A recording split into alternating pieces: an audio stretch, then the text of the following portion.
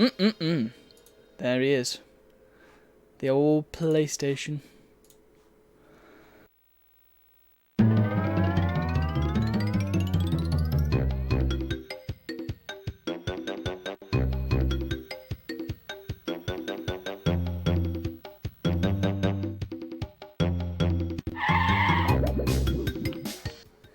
Can't talk through this bit.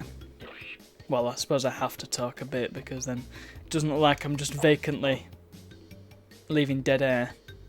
Like some people do. There he is. Man of the hour. Indeed, man of the several hours. This orange creature has become my best friend lately. You know, I'm just going to leave it running because we need to see the cutscene and it'll come on if we leave it. I suppose I'll talk and then when it comes on, I'll stop talking. How about that? Yeah. You know when you sort of go... Oh, never mind. It started. Come on then, let's see the cutscene. We need to know how it starts. But Dr. Cortex, we have not determined the cause of past failures. Mora! Mora. Crash Bandicoot will be my general, and he will lead my Cortex commandos to world domination. This time I shall reign triumphant. He was definitely not saying that with that lip Quickly! movement. Into the vortex! Dr. Cortex, the vortex is not ready. He's not You have ready. No idea what it could do. Failure again. Capture him! Uh-oh. Prepare the female bandit. I mean, I suppose it got the message across succinctly, after a fashion. Let's just press the start button.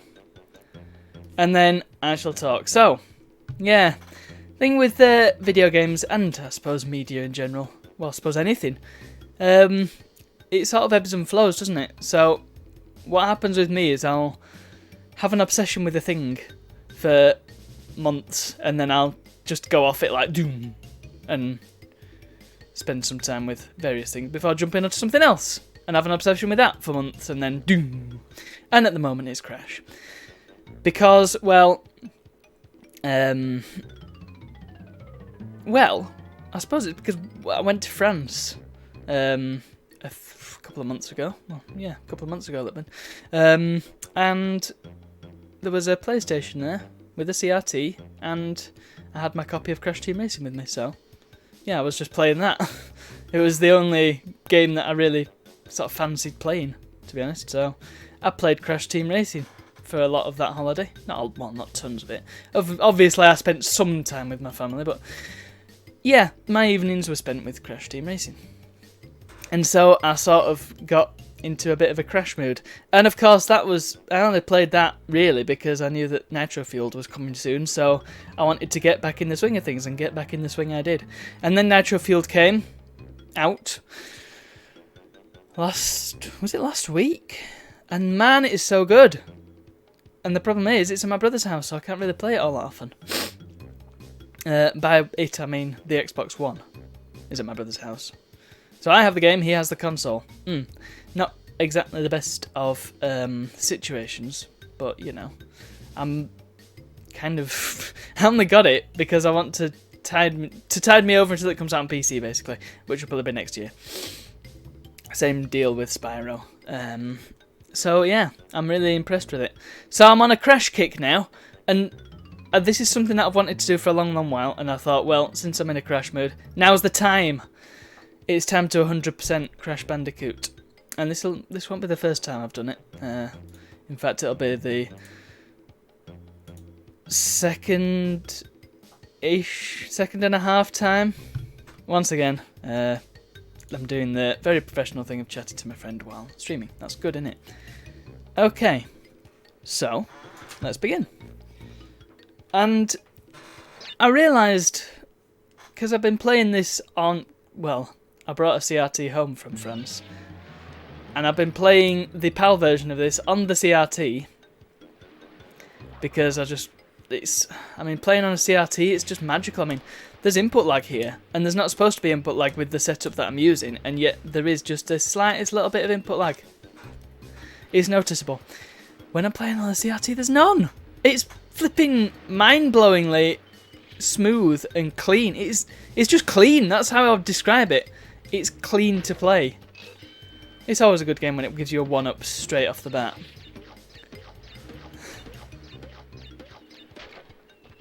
And it looks so good. It looks real. It looks like you're really there. And that's something that this crappy monitor that I have can't really capture, because the blacks aren't black and the colours are a bit... well, they're not quite right. Whereas on the CRT, they're just... CRTs, man. Can't get enough of them. Once you go CRT, you never go back. Unless, of course, you are a modern individual who uses modern technology, which would be sensible, but, you know, CRTs, man. They are the ultimate display technology, and I don't know why we ever got rid of them. Probably because they draw tons of power. And largely inefficient, very space hogging. Yeah. There's reasons, but also CRTs rock, and there should be a modern equivalent. Oh wait, there's OLED. Look, CRTs, man, they're great. Down with input lag. So yeah, the point I was making was that I had discovered a really easy way to do this level because, and I'll demonstrate what I mean. Since we're going for 100% completion, that means all the gems. And if you've played Crash before, but you might not have played the first one, then you'll know that gems are acquired by getting every crate, right? Except in the first one, you have to get every crate and not die. Now, yeah, that might seem easy. I mean, Crash, not the most difficult game. I mean, Warped isn't the most difficult game. Warped's kind of easy. 2, again, you can probably get into it, quite accessible. First one, though, boy oh boy, hardcore. Alright? So, if I just go around here, there's a bit of backtracking involved. I think the case is the same in Warped, and a few levels in 2 as well. Yeah. Up until recently, I thought the way that you got past this was just to jump on every crate. And you have to painstakingly tap the forward button and get across every crate without falling down. There's an easier way. If I don't fall down by hitting the rock. You'll notice that I actually left a crate back here before. Okay, that's not a good start. Look at me. Oh, I know what I'm doing. I'm really good at this game. Not first time I've done it, you know. Look, I never claimed to be a genius.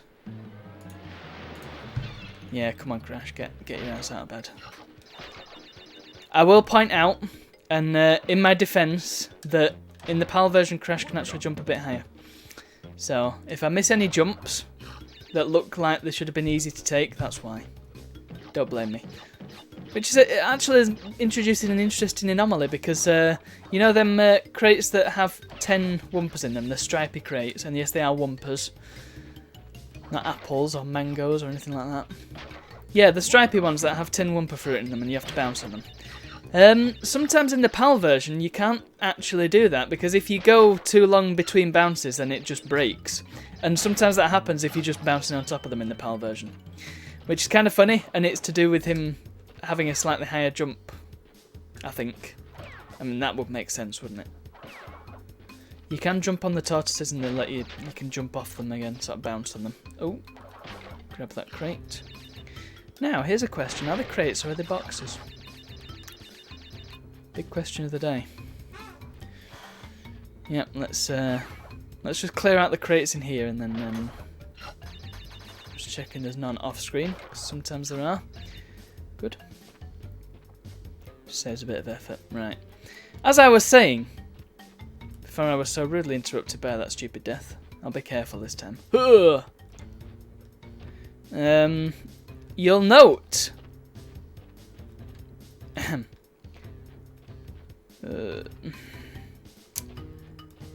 Come on, where is it? There it is. You will note that I left a crate here. It's an Aku Aku crate. If you get 3 Aku Akus, this happens. Now, there's a reason I left it there. It's because if you, I mean, you probably could do it, but the thing is, you've got crates that you need to destroy, and they slow you down a bit. So if you do it like this, then you can just go straight here, and then you run across, and it breaks all the crates. So you don't need to do all that jumping jiggery pokery, and you can just go straight to the end without dying. First time. and get a perfect straight away. So that's a good start. Yay! Oh, I've already got a save file. When did that happen? How long has it been able to blink? It doesn't blink on the PAL version. What a con. Well, I'll save it in the second slot then. That's fine. I must have played one level because that's only a 2% completion. Oh, maybe I'd played 2 levels then. I don't know. Jungle Rollers. You can't get the gem straight away in this because you need a gem from later on. However, you can get the bonus. I always go backwards for some reason, even though I know that there's only like 1 or 2 levels where there are crates behind you. There we go. And straight in with the invincible. Through the TNT. Of course, this level is supposed to introduce you to the concept of TNTs, I guess, but if you've got invincibility, then you're not going to learn about TNTs. So I just picked up a... Oh, balls. Didn't time that right. Well, that's fine. Problem with the invincibility is it makes you run a little bit faster, which can throw you off a bit. So that's... I mean, I'm not complaining. Oh, don't drop out, you stupid signal. So, yeah. There is a green little floaty gem there, and it disappears when you get close to it, because I need the green gem from a later level. Which is a bit tragic. So I can't do this one. Can't get the gem here yet. But that's okay. A lot of them you can't do it. I mean, mostly the ones on the first island you can't do it. Oh, I didn't do that very well at all. Again, slight difference in jumping. Plus input lag. I mean, I can blame that. I'm allowed to blame the input lag. Because it isn't the best. Even though the hardware I'm using is supposed to be totally lag free. I suspect it's to do with the software though. Hard to tell. Of course, the official software that comes with my capture card is even laggier than OBS's, so you just gotta take what you can get. It's also been sort of knocked down to 30 FPS. I mean, it should be playing at 30 FPS, but the capture card's picking up 60. So, by rights, it should be a 60 FPS signal. It's only using half the frames. So, that might be a contributor.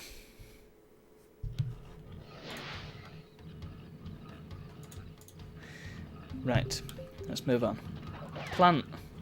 So, yeah, the bonus just gives you a save. That's about all it does.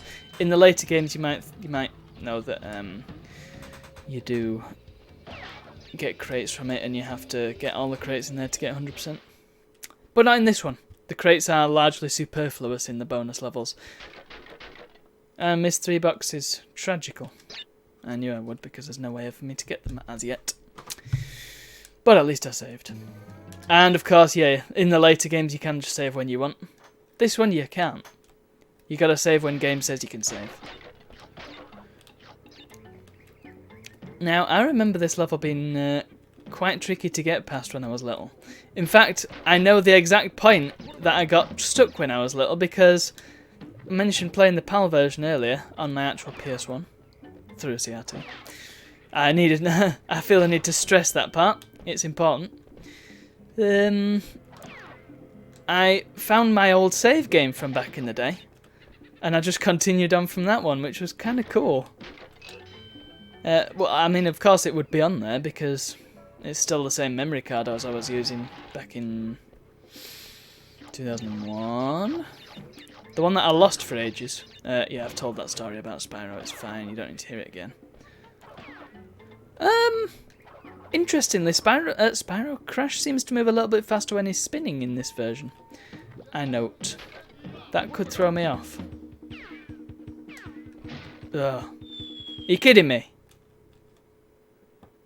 I don't even know why I did that, because I can't even get the gem on this level. I just wasted a lot of time. Come on. What am I playing at here? Ugh. Right, where are we?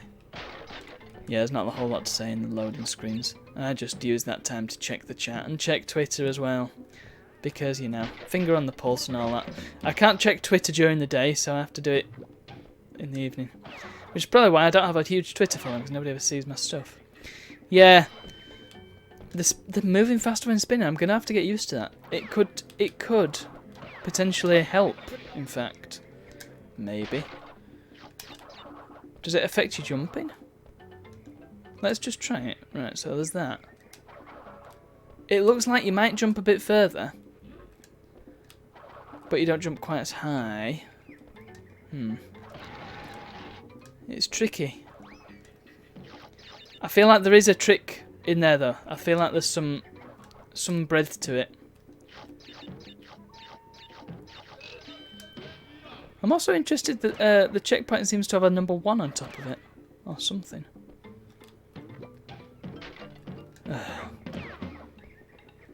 Yeah, you go faster while you're airborne as well when you spin. That's very strange. Okay. Yeah, that's going to take some getting used to.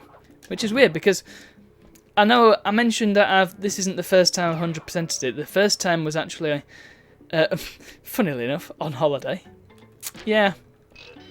Don't worry, I don't spend all my time gaming while I'm on holiday. That's what being at home's for. But, yeah, I took my... I don't think I'll have had my PSP that long when we went on that holiday. So I took that with me, and I had a load of PlayStation games on it, including Crash, and 100%ed it on that holiday using this NTSC RAM. That was amusing. So,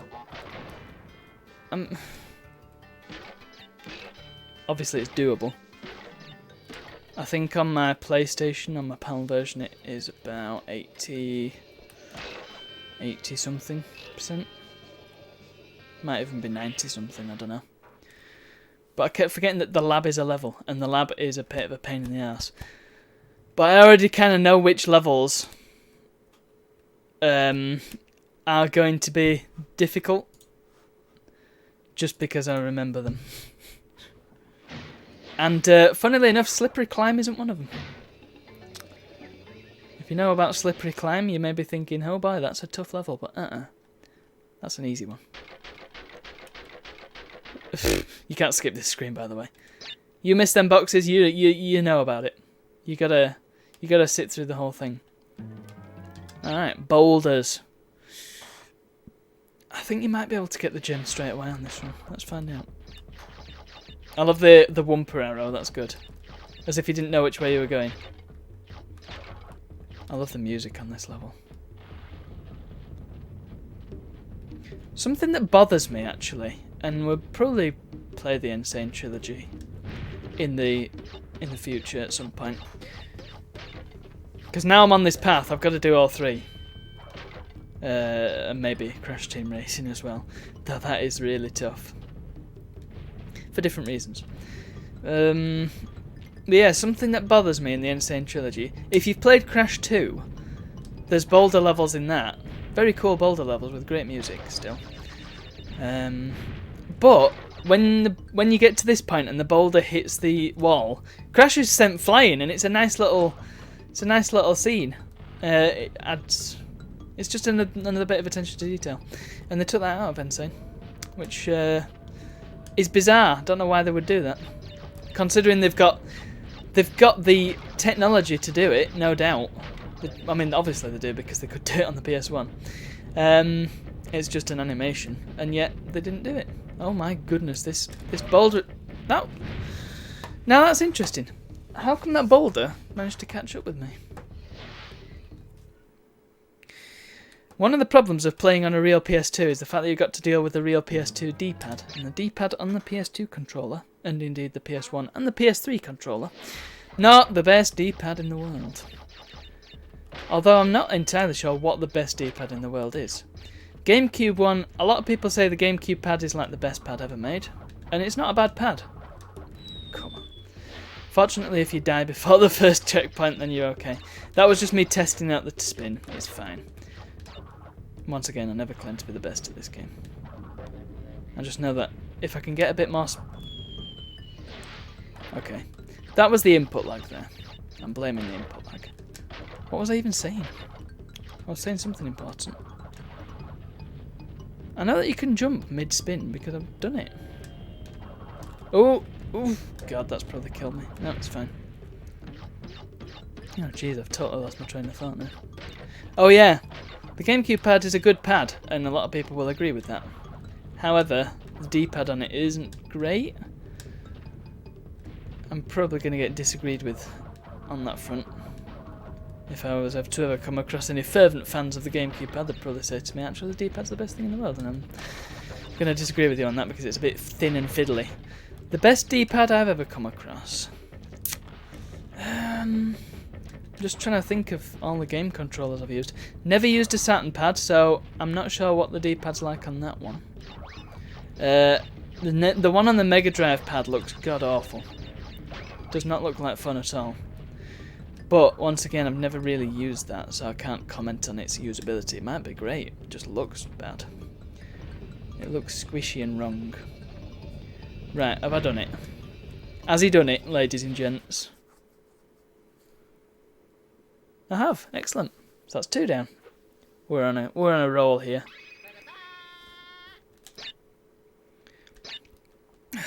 D-pads.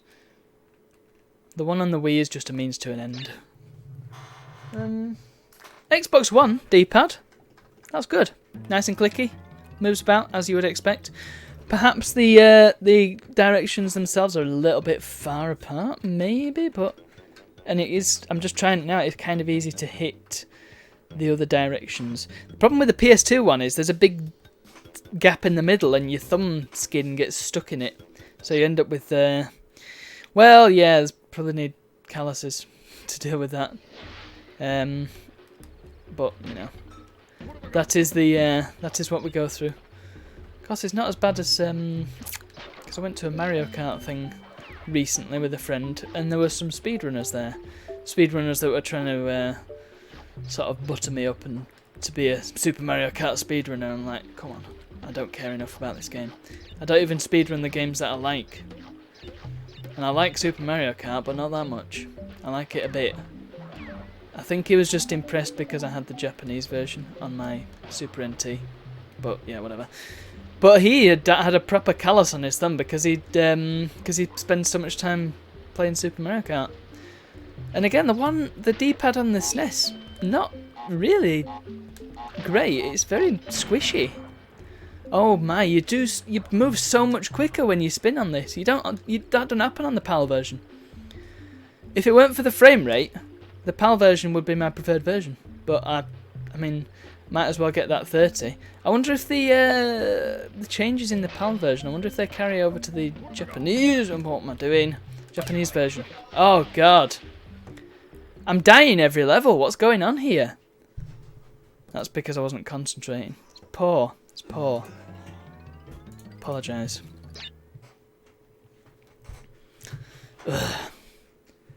You're going to see that loading screen a lot, by the way. But yeah, this spinning's going to proper throw me off.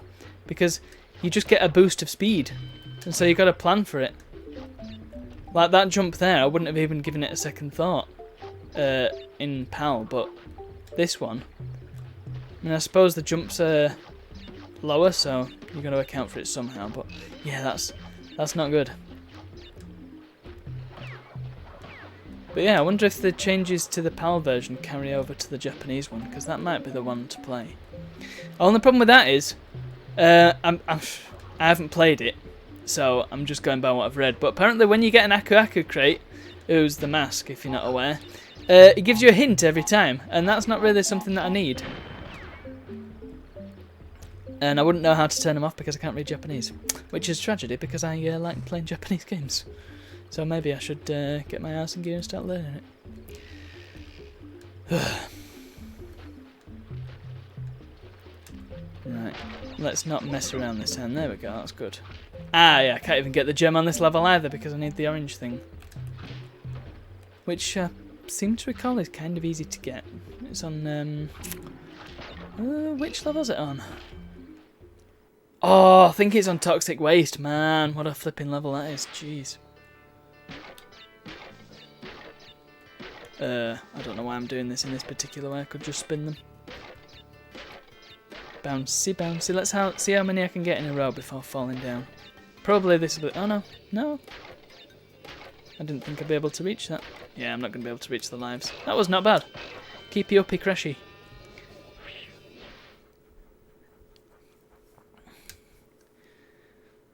You know, I should actually go back and look at my original videos. I might probably do that at the end of the stream. That'll be interesting because I did... Let's just check when I did the videos on these originally. YouTube.com/C/ Oh, crap. I'm still in the level, aren't I? I'll have a look. I've just loaded up the page. Let's. That's Crash Bandicoot in basic. Yeah, and there's another load of gems there. This input lag is gonna really do me a disservice. Okay, let's have a look. Crash. I did actually play all 3 Crash games in sequence. Crash Bandicoot full playthrough, there it is. Oh, let's not play it, of course. 2015. That seems quite a bit later than I thought. July 2015. So it's almost exactly 4 years ago now. Jeez, 4 flipping years. How long have I been doing this goddamn channel? Jeez. But yeah, interestingly, yeah, there's a lot of problems with that video because oh god, yeah, I've just skipped to a section of it where I'm in a bonus level, and man, the emulator that I was using at the time, it was EPSXE. Blech, not good. Bad news emulator. It may have improved since then, but yeah, the problem with early PlayStation emulators is that... Oh, hang on, I've got to concentrate here. Some of the best music in the game as well. Can't do that with headphones on. Ow. There we go, yeah. Jump on his head. There we go. I lost a couple of Aku-Akus. We got to see his crack though, that's fine. Yeah. Yeah, early PlayStation emulators, when I say early, I mean from that era, so we're talking 2010-ish. They weren't bothered about accuracy, they were just bothered about playing the games. Which is fine, that's where you gotta start, but then they were sort of just did all these stupid hacks to try and make them a bit more modern and a bit more playable on modern systems. That's not how it should be done, I don't think. I think the best emulators... Well, we have some of the best emulators ever now. It's a good time to be playing retro games on emulators. Because we've got stuff like Mednafen and BeastNES, where they go for proper accuracy, you know, they do the correct aspect ratios, the correct resolution, and they do it down to the individual cycles on the processor, which is why they come to the term cycle accurate emulators. That's where it comes from, because they're emulating almost exactly what the processor's doing. And that's how it should be done, because you get a proper feel for how the game is supposed to be and how it was designed and what sort of circumstances it was designed under. Whereas the EPSXE, and the way I played it back then, it's in 1080p. Yeah, well, I think I was still using this same monitor back in 2015, in fact. It's in 1080p, and it's got widescreen hacks on it, and it's got all this bunk, but it can't even render 2D stuff properly, because there's a load of like black squares around pretty much every 2D asset in this game, including the text and some of the stuff in the backgrounds. It's not good. Down with random stupid hacks and silly PlayStation emulators that don't emulate a PlayStation, they just do what they want. Fortunately, we live in an age where you can get accurate emulation, and it's all good. Right. Okay, well that wasn't bad. Oh, here's a tricky bit. Here we go. Ready? The input lag's really going to do a number on me here. Oh. Yeah, there we go. Well, we don't have to wait around for this. Again, I'm fairly sure you need a gem for this level. I think as well, in that original video, I was moaning about the fact that the checkpoint didn't make the same noise as it did in Crash 3. Because that, I mean, I love that noise. Crash 3 is a fantastic soundscape. And this is as well, the music is just so atmospheric. It's a totally different feel and something that they kind of failed to capture in Insane, which is a bit tragic. Because the music's a bit too upbeat, whereas in this it is proper like, well, you find it more in the later levels, but it's more ambient, and I think that works better for the sort of game this is. It's not, I don't know, just the way it is, the way it controls, the way it looks. The music, as it is here, fits a lot better for me.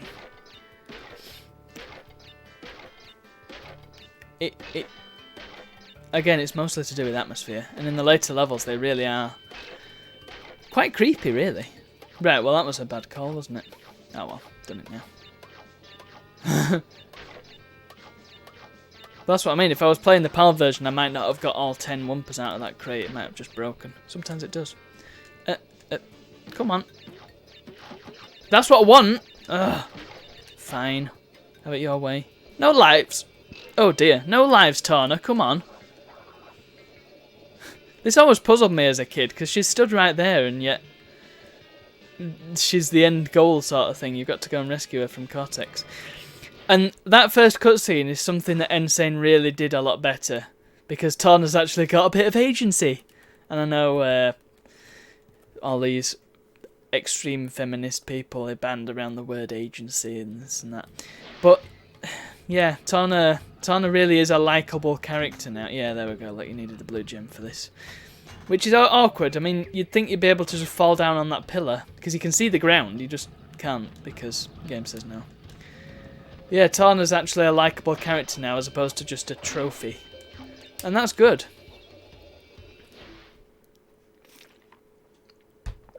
Better still, all the sort of, I guess for want of a better term, eye candy female characters, token female characters in Crash Team Racing. I think there was only one in the original who was actually playable. And in fact, I'm certain that same goes... Oh god, here we go, I didn't even check what level we were on. Here we go. So this is one that you can get without getting a gem, obviously, but it's a lot of memorising. It's a memory game. So I expect to fail this one once, and if I do, then it's fine. I'll come back to it and really grind it out. I mean, if I get it first time, then that would be lovely, but I'm not, because I've just missed that one. Yeah. And when I was talking about pain in the ass levels earlier, I mean, this one, I think is going to be generally okay. Don't think it's going to take too long. The one that's going to take a long time is the other hog level. But we'll talk about that when we get to it. But yeah, in the original Crash Team Racing, and I think in Crash Nitro Kart as well, there was only one playable female character, and that was Coco. And that was just the time that we were in. 2000, I mean, female characters were limited to Lara Croft. She was the only one who actually was... Her and... When was No One Lives Forever? When was that out? That wasn't for another couple of years, was it? But yeah, it wasn't until those games came out that people were like, oh well, okay, maybe we can have female leads, maybe. And then it wasn't until recently when people were like, okay, yes, we can definitely have female leads, let's do it for every game.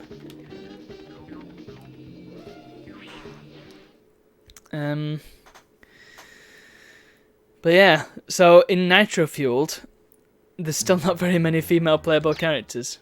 Again, you can't really do too much about that because you've got to take from the originals. However, all the eye candy trophy girls, I hesitate to say eye candy, but it's the best term I can think of, to be honest.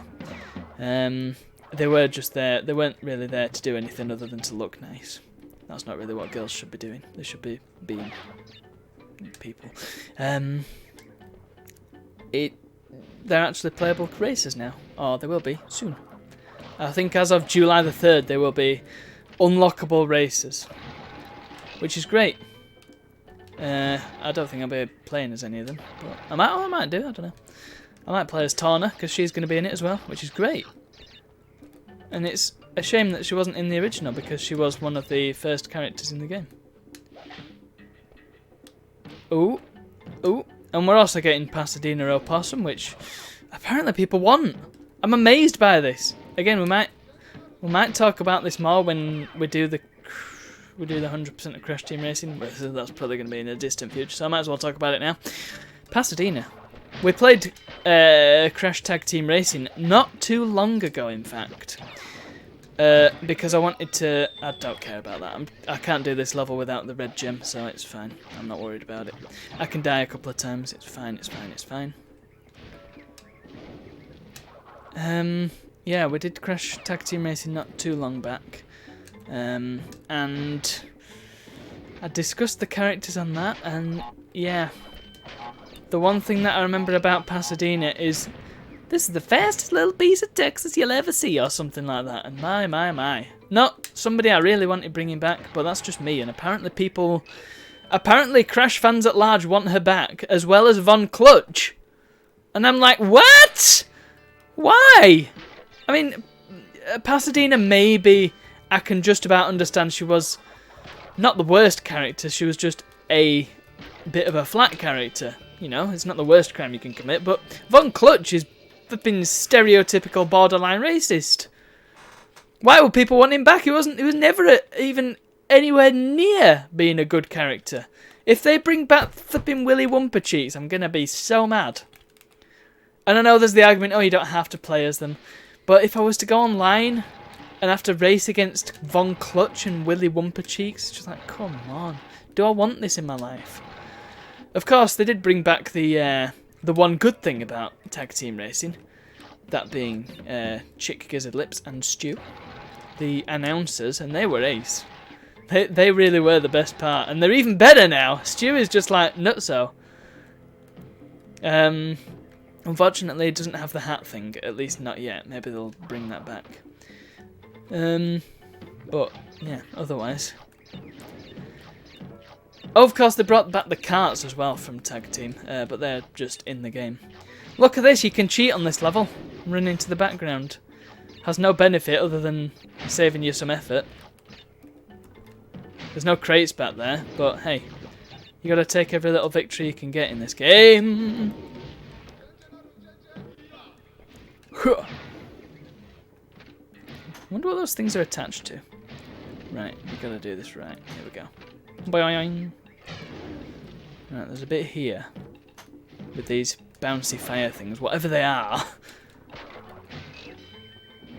Well, there's 3 in a row, and it's kind of difficult to time it right because you've got to do it exactly on the mark. I think it's here. Yeah, there it is. There you go. Look, and they start again. So if you're just a second late, you ain't getting past. You're gonna get a burnt little bottom, a burnt little Bandicoot bottom. Ugh. Ka-ching, ka-ching, ka-ching. They gimme. Oh, might as well get the crates. Stuff in them. Lives. Balls. Okay. I remember being little and falling off these things so many times. Fortunately, this is good because this game never does anything more than twice. So you see one level, and then you see the same sort of level again, and that's it then. It's quite good. It means it keeps it fresh. Yeah. I'm quite excited by all the new content that's going to be coming to Nitro Fueled, because I know that Spyro's coming. That's good. That's very good. And I know that Baby T is coming as well, which hopefully means, I mean, I saw a screenshot, and I don't know if it was just like, what the hell happened there? Did you see that? I fell through that leaf. Damn input lag. What was I saying? I think that might have just been a visual bug, and I really did walk off the leaf. Yeah, there's going to be some interesting stuff. Yeah, I don't know if it was a screenshot of Dingo Canyon with stuff that I haven't quite seen because, you know, you can't really see everything while you're racing. But it looked quite a lot like the motorcycle levels from Warped. And so, I'm hoping that there's going to be a racetrack based on the motorcycle level from Warped. It would make sense, wouldn't it? It'd be a perfect level to do. I think. It's certainly a good idea. I mean, if you remember the racing in Warped, it's not exactly the best racing engine. Now, yeah, I'm really noticing the jump height now because you can quite comfortably make it between them two leaves in the PAL version, but in this version you can only just make it. Interesting. Yeah. Ah, right, here we go. So there's a bit here. Now, here's the switch crate, and you may be thinking, well, hey, what does that switch crate do exactly? Because if you were to go ahead here, you'd realise that it's actually not done anything ahead of you. But if you go back this way, hey, look down there. Whee! Dangerous game, but that's Crash for you. Jump back up, and job's a good one. Because if you didn't do that, then you'd be scratching your head and thinking, where were them two crates that I missed? And I did that lots and lots of times before I thought to go back on myself. So now you know. And I think this is one way you can get the gem straight away. Now it seems like we've seen a pattern thus far. The ones where you can get the gem straight away have not had Torna heads on them. But this one does, so... But I'm pretty sure you can get the gem straight away here. So I'm not sure what that's all about. Right. Let's do this right. So I'll... No, just jump on it, whatever. Oh. Yeah, you really don't hop very high. I will just mention it doesn't really matter if you fail a bonus stage. The only thing you miss out on... Sorry, just counting this off. The only thing you miss out on is one per fruit, a couple of lives, and a save point. And if you go back to the level, then you will get another chance to do the bonus. You just can't restart it straight away. That's the only problem.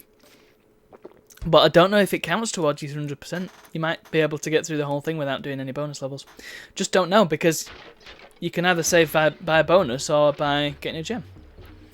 So I'm really not sure on that front. It's an interesting one, and we'll have to... well, I mean... it doesn't seem worth going through all this effort just to test that out. Right, come on. Right, there we go. And yes, now. Let's see if... Well, there was no gem route to take, so...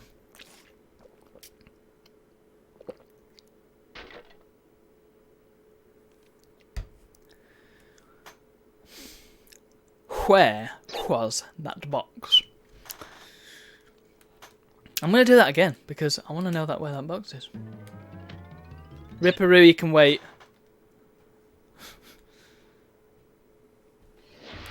Where are you, box? You're not back there. Okay, that's fine. Gotta find it. How can I missed one? Well, I got the bonus now, so I don't need to worry about doing that again. It might be, because sometimes they do this, they hide crates above the sort of screen fold. But I don't remember it being a thing on this level, and I've not long since done this one as well, so I can remember it fairly clearly, but we can only find out. Well, there's none there. How they usually do it is they put it above a box that's already there, so you can kind of bounce up to it. None there, okay. Nothing there. You'd see it as well, surely. Keep an eye out for loose crates. Cabbage crates over the briny. Nothing there, no. Even fish. Hup, and so forth. Here's the leaf jump that you can only just make, yep.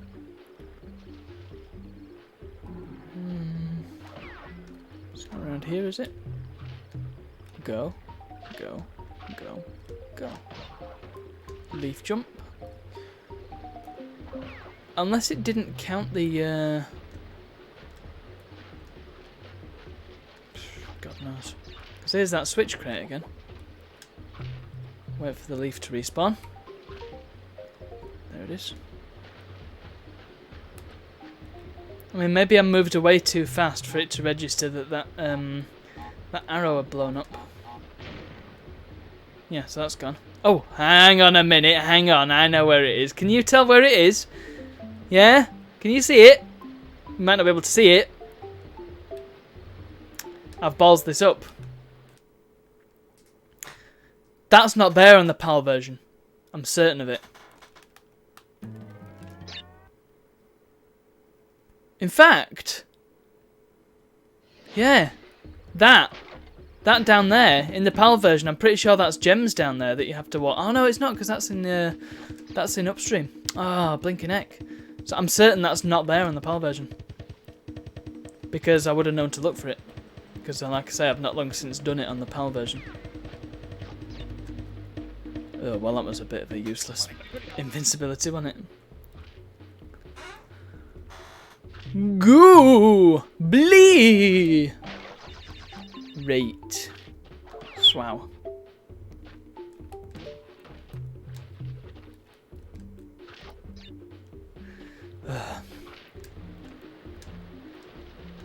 Well, at least I don't have to do it tons and tons of times like I did before.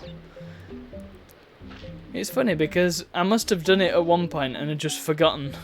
Because it was on the PSP, man. It was a long time ago. How long ago was it, actually? I will have to check. I will still have the save file on my PSP somewhere. I did delete the game because I needed to make room for other games. And speaking of PSP, man oh man! The version of Outrun 2 on PSP is lovely. The only problem with it is, its frame rate is not good. It's not very smooth. But weirdly, some parts of it are smooth, and you think, well, why can't you do that for the whole thing? But you know, it is what it is. Right, let's jump. You might be thinking, hey, why did it just not hit the checkpoints? They count as crates, that's why. It's a bit of a pain in the butt. Let's go. I'll try it one more time and then move on and come back to it later. Because it should by rights be quite easy. I should really... Oh, did I really just do that? Oh, I forgot you can do that in this game. I didn't think I'd spun quickly enough for that to happen.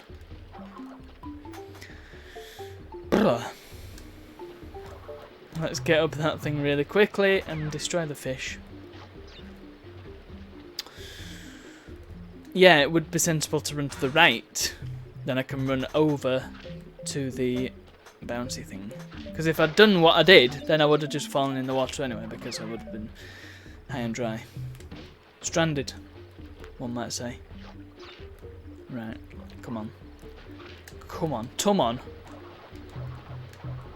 As they kept saying in France, and now we've not stopped saying since. Buh, buh, buh, buh. Wunderbar. Excellence. And again. This is going swell. Ah, oh. I was about to say, if you spin the monkey while it's rolling, then you get knocked about. I spun the monkey while he was rolling. I thought I'd caught him just in time that he'd stop rolling. Okay, one more try, because that was just dumb. I'm gonna do this. I'm gonna do this, and I'm not gonna spin Aku Aku away this time. Not that Aku Aku can save me from such a grim fate as water. Although you kind of have to... The thing with this... And the thing I find with video games in general is that you kind of have to take some of it as representative. As in, not literal. Because Crash undoubtedly can swim. Because he fell out of the castle and was in the sea then. And, you know, swimming in the sea, not the easiest of tasks, especially if it's super, super deep. You don't exactly float to another island by accident and not be able to swim and survive it all, and then fall into the stream and not survive it. Now, I came to the realisation that Crash is actually probably the most non-violent big title there is. Because there really is no violence in it. The worst that you do to things is stomp on their heads. But I mean, what's that? They just disappear. There's nothing painful that ever happens to the characters that isn't comedic. The only exception being that when Crash drowns quite graphically in the later games. But sometimes he doesn't even do that. Sometimes he just falls in the water and then he's got a stupid expression on his face, which is great. I love it when that happens. Don't like it when he drowns quite graphically, but, you know, c'est la vie. Yeah, it's a 3D platformer thing. So, yeah, you kind of have to take it as representative. And the representation of him falling in the water and you losing a life kind of says to me, well, he's just getting swept away back to the start of the level, sort of thing. As opposed to dying, because maybe he doesn't die, maybe he just is in a situation where, oh god, well, I can't get back there very easily. I better start again, and so that's what it is to me. So, like I say, you gotta take a lot of these things as representation, especially in a game like Civilization, where you've not literally got like 50-foot people digging mines and digging roads and fighting over giant cities, or very small cities, as it were. Did I really just do that? Okay.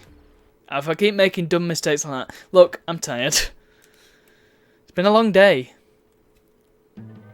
Let's just move on to Ripperoo and come back to it. Now that I know what I'm doing, it should be okay. But let's see one of my favourite characters in this whole franchise.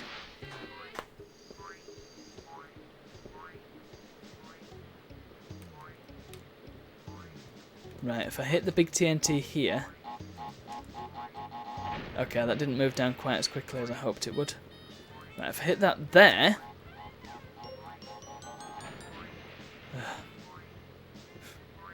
This is just a timing game. Hit it now. There we go, hit him. I love the laugh. Right, where does he jump between now? Yeah, it's between the four. Oh no, it's in like a T shape, isn't it? Yeah, that should hit him. So it's just when he's next to it. Right, okay. Does he jump to this one? Oh, it's just going to the diamond. Now, come on, got him! Ooh, he nearly fell on me there. Ripper. God, I just love Ripperoo. He doesn't really do much in this game. He just jumps around, but man, what a great character. Lost City, here we go. Now, at this point, the game starts... Ah, right, here's an interesting experiment. You see, this is how you... Oh, sorry, just punched the mic. This is how you can tell the difference between the jumping height in PAL and NTSC, because here, in the PAL version, you can jump over these crates. You can't do it in NTSC. So the difference is minor, because weirdly you can jump this way, but you can't jump back over the crates, which I find a bit bizarre. But yeah, beyond this point, the game starts to get hardcore. It stops messing around with these silly little, oh, let's go up the stream and have a fun time levels. No more fish, no more silly tribesmen and tortoises. Well, there's a few more tortoises. No more monkeys, you know, we're on to bats. We're on to bats that can destroy you and ruin your day. Crates that you can't really see all that well. And this is what I mean by the atmospheric music just really adding to it. I mean, the sunset. Oh yeah, there's a switch crate back there as well. You wouldn't have known about it if I hadn't told you, I imagine. Or if you didn't already know, and I didn't tell you, you wouldn't know. Well, of course, unless you played the game. And it activates that crate right there. I cannot reach. But I can spin it away. Cheers, game. It's alright.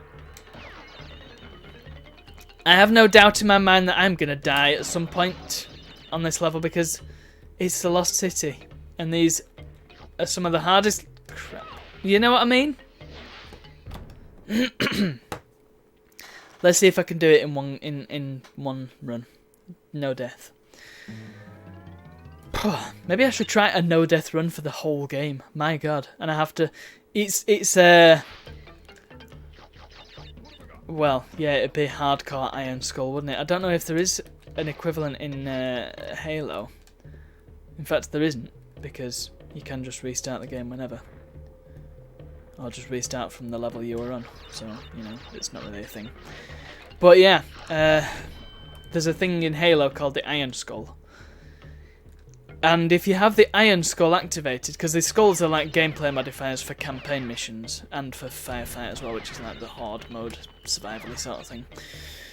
And the Iron Skull makes it so that if you die, you have to restart the whole level from the beginning. Now the thing with the Halo levels is that they can be quite long. Yep, there's the switch crate.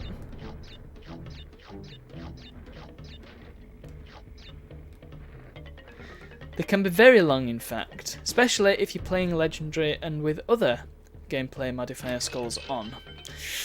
So yeah, it's it can be a less than good time. I don't know how you're supposed to do it with Iron Skull turned on. Right, let's get that life. It's fine. I don't need to walk across this thing anyway. Right, let's destroy the lizard before he gets in the way.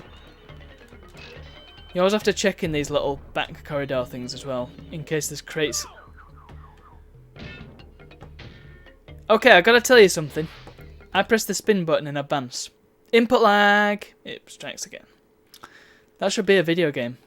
The Revenge of Input Lag. Because you don't really get it nowadays, do you? Input lag is not a thing as it was. I mean, I suppose you get it a little bit if you were playing a game on a HD television that didn't quite support the resolution of the game that you were playing. Probably most prevalent in if you're playing a RetroPie or something like that. But for the most part, if you got a HD TV, you're probably playing on it with a device that supports 1080p output, and the TV will support 1080p input. So there's not going to be any scaling or anything like that. So your input lag woes are over. But if you're playing old games, then input lag is a reality, and it's quite a harsh one. Also, these bats are a lot faster in... well, they're not faster, but they sort of arrive a lot faster. They're a lot more frequent than in PAL. It's fun sort of noting the differences between the two. Because I think that life there I would have been able to reach in PAL as well. And I would have been able to get across that gap in PAL without more bats coming. It's interesting. That's why I've been hitting him every time. There we go, look, beauty. Saved myself a bit of effort there. Lizard. Well, the lizard has caused me problems now. Okay, maybe it's the lizard that I hit before. Because the lizard seems to be deadly. A deadly lizard.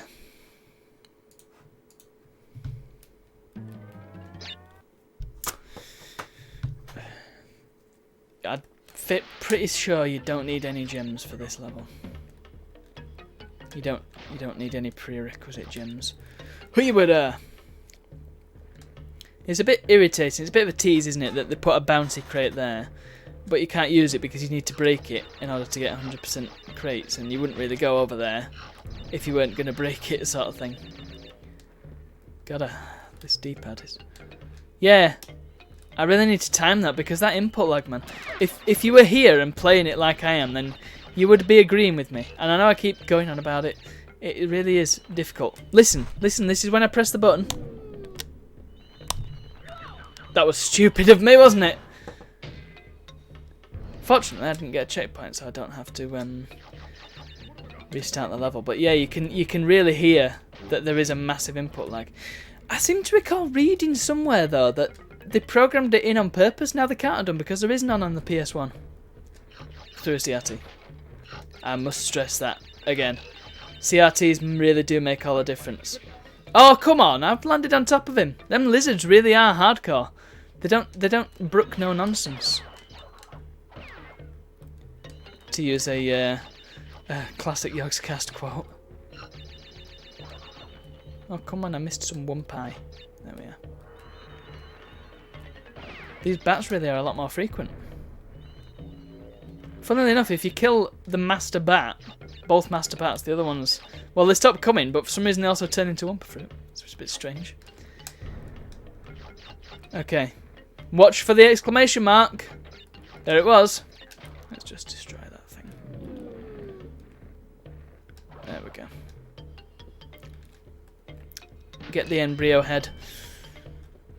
I'll have to discuss this when we get to it, but I'm not certain that the embryo heads actually do very much. I'm not used to them arriving so quick. Stop it, you silly bats. Wah. Right. Onto the thing.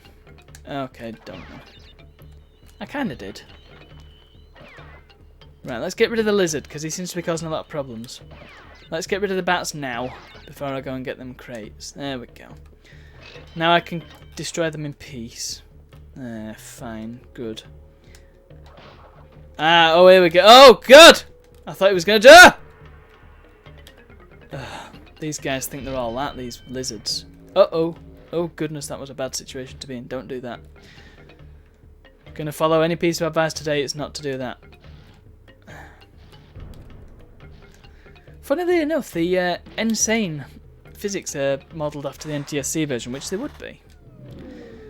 But this, I feel like they should let you pick which one you want. Right. Oh, that was a tricky jump. But it's fine. It's a necessary one. Yeah, I kind of wish you could play PAL physics on Insane. There's probably a mod for it. And because of the way the levels sort of load in on this, it doesn't actually make effect or take effect until you get close to the crates that you've just switched on. Which I always found kind of funny. And by always, I mean as of, like, a couple of weeks ago. Here we go. This is the embryo bonus round. So they are remarkably difficult. Lots of TNTs and things. Rather evil, as Embryo himself is. You get a few lives. But other than that, you don't get anything from them. There's no save point. You just get dumped back into the level, so I really don't get the point of them. They're a bonus level where you don't get much in the way of bonuses. Because, I mean, it's not like lives are hard to come by in this game. Right, let's just ignore the red lizard. Because the red lizard is a cheeky beggar. Here he is, look, here he is again. Come on, mate. Think you're hard, do you?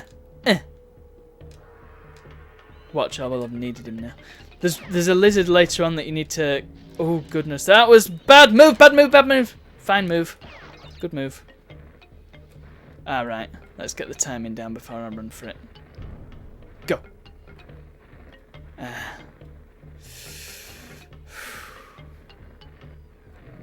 Gah!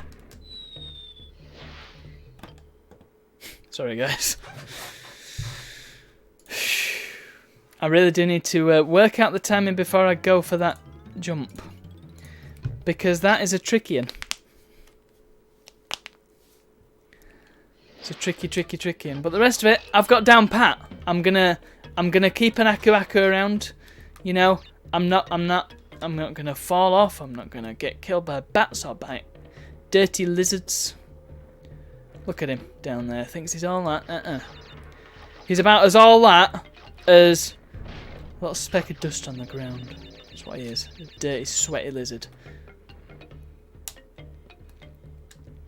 But he's...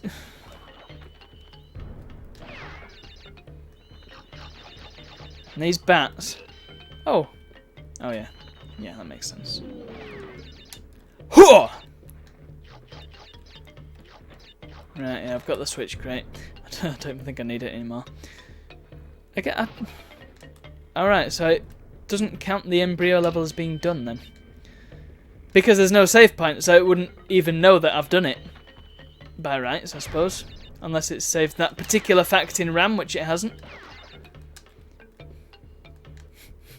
Can you imagine that data just being called facts? Right, just run for it. There is no point in running along the top of that thing. Get rid of the Liz. Hey! Well, so much for my plan. I feel naked. Oh, look, Wumpa fruit. They end up in awkward places like that as well. You can't get to them. They just float around. Right. Here comes an all that lizard. Here we go. Boing! Right, let's fall down here. There we go. That's easy to get through. But I really do need to nail down that pattern of that one that's like 3 long. Yeah. When I said these are some of the hardest levels in the game, and by these I mean this and its sister level, which we will get to, and I will discuss that at length. At length it will be discussed. By moi. By the way, yeah, I remember years ago, I remember the reason why I kept getting stuck on this level, because I kept trying to do that switch crate, and kept falling into the fire underneath it instead. My reflexes obviously weren't terribly good back then. But yeah. Let's save that. Here comes Mr. Red. And here comes the pointless bonus level again. Might as well do it now that we're here. Whee. And it doesn't affect your gem or anything. But you get 1-ups from it still. I've already got them though. I was under the impression that once you got the 1-ups once, they didn't respawn, and yet here we are. Bye-bye, Brio. Go and blow yourself up. Well done. Oh, water. Yum yum. Delicious fruit. I really love the sound of collecting loads of fruit at once. I mean, just collecting the sound of one fruit being collected is lovely. The sound of many fruit being collected at once is just gorgeous. It's just like, ah. Oh. You feel very accomplished. Oh god, that was a bad idea. Right, again. Maybe I'll go back to upstream and try and do that. Or up the creek, whatever it's called. Yeah, let's go back to up the creek and then come back to the Lost City, because, you know, we need to shake this up a bit. I can't just keep doing the same level over and over. Right. No messing around this time. Let's get that gem, because I really do need a save point. Ripperoo was such a tough boss that I need to save.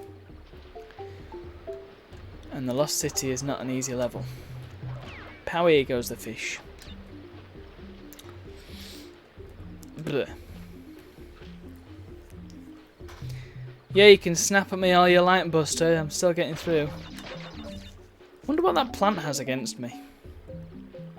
Right, let's not make the same mistake with Monkey Boy. Let's just take it easy.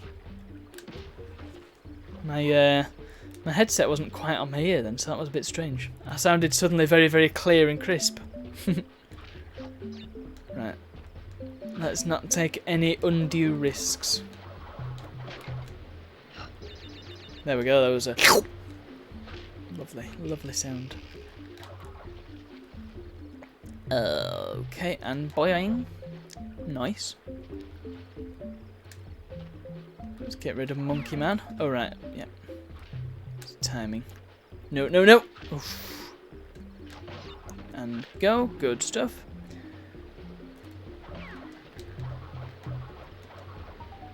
Right, let's. I was like running across these leaves as well. Whatever they are, pads. Pad things. They're not lily pad because they're wrong shape. They're like big clover leaves. Right, now let's go to the right. Oh, what? Where is it?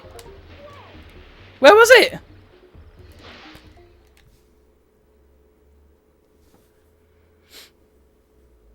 Where actually was that crate? It was there before. It was in the same place. I'm sure it was. Come on, I can do this. This should not be so difficult. It's just that one crate that's causing all the trouble.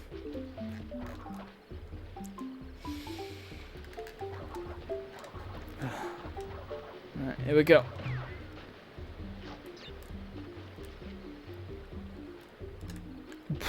Closeness. Close, close, close. Right.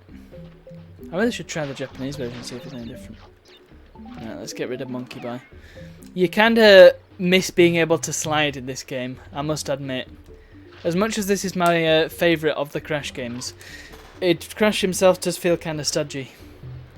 When you compare him to, well, mainly 2. I think that had the best moveset, because 3 just got a bit much. And the tornado spin is not much fun to use. It just feels kind of like you're dragging, but again, we'll discuss that when we get to it. Now I'm on this path, we're not coming off it for a while. I mean, I've been on this path for a good long while now, on and off. So, and I've still yet to play the game by Advance Games. Yeah, that's another kettle of fish that we need to dive into. Right, I've hit the switch crate. You see, once I go across, I mean, I suppose I could bounce back up. If I don't get it first time, I'll bounce back up. What?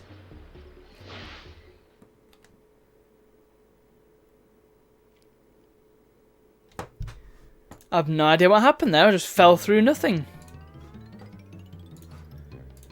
That was weird.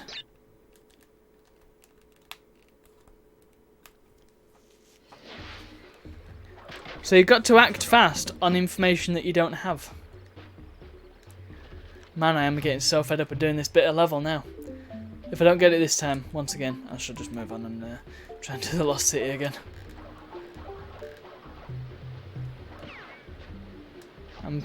I can do the Lost City. I just need to not rush through it. I just need to take my time with it. As with every level in this game, I mean, there is no time limit. It's not like Mario when you are. I mean, it's Mario 64. You're not timed, are you? But yeah, a lot of platformers you are timed, and in this you're not. You know, there's no rush. I ain't speedrunning this. Goodness knows I ain't speedrunning this, especially not 100% speedrun. Bye oh bye. That would not be funs. But yeah, there's undoubtedly a ton of glitches and bugs and warps and crap people can do to speedrun this. I've never actually watched a Crash 1 speedrun. But I seem to recall the sort of time that people are doing is about an hour, so it's not really all that fast, is it? That's just normal gameplay.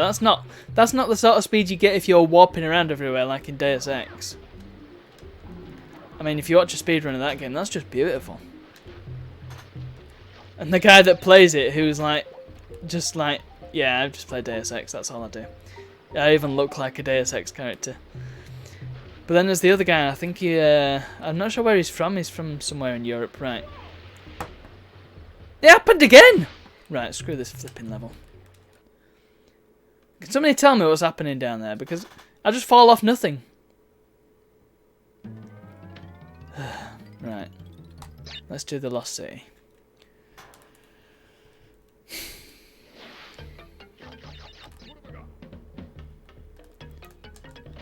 Is it because I'm just spinning on the pad? I mean, why would that kill me? I'm just falling down for no reason. Right, come on, Liz.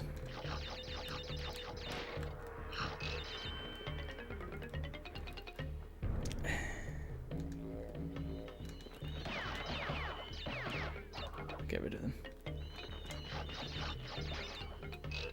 Right, let's get the Tawna head and the bats. Have we got any Wumpa fruit to collect? Yes.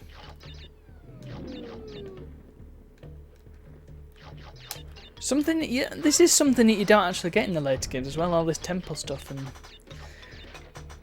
you do get to an extent in Crash 2, but it's not the same. Oh, balls! Did I really miss the flipping? Have I actually just done that? There's no way you can get it either now. Right. Give it one more try, and if I die this time, then I'll just take it. I'll just take it and just get through the level. We'll come back to it. But I seem to have come back with an Aku Aku head, so that's...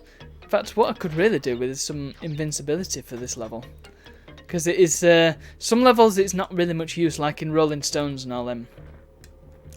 You don't get much use out of it because you still have to wait around. But in this level you can get a bit of use out of it when you're having to deal with lizards and bats, so it's good. And you do run a bit faster as well when you get Aku Aku.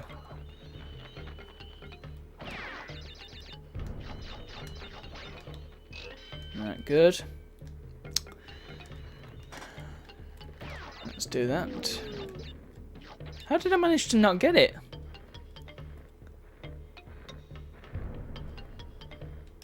Right. And go and get Embryo's stupid bald head. He's got a wrinkly brow, hasn't he, as well?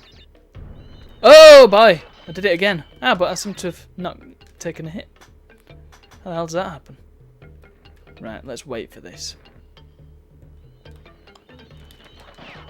Nice. That was a lot of kills. Right, get the lizard. It's fine, it's fine. I didn't actually gain anything from getting the lizard. I got the lizard to avoid getting hit. And I got hit. Here he comes, Mr. Know-It-All. Right, let's get the Brio head. And escape! Oof. Yeah, just go straight through. It's like a revolving door.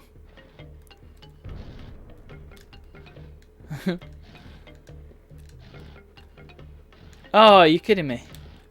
Up. Oh, right, fine, good.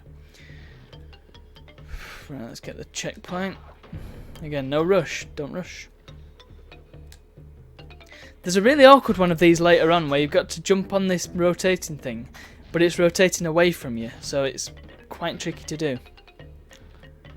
And I'm pretty sure there's fire right underneath it as well, so it's double difficult. There go the switch crates.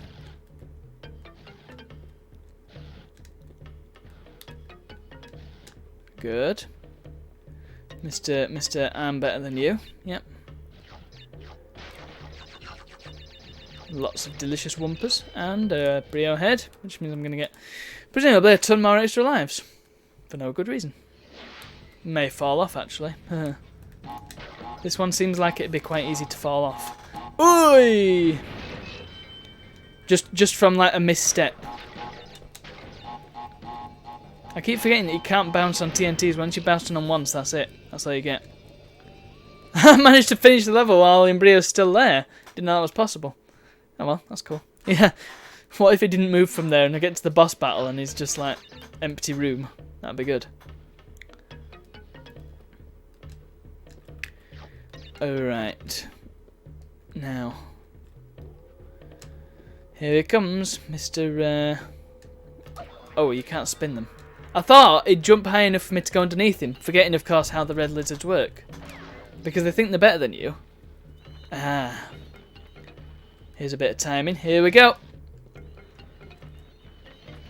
It's fortunate that the bats don't go any further than they do. Right. Go, go, go!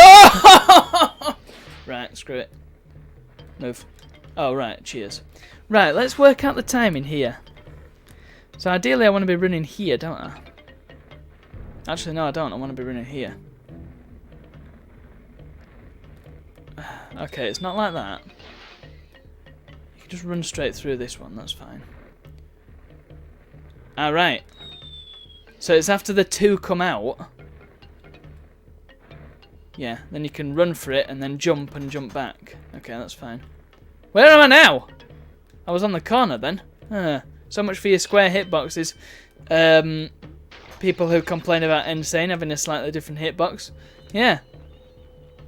Oh, I can't do it because you got a different hitbox. Oh no! Yeah. People have 100%ed it. That's not an excuse. Who do you think you are? Oh no, I got pill-shaped hitbox. I'm gonna read for all the news articles. Oh dear. I can't keep that up very long. Oh god. Right, this is gonna break. Ah!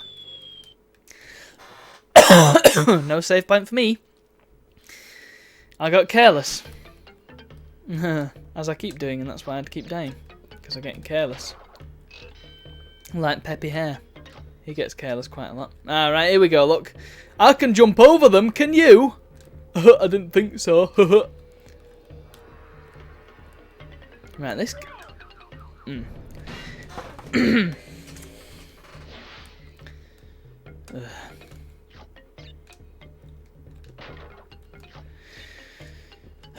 Right, let's do this. Up.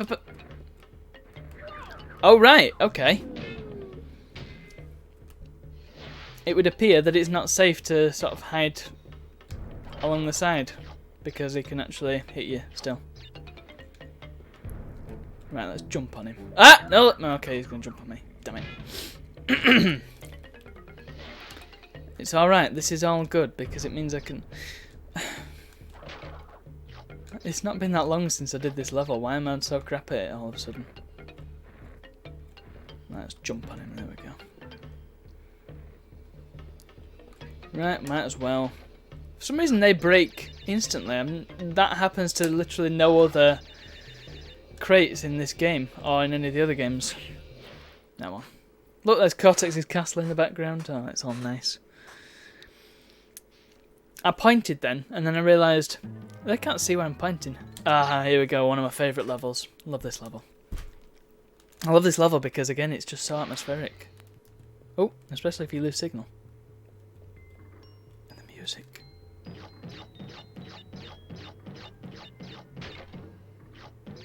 This has been pride of place on my pre-stream playlist for a long, long time. Since the start, I think. And it's one of the... I think it's one of Josh Mansell's pre-console mixes that it puts up on SoundCloud, which I hope I'm allowed to use. Can you imagine? Bad boy. But yeah, they are super good, and I'm pretty sure this is one of them, and it's just magical. It really takes you into a different world. Stick some headphones on, have a listen to it, man. Well, don't listen to it now because you're listening to me, but it's just like the percussion and the instrumentation. Oh, it's just so perfect. It sounds like you're somewhere you really shouldn't be. And that's really what you want. Oh, hey, free game gets Seville for free on Indie Gala. Okay, I must discuss the free games because, well, here's the thing. I've got a lot of games on my account, on my Steam account, that were free Steam keys. Because of that, I've got over 1,000 games on Steam. Half of them are literally games that I never played and only want to play for the sake of a funny YouTube video, or stream, as it were. Problem is, who the hell's going to watch a stream based on one of these crappy games that nobody's ever heard of? I mean, they're likely to be quite crap because they're giving away for free. That's not to say all free games are crap. They're not. Of course they're not. There's been lots of games given away for free that were awesome. Oh, you're kidding me! That has never happened to me before. Fortunately, I survived it. Right, here we go. I've literally never had that happen. Okay, now here's the thing. There's a secret here. Are you ready for it?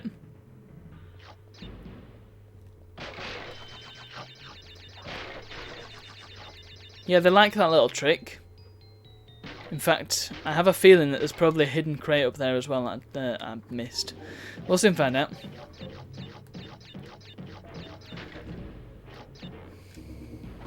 You know, I want to know a weird thing as well. Oh, because I got caught on that stupid lip. Right, I'll wait for that fire. Weird thing, in the manual for this game, pardon me, the stripy bouncy crates, it says something like, I'm not quoting verbatim here, I'm paraphrasing, but something like, if you hold the jump button while bouncing on these crates, you'll get even more stuff out of it. Something like jump higher for even more bonuses or whatever. You don't get anything more. All you get 10 Wumpa Fruit out of it every time. But it doesn't say this contains 10... Where's that square hitbox now? He does get he slide off stuff. I've got a stomachache all of a sudden. That's not good. Seems like I've been getting stomachaches quite a lot lately. Mainly for no reason. Oh, crap. I didn't need it anyway. That was just me being hardcore. It's like when... I don't know if you've seen that classic Doom 2 speedrun where they complete the game in 18 minutes. Quite fantastic, might I add. Definitely worth a watch if you like video games. Yeah, and there's occasions where they show off by going up to a wall and just firing a rocket just so they take loads of damage. For no other reason than to fire a rocket at the wall to show off because they're taking loads of damage and they're just showing, hey, check this out. Not only can I speedrun this game, I can speedrun this game on like 2% health. Wait. And I don't know how you could do that, because surely you can never predict when you're going to get shot by a chain gunner. Or by any other hit scanner. I mean, they're some of the biggest threats in the game. When you've got, you could be in a room full of imps and Hell Knights and bruisers and cacodemons. All lot. And the thing is with them, you can actually avoid all their fire. Because it's quite slow moving projectile stuff. You can avoid it all. If you're vigilant, you can tell, you can sort of see where you're going. Even with the cyber demon. But with hit scan enemies such as the zombie men, chain gunners, shotgun guys, and the spider mastermind, again, it happened again and it's just thrown me off. Oh my god, why does that keep happening? There's no, you can't dodge them, because as soon as they see you, when they fire, they're very highly likely to hit you. Especially the chain gunners, they seem to have pinpoint accuracy, so quite how you could feasibly do a run of Doom 2 and know that you're not going to get hit by one of those guys. I just don't know how you can do it. It would take some effort. Yeah, I've got a stomachache now. That's annoying. But I will press through it because that's what I do. This is the problem. Streaming actually takes a lot more effort than a lot of people think. And because I was up early this morning, I've been to work all day. I mean, granted it was kind of a chill day. But even so, I've been to work, and then I've been out, and I've come back and I'm going straight into streaming. It's basically, you know, you're on you kind of work in your mind all that time. And when you do stupid stuff like that, well, it's just because I've been out all day and not really relaxed. So maybe I should just chill out. Let's chill out and talk about films. Let's talk about films. Tell you what I watched recently. Not very much of it, but I watched.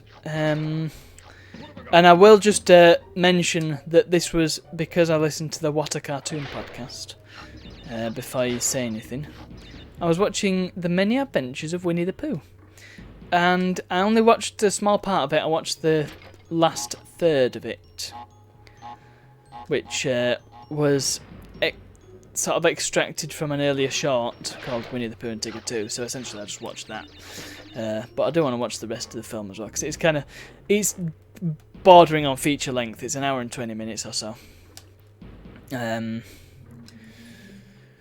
And it was really, really good. I really did enjoy the animation. I mean, Tigger's little bounce that he does when he's sort of moving away from a scene is so nice. It's so nice to watch because you just get a real sense of his texture and how he feels and how he acts and his physics.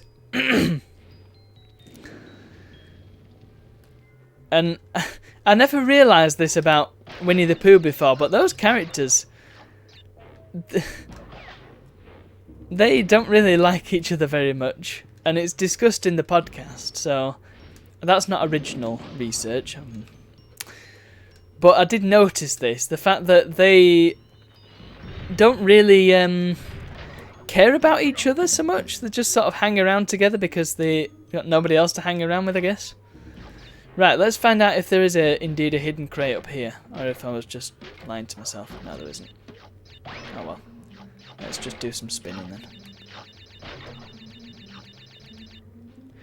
Bounce, bounce, bounce. That's riskier than I made it riskier than it should be, but hey, we're there now.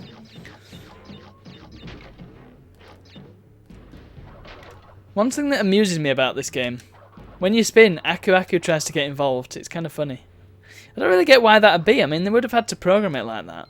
Because it's not like Crash's sort of centre of gravity changes. It's just another animation plus a different state, I guess. But why would that affect Aku Aku? It's almost like his coordinates are changing. But you'd think Aku Aku would be based on his sort of centre position, so quite why he tries to get involved in your spinning. I'm not sure. It's a bit of a puzzle, that one. Right. Ah!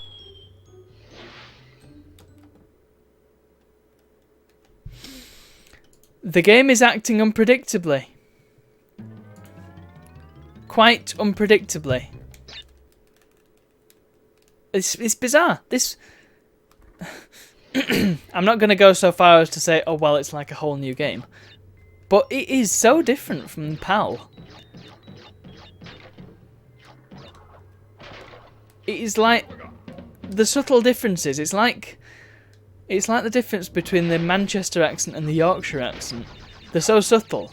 You can tell the difference, and yet it's really difficult to imitate because it's so similar. But you can tell.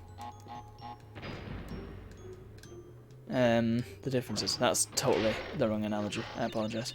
But yeah, they are the same game, and yet because of these little subtle differences, they're really throwing off how I expect it to feel, because it's not exactly what I've been playing on my PlayStation. I mean, the input lag is certainly contributing to that, but it's not just that. It's the fact that the jumps aren't quite as high.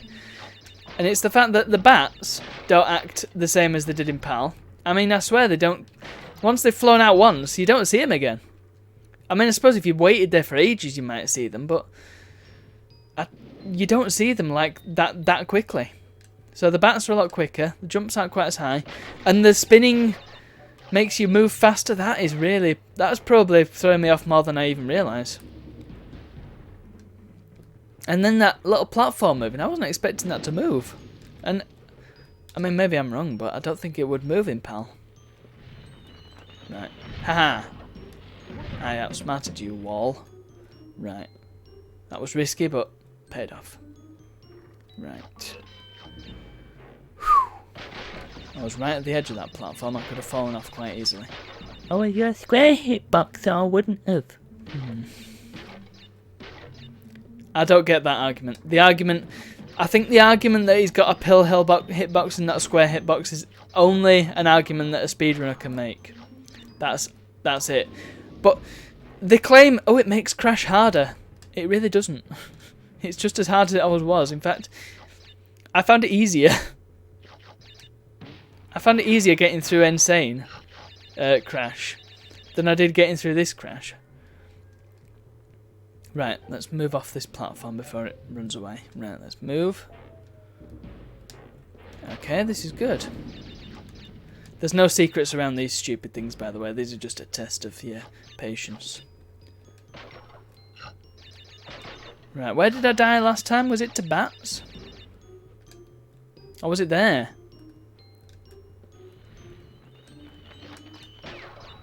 Lifey life.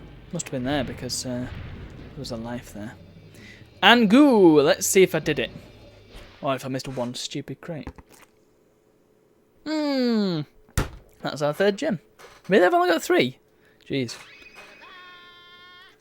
Oof.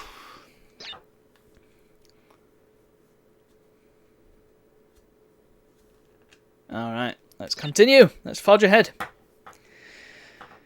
Ahead we must forge. Let's do it. Here we go. So this is the pardon me. This is the level that people tend to cite when they talk about the hardest levels in the game. And again, I don't think it is. I think it's hard, but I think it's just a case of timing once again. And it's going to be very difficult because of the input lag. And the hardest bit is getting past the hogs. But yeah, it really is not as difficult as everybody says. But I'll tell you one thing though. This is actually, I can look at this on a CRT. This is blindingly white. It's like being in the fog. It actually is like being in the fog. It is just proper white. Oh my goodness, yeah, the lag is unreal. Yeah, I can't even get the gem on this level anyway because I don't have the red gem from later on. But that's okay. I can show you that it can be done without dying. Yeah, look. Oh, now the difference in jumps is actually going to throw me off quite a lot here, because there'll be jumps that you can only just make in PAL, like you could jump over that whole thing in PAL. And I don't think you could do it on this. Yeah. You can make that whole jump, you can just jump over that one slat, but you can't in this. So you've got to painstakingly jump between all three. If it hadn't been for that, then I may have been able to do this first time without dying. Now, there is a trick, and I didn't pull it off. Let's try it here. I'm not worried about dying. Yeah, there's a trick of just walking along the railing. It's difficult to pull off, but if you do, then you can skip quite large swathes of the level. But because it's so hard to pull off, you're actually better off just jumping over the slats like normal and not worrying about it. The only bit that is really useful, because again, it is just like a rhythm thing. Once you get the rhythm down, you know, you're okay with it. But the only bit where it's useful is getting past these hogs. The hogs that can run over a section of there being, like, there's no bridge there, so they just float over it. Let's see if you can make that jump, actually. Oh, you can make it, okay. Right, I didn't need to worry about that then. But yeah, they managed to float over holes in the bridge. That's good, isn't it? Let's just take the... Let's not. Yeah. I'm taking unnecessary risks, and that's why I'm dying. It's just me. It's my fault. I did that again. I could have done without doing that. Took a risk. Right, here we go. Oh, I did it the wrong bit, didn't I? Nice one, me. Right, here we go. Yeah, let's get past the hog. Yeah. The hogs are difficult because they force you to jump around in ways that you perhaps wouldn't do normally. You can't pace yourself when you've got a hog running around.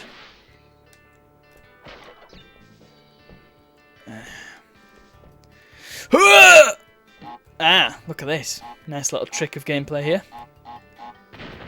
Kablooey! And run across there. Lovely. Right, and get the lives. Nice one. Save point. Beautiful. Update save game. Save point. Right. Now this bit, you've got to really time this right, because if you time it wrong and the turtle is too far away, you can't actually make this gap. But then you get the rest of them and they're already in shells. Either that or they barely move at all, so... It's a bit cheeky, that one, isn't it? There's more of them on the other bridge level. There's also some really difficult bits. I mean, the most difficult part of that is when you get to the end and you've got the red gem. Because... Well, I'll demonstrate it when we get the red gem, which might actually be next stream. Looking at the time, it might just take that long. It's not a quick process doing 100% on this game. Oh, I just kept going then. Wow. I also can't get the gem on this level because I need the purple gem to do that, which... Balls? Where does the purple gem come from? I think it comes from the lab. Yeah, that sounds about right. Because I haven't got this one on PAL either, on my PS1. Right, I need to stop doing that. Because that's just a risky move and I can't seem to jump every time from a spin. Oh, boy! Yeah, okay. And that was me rushing because I panicked. Yeah. It happens. I realised, I said, oh, let's talk about films, and then I barely talked about the film that I watched. Yeah. Winnie the Pooh. It was so well animated. And it was interesting because they mentioned in the podcast, and I did kind of notice it, but I never knew why it was. The animation in that short, you notice it's kind of rough, and not rough in terms of it's bad. It's rough in terms of it doesn't look as clean. I mean, it still looks clean. The animation is beautiful and nice, and it looks really good.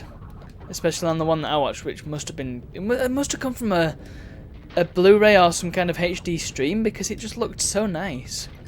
The input lag is really throwing me off here as well.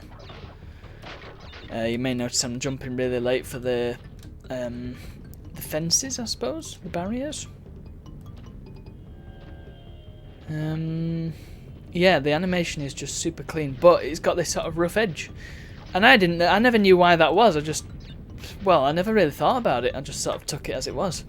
But it turns out it's a different animation process, and then at that point in Disney's history, they were doing a thing called Xeroxing, which you may be aware of. It's just photocopying. And so it's kind of taking it digital almost. They're not drawing it digital, but they're saving themselves a bit of effort by they're not going through every single cell and sort of inking it individually. They are doing, but they're inking over photocopied bits of animation. And so you'll notice that not only they've sort of left some of the pencil lines in, the construction lines, which is interesting, and it gives a whole new sort of depth to the animation. It almost makes a different style, which is interestingly, I seem to be unable to outrun this boulder.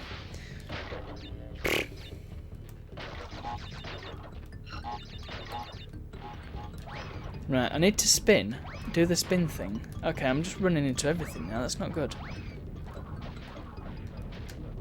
Ah, you can't spin too often either. Yeah. There we go. Yeah. It's hard to describe without you seeing it, but it is a really nice effect.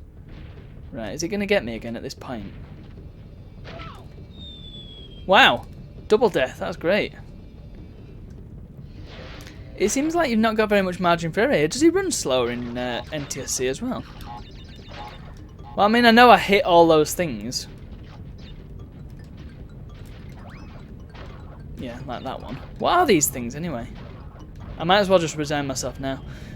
Is it a placebo that I can move faster when I spin?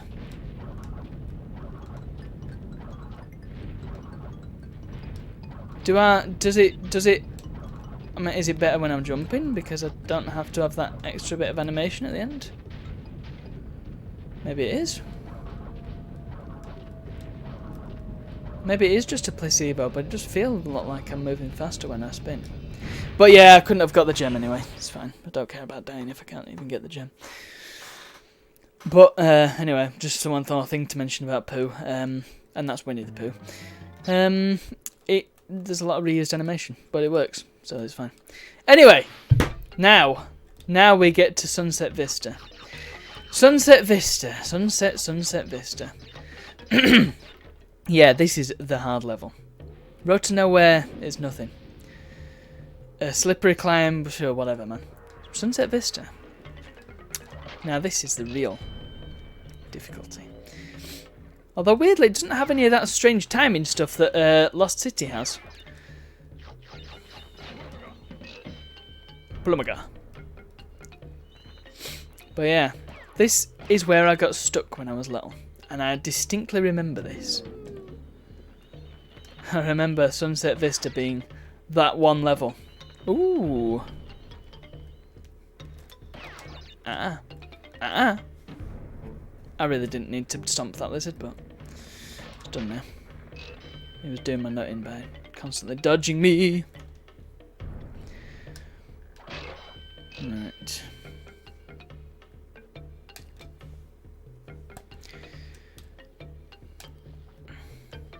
Oh, here we go. Now here's a slightly tricky bit. I think there's something worth having up here. Oh yes. Slightly tricky, not massively tricky. I seem to be getting an itchy nose now, which is a bad time to get an itchy nose. Why am I getting so many ailments? Ah, now this is a tricky bit of timing here. Although, possibly it's a bit easier because the timing in NTSC is a bit different. Or maybe not. I literally just did this the other day as well in PAL, but because of the subtle differences in NTSC, making it harder. But I can do it.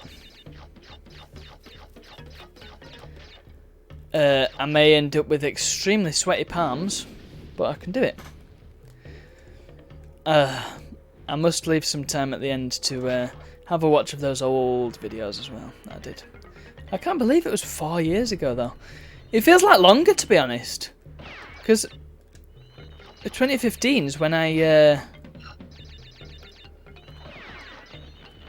mean, I'll have done a year of my degree when I made that video. But it feels like... It just feels like I did it much sooner than that. Also notice that the bats aren't actually hanging off anything. And that it's sunset and they should... Well, I suppose they're just about be getting up, wouldn't they? It's just a strange situation altogether, those bats. But yeah, them Crash videos. I mean, it was during the summer. Right, you can make that. Why did I? Don't take any risks. Don't take any undue risks. Some risks you gotta take, but not that one. Yeah, I did it during the summer, so that makes sense. But it's kind of funny. After I'd done the Crash series, that... Well, yeah, actually, yeah, it will have been. After I'd done with Crash 3, I did Spyro. And then that was about when I started streaming.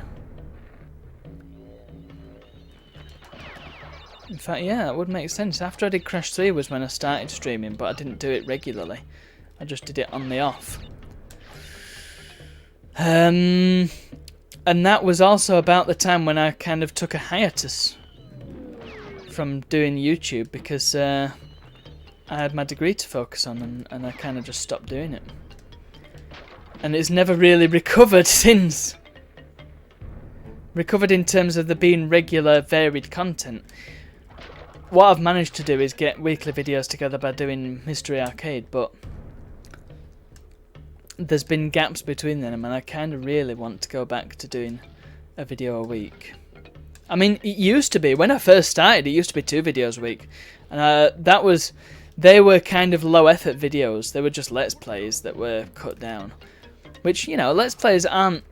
I'm not knocking Let's Plays. They're fine content. Just they are not the biggest effort videos you can make. Let's face it. Because really, it is talking over a game. Nothing wrong with that. But it's not as involved as doing a fully edited video. Right. I guess a documentary style video more than... It's the best descriptor I can give it.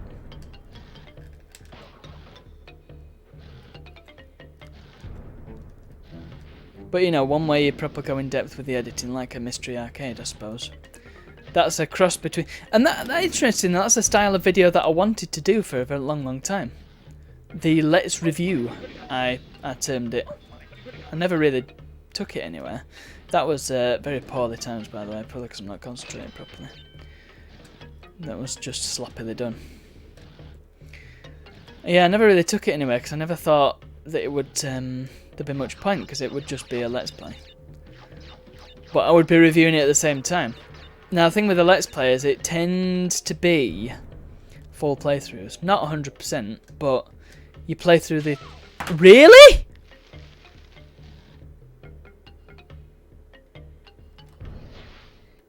That was where I died? That's the easiest bit.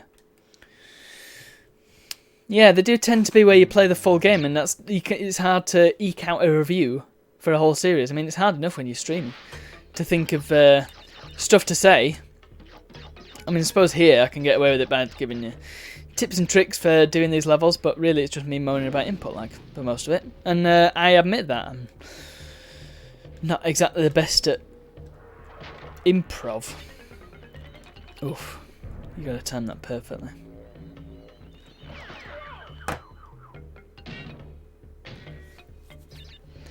And those bats really are a doozy. I might as well go for that. Yeah, let's just get one up out there or whatever.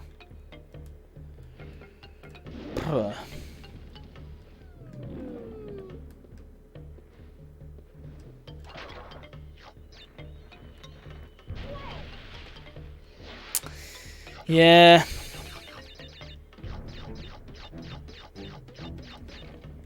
Well, what can I say? It's been a long day.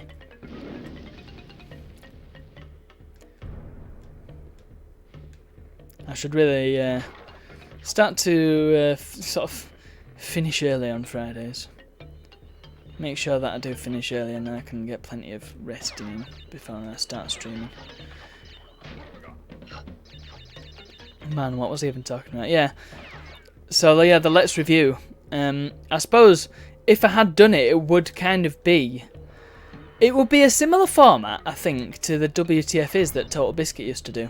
Rest in peace, Mr. Biscuit. But sort of more in depth, and having spent a bit more time with the game, so I could properly give it a review. Because reviews, there's a difference between a first impressions video and a review. First impressions is spending a little bit of time, a couple of hours with a game, so you get your first impressions with it. Makes sense. A review is sort of playing the majority of a game and giving your thoughts on it as a whole piece, which does maketh sense, do it not? You can't very well review a film without watching the whole film, but you can give your first impressions on it if you only watch the first bit of it. Right, that was not good, but I got away with it. I think it's fine. I should be able to... next time the bats come... I should be able to make... Right. You see, the problem here is that if I don't get the gem here, then I can't really save for a while. From what I recall. Otherwise, I probably would have saved when I was little. But I didn't. Because my save file was on Boulder Dash.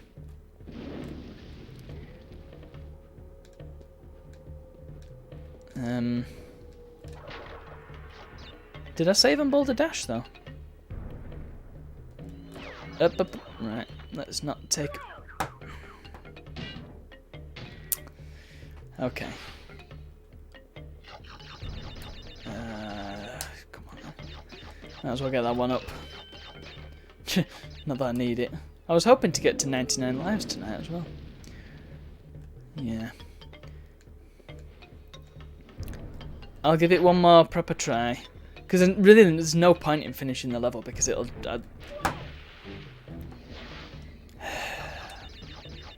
Times like this I wish I had a pill-shaped hitbox. Maybe I should have just played the insane version. With the slightly inferior music. I can download a mod that gives you the original music. Maybe I should grab that.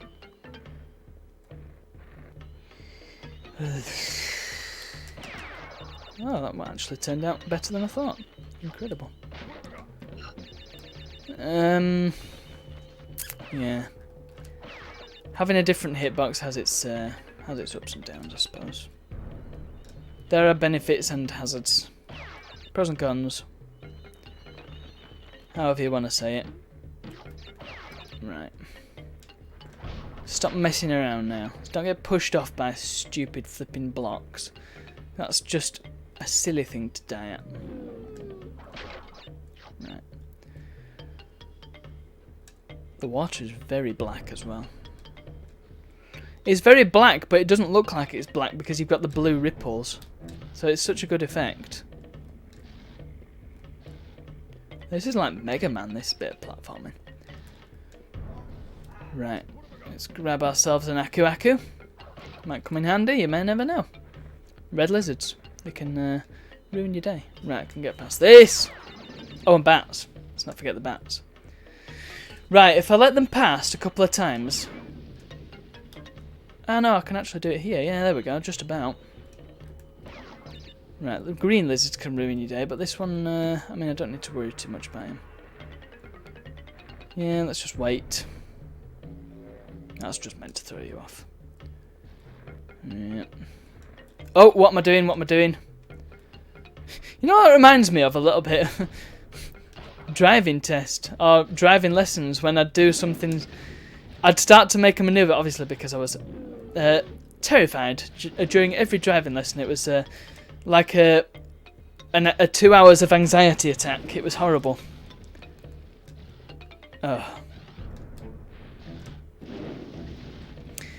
So I'd start to do a manoeuvre that was obviously clearly wrong, and my instructor would obviously take me up on it and say, stop doing that, or stop my car, or grab the steering wheel in some cases and start to turn me in the opposite direction. Yes. Mostly on roundabouts, might I add, was that. Did that have to happen? And that just reminds me of that. Starting to make that jump and then being like, what are you doing? It's kind of sad that Crash is reminding me of driving lessons, because that was not a good period. I was not in a good way. I'm amazed that I managed to pass my driving test. Fortunately, I didn't need to go around a roundabout in my driving test. Right, this bit's a bit tricky. So alright, as long as you time it right. Yep, like that. It's just them first 2 bits. The rest of it you can do quite easily. Right. Yeah, I'm going to get invincibility. Bit useless. It's not even good against the bats because for some reason it doesn't. Oh, except it did that time. Okay.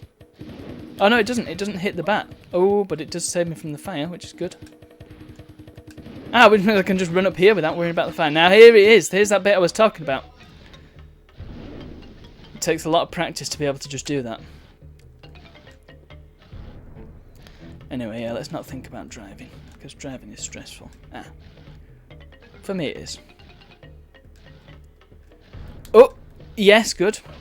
Excellent, right. We've got to lure this red lizard. Boing, and then spin. And look, hey, we got ourselves some creates.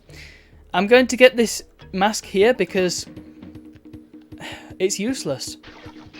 It only serves to throw your platforming off. At this point, there's no enemies that you need to worry about, so all it does is make you run a bit faster, and that actually was very useful then, and actually could be useful against these bats and fire. Yeah, okay, I'll take that. Okay, the timing of the bats has changed, has it?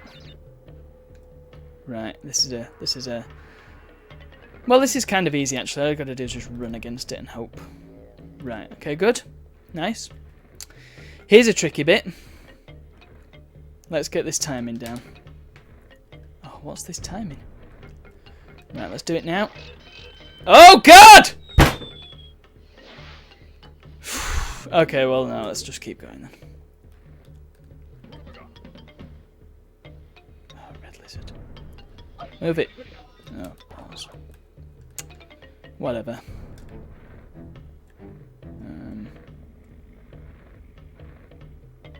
When they're all in, there we are.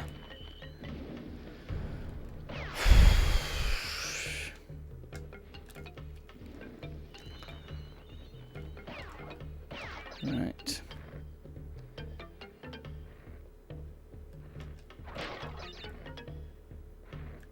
This is such a bad bit of. Right. I need to work that out because I can't really remember exactly how it goes, so. Aha, red lizard. Got you that time, didn't I? I'm gonna get those crates, even if I don't need them.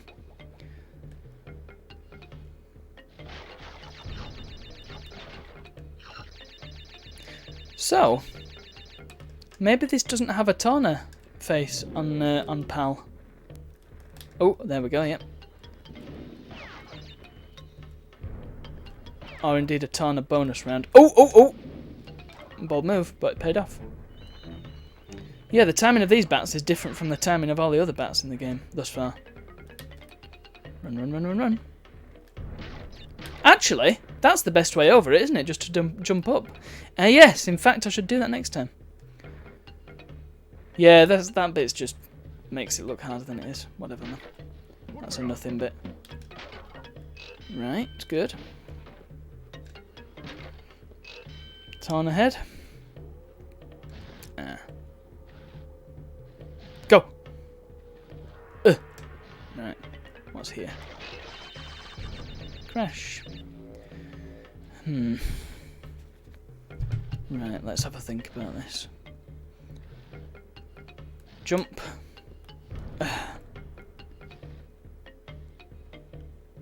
The game's at its trickiest when you're relying on multiple bits of platforming to being perfectly in line with each other.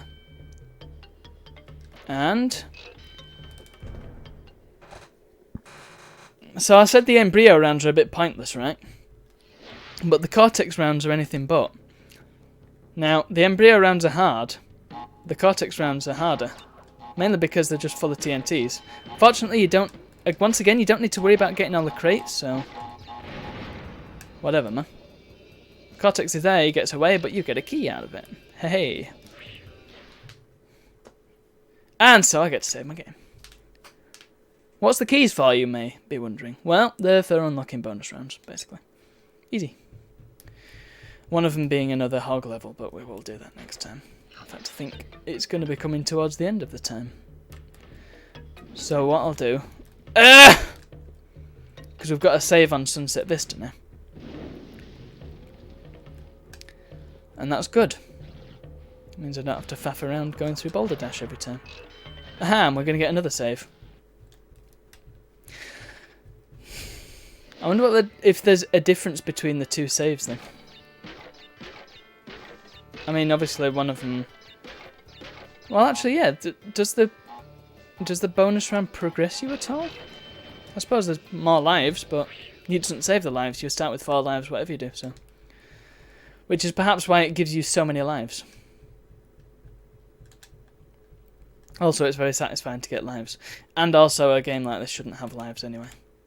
So the fact that you get so many is... I don't know, it's kind of a testament to that. And it's like Naughty Dog are saying, yeah, we know you don't need lives, so we're going to give you a crap ton. And if you manage to run out of these, then what the hell are you doing? And if... you might never see the game over screen of this game unless you're playing it for the very first time, maybe, and you're not perhaps collecting as many Wumpa Fruit as you could be. Yeah. Part of the problem with Sunset Vista and getting the gem on it is that it's just so gosh darn long. How long has it taken me to get through this one level? The other ones have been relatively short. Here we go. Look at him. Let's do this where... here we go. You get stuck on that bit. You nerd. Whee! Whee! And there we go. Yeah, I swear that doesn't have a Torna face and a Torna round on PAL. It's interesting to see the differences between the two. I like it. Right, so I'll leave it there. Face Koala Kong next time. But what I will do is I'll open my Stream Ready Firefox, which is installing updates, interestingly. This is the ESR version, so I suppose it would install an update every, like, 5 years. Oh, I keep forgetting about these games that I keep meaning to buy as well. Burger Time Deluxe. I mean, I guess that's just Burger Time, so whatever, man. But the Pac-Man, again, maybe. Does look interesting. Pac-Man Pizza Pal, I definitely need that. Alien Shooter. All the big fish games that we looked at before. But yeah, let's get the Broken Circus up and switch to it. Yeah, I went through quite a long gaming hiatus. Let's get through it properly. Oh, I need just picked up my Xbox controller as well. What a wally. Let's do Koala Kong. Yeah, from 2006 we got the Xbox 360, and so I enjoyed that quite a lot. But the only thing I really played on it was Halo. And realistically, you can only play a given game so much. I mean, it's just how it is. You can't just play one game forever and ever and ever. I mean, I couldn't, just because I'm not that sort of person. I couldn't clock many thousands of hours in Skyrim like some people do. They just spend their lives on Skyrim. I couldn't do that. Same with MMOs. People do that with MMOs. I couldn't do that. I can't commit to a single game for that long. So after a while, I just, You have to put Halo down for a bit. Not that I love Halo. It's one of my favorite. In fact, I would say it's my favorite game franchise. Sorry, Crash. I know you stood right there, but I have to give it to Halo. Oh, that's interesting.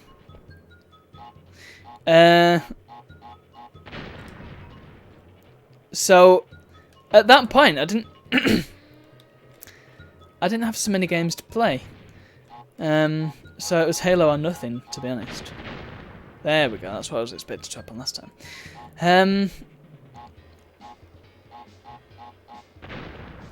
And this was while I was at high school. Oh wow, nice one. So I guess around 2010, I would have put Halo down for a bit, got a bit fed up of it. But in the meantime, I was sort of playing smaller games on my netbook. Oh yes, netbook. So yeah, my gaming wasn't great. The situation wasn't good, and to top it all off, I didn't have a PlayStation that I could actually play. I did have a PS2 Slim. In fact, I've still got that PS2 Slim. I managed to fry it with a PSU that was far too high voltage. So yeah, that's dead now, sadly. But I have a pink one, so you know this is all good. All's well that ends well. I just wish I hadn't fried my original PS2 Slim. Oh yeah, I was going to make a comment about that as well. That little fall. It's fine. I'll do it in the eventual video that I make of this footage.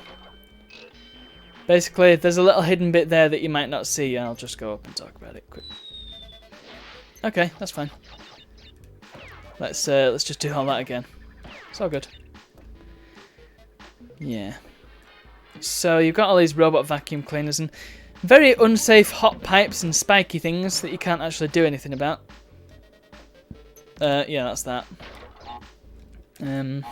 Ooh. Let's just quickly talk about this. So yeah, you might get to the end of this level and think, hang on, there's a load of crates that I missed and yet I never saw any other crates. Well, it's down here. It's not obvious, but it's kind of like, well, as soon as you know there's a secret, you'll start looking for a secret. So when there's a gap that looks like it might be able to be taken, fallen down, I suppose, then yeah, that's when you realise, oh, that's where them crates are. Anyway, back to my story. So yeah, in 2011, I built my first gaming rig, and it was a week. It had DDR2 RAM, put it that way, to start with. That was the the first machine I ever built had DDR2 RAM, and this was in 2011, so DDR3 was well underway. So I rebuilt it after like 6 months. Yeah, that build didn't last long. I've still got it. I've still got all the parts knocking about. Yeah, it ran on a Celeron. Yeah. Stuck Windows 7 on it, and it was my gaming machine. It didn't run TF2. Quite frankly, I think the only games I played on it were Oddworld, and Serious Sam 3 actually ran really well on it. And by rights, it should not have run at all, but on that crappy graphics card that I had, oh balls, I was trying to avoid that. I did pretty well. Yeah, I had like a what did I have? A 5570 Radeon. Yeah, that was quality. That lowest of the low end, beautiful. Because the 55 series was this was before we had the R9s, so they were all Radeon HD. And the 55 series was like the lowest of the low at the time, I think. And then you had the 5770 that my friend had. That was stupid. That was because I wasn't concentrating and counting. Anyway, so I had this crappy rig that I upgraded slightly with an Athlon processor that I got from a friend for doing some design work for him. So that was a bit better. Still not great, but a bit better. And it was what I could afford at the time. And it worked pretty well. And I could play TF2 then. I didn't actually play it all that much, so whatever. So that will have been early 2012, I would have said.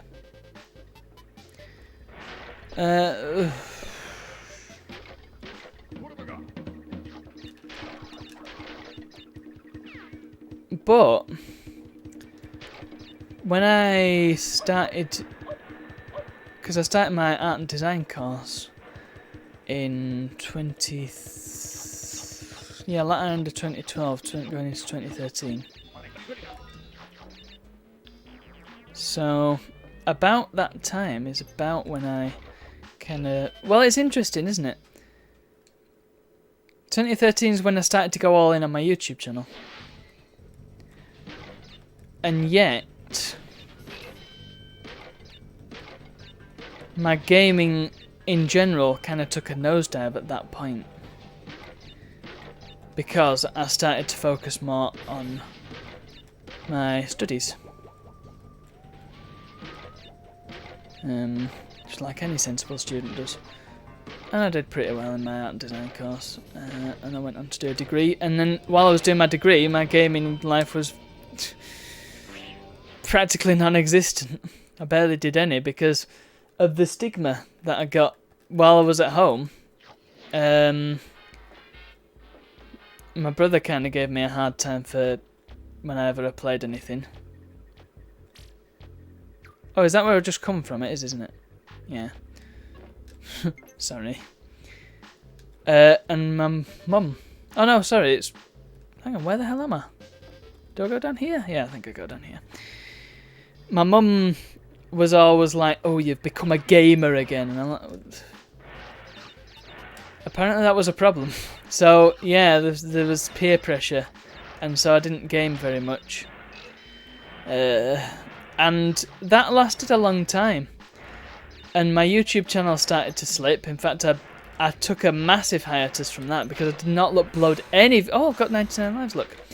I uploaded no videos, basically, between playing Crash 3... between playing Spyro 1 and starting streaming regularly, I basically made no content for my YouTube channel. Nice one. That was a pretty easy level. And yeah, I didn't play very many games either. I had this very powerful rig. I'd upgraded it slowly and surely, but yeah, it just wasn't really doing very much, which was a shame. And it's only recently that I've really got it back together, and because I decided, well, I wasn't very happy. You know, depression is not very fun. Anxiety is not very fun. And yeah, my depression, or indeed my anxiety, or indeed my mental health in general, not as intense or difficult to deal with as some people's. I will admit this, however, it's still difficult to deal with in my own way. It's the only thing I've known, so I can't really compare it against other people's. And indeed, it's not really a contest. It's just like, oh well, this is how it is. So I just kind of decided that this is who I am. And so I just started playing games again and going really all in again. And this was... I'm just trying to think when I started collecting big box PC games. That will have been about 2013. And you see, this timeline don't make any sense because I've been collecting big box PC games for ages, and yet I did really not play games very much. By the way, I can't 100% this level without getting the blue gem first, so I'm not worried about dying there once again. So I can tell you my story. Yeah. Anyway, long story short, where I am now. I feel like myself just because gaming is it has always been my passion, and I should really have not denied myself. But yeah, that's a very personal journey, and I'm sure that's exactly what you wanted to hear on a Friday night. It's just who I am. So basically, I'm playing games. The gaming's a daily thing now, again.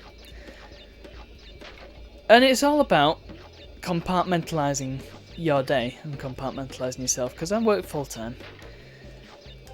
The ideal situation for me, and this is not something I would ever tell my employers straight up, because they've spent a lot of money on me getting a lot of IT qualifications. IT is not something that I want to spend the rest of my life doing, so I'm not going to do it. I'm going to get my level 4 because I've just been promoted, whatever, yeah, I'll do the job. I need the money. It's a full-time job, I get a decent pay for it.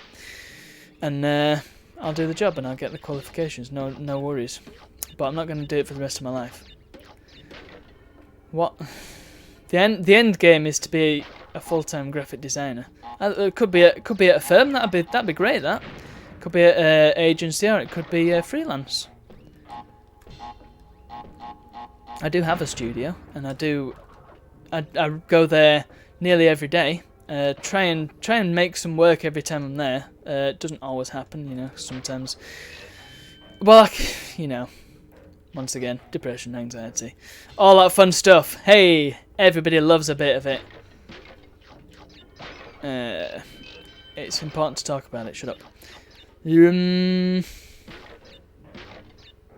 Mental health. So yeah, it's not always productive when I'm there, but it's always good. It's always good just to spend some time there, because it's my own place.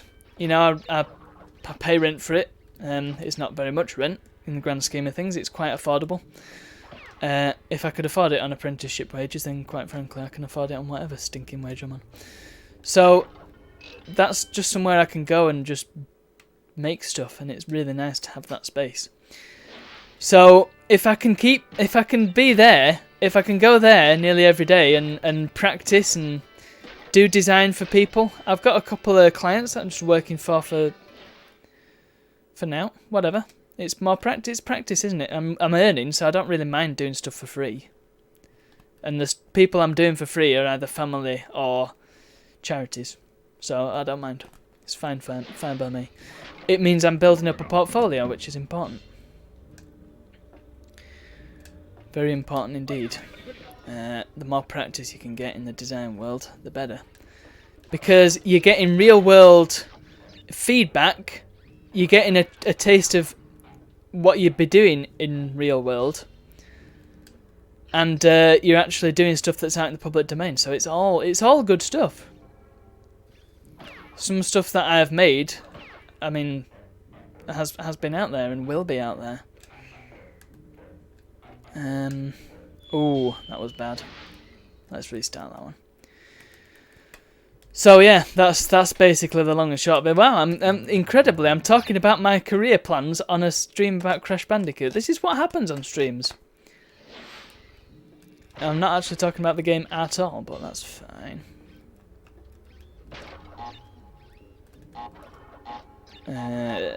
So yeah, that's the main goal. I just can't do IT for the rest of my life. It's just not where I am. I like computers and I like technology.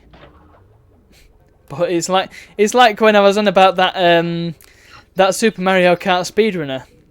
I couldn't speedrun Super Mario Kart, just as I couldn't do IT for the rest of my life. It's not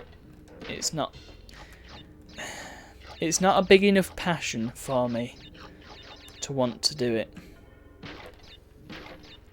And the thing is, I'm happy to do it for myself. I'll do it for myself. You know, I've got my own server. I mean, this game that I'm playing right here is on a virtual machine.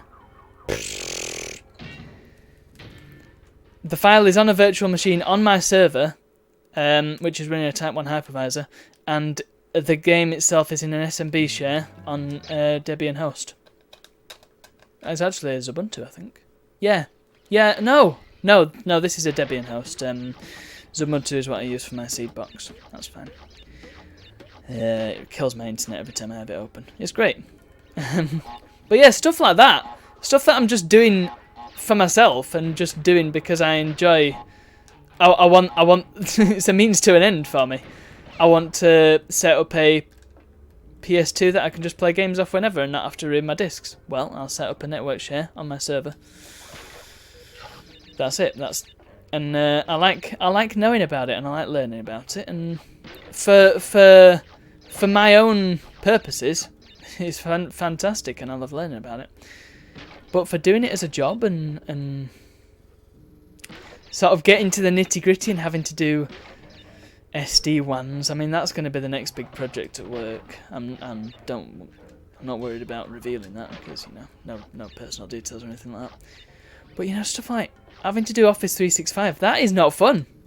That's not fun IT. That is flipping boring as hell IT. Anything Microsoft is boring as hell. I'm just going to come out and admit it.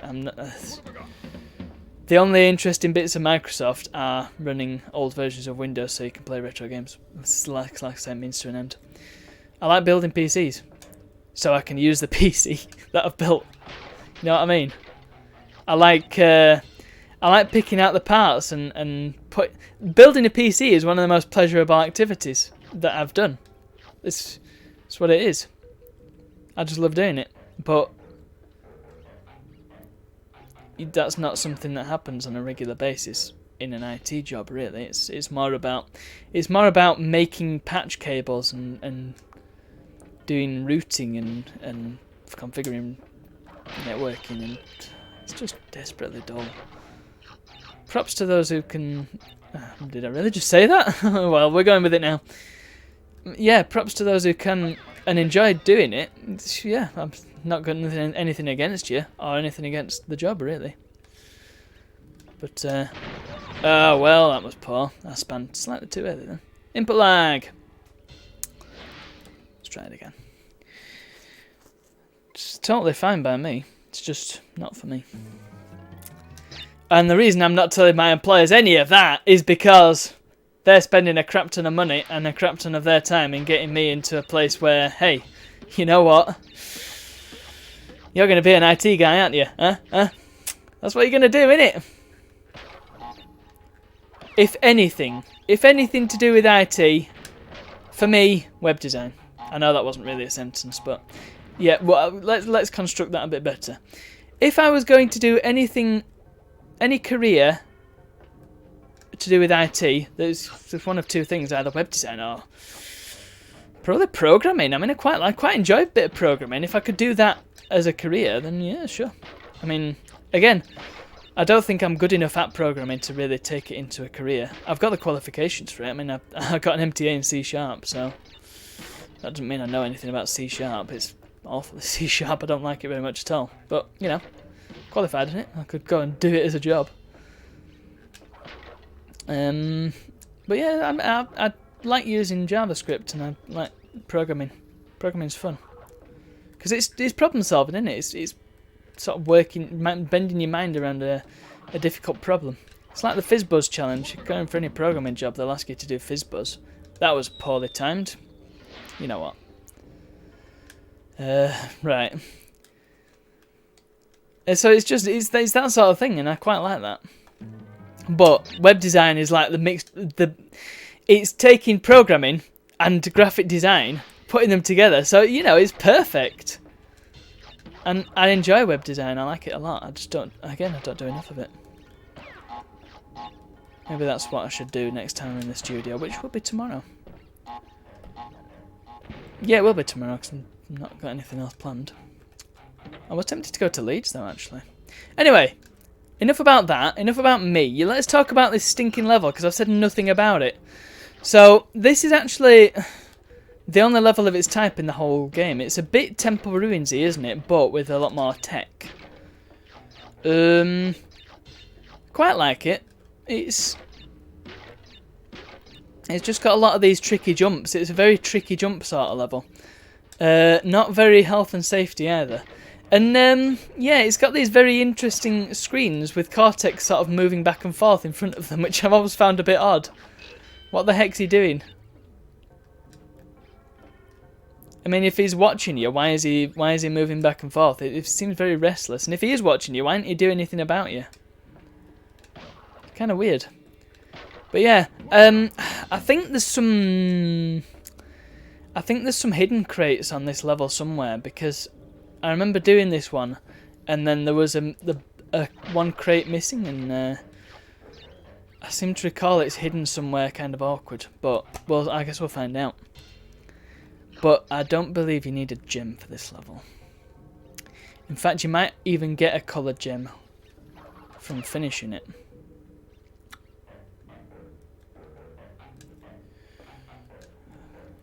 We'll soon find out. Well, we might not actually. It's these spinning things as well, the spiky things. It's another timing challenge. Now, here's a tricky bit because the platform falls out underneath you. You've got a bit of time, but not very much. They fall out quite quickly. Something I really like about... Oh, what happened there? Oh, what? Okay, well, let's just get to the end of it. I'm not going to get another save point tonight because I want to finish up. My throat's hurting. But there's a Cortex thing. He stood in front of a blue screen, sort of coming back and forth from the camera. And I'm interested in that model that they've used because that's not the in-game model. I mean, clearly not. It's a lot more higher res. Right. Interestingly, I keep hitting the bottom TNT. Maybe I should just... no, I need to do it right. Let's practice here. You see, I did it there, and that's exactly what I did. But again, that input lag, it's probably that's throwing me off. Yeah, it's quite a high quality model. That I wonder if they used it for anything else or just for that. Right. There we go. I did it that time. And this is very close to the end of the level as well, which is a bit frustrating. Oh, these things are a pain in the butt. Ah, input lag. I love it very much. I've got to try and work out what the source of the input lag is. I mean, it's not the OSSC. I'm just going to say that straight out. Because I've not personally tested it. I'm just going to say this. I've not personally vetted it on a television. I've not verified that it is indeed input lag free. However, before buying it, I did my research, and everywhere that every video that I watched, every review that I looked at was very clear that this thing has zero input lag. So, you know, it can't be that none of them have input lag except for mine, because that wouldn't make any sense. And I've not got... I can relate that to a story. That's good, isn't it? I like relating things to random stories. So, when will it have been? I don't know what year it was, unfortunately. It will have been sort of middle high school. Right. Or indeed midway through high school. That would have been a better way of putting it. I had a DS Lite, and I had a friend at high school who was going on about this funny thing called an R4, which is a flashcard. Oh, what happened there? What did I hit then that killed me? Yeah, it's a flashcard for the DS. It works with the DS and DS Lite. Don't think it works with the... It might work with the 3DS as well, I just don't know. In fact, I think the official, or indeed the recommended flashcard for a 3DS, if you want to play DS games, is just an R4. So, whatever. It might work with the 3DS, but... So, I asked my parents for one. I think it was for my birthday. And so I got one. And I was chuffed. And I had my R4. And I put my homebrew on it. I put loads of homebrew on it. Actually did. I put this really cool ninja game on it that I then reviewed for my website. Because I had a website back then. And I put the odd video game review on it. It was awesome. Yeah. I can't remember what the name of it was. But it was really cool. Because you had like... It was just a single screen game. I feel like we need to talk about toxic waste, but I'll talk about this first. Yeah, so blah blah blah. Anyway, there were a load of stuff on my R4 that just didn't work on my R4. And it was a bit puzzling. And we're talking the odd game. I specifically remember Plants vs Zombies not working, which is a bit odd because I think the DS version was a bit crap anyway, but I didn't have a smartphone that could run it at the time, so fair enough. Yeah, Plants vs Zombies did not work on my R4, and certain other games didn't as well, and certain homebrew, I mean quite a lot of homebrew didn't. certain emulators and stuff that I wanted to play with. So I didn't know quite why this was, and I thought, hey, why don't I just update the firmware? That might work. Well, firmware update didn't work, of course. I think I got Moonshell 2 working on it, but that was a bit dodgy and I don't know, it didn't seem to work very well. It just sort of worked. Anyway, the upshot is, I discovered recently, within the past year, that my R4 is actually a knockoff. And I had no idea. And I would never have known if I hadn't sort of... I don't even know how I came across the information. But yeah, it's a knockoff. And you can tell by looking at the label, it's got too many dots on it. It's crazy that, isn't it? And that's why none of the games worked properly. Or indeed, some of the games didn't work properly. But you know, most of them did. And so, it worked for me. Yeah. High school was a good time for gaming, because I had my DS, and that'll have been when I played Phoenix Wright first time, and whoa, what a game. Phoenix Wright, man. We should stream that sometime. Oh. That is such a good game. It's one of the most difficult games to explain to people as well. Like, I played it fairly recently. Me and my friends were out in Leeds once, and I was telling them about this Ace game that I was playing through called Phoenix Wright Ace Attorney. And I was telling them about it, and I said, well, you're a lawyer, and you're sort of in a courtroom, and you have to do an investigation, and then take it to the courtroom, present your evidence, and work out who done it, basically. They were just looking at me like, this sounds like the most boring game ever. And to be fair, when you describe it as you're a lawyer in a courtroom, then in real life, courtroom drama is not as exciting as two people with funny hair shouting objection at each other. Let's face it. Right. See, this level is hard because you need to really work out where the bouncing barrels are going to land, and weirdly they land in strange places. Now, it's been the bits that I've just done, easy, right? The bits that I'm about to do, difficult. I'm alright, I should be okay because I've got an Aku, so I can... right. Yeah, okay, you see what I mean? Before that was a safe place to stand. I think this is a safe place, yeah, that's good. So jump over here, yeah, there we go, look. Ah, I got Tawna, sweet. It's just trying to remember, and because my memory isn't very good, that makes it even more difficult. Alright, they're all going to blow up, aren't they? Ah! It's all good. Hi, Tawna. What are you doing there? You're acting as if you should be there. You will be there. God, I've completely lost my train of thought. Yeah. Courtroom drama is not as interesting as two people shouting objection to each other over increasingly ridiculous cases involving the supernatural. Ah!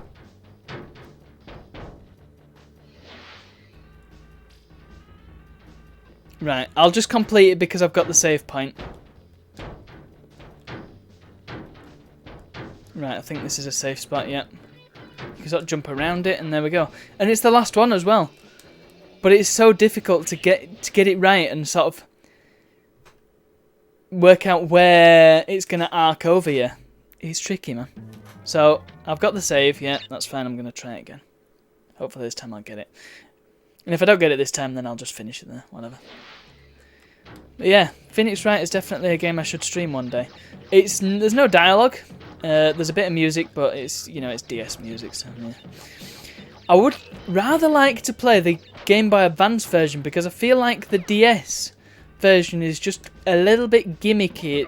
I mean, obviously it uses the touchscreen, but DS games traditionally kind of difficult to record, mainly because it's a screen on top of another screen. It tends to get a bit vertical.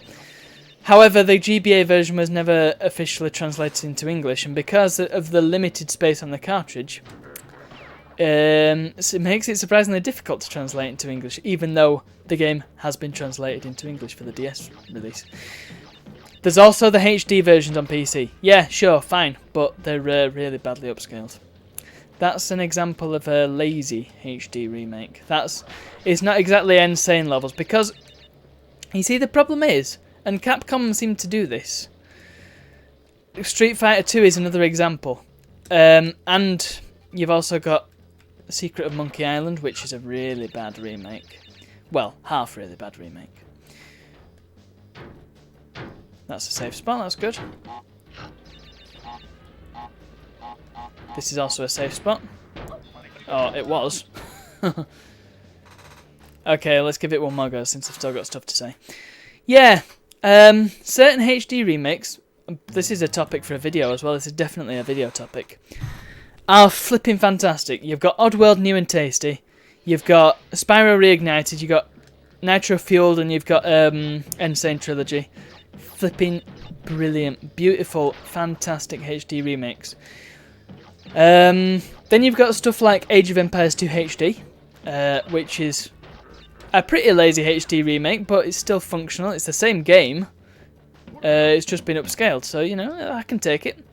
It works on modern systems. Well, whatever. Yeah, I will. I'm fine with that. I can play it, and it's had some quality of life improvements, maybe some bug fixes. Similar sort of situation to what you'd have with a community patch or something similar like that, which is what Age of Empires 2 actually had. So yeah, whatever. And then you've got the sort of HD remake where they just, I don't know, misguided HD remake is perhaps the best way of putting it. Also, I've lost Aku Aku, so my chances have gone down quite a bit. But I'll persevere.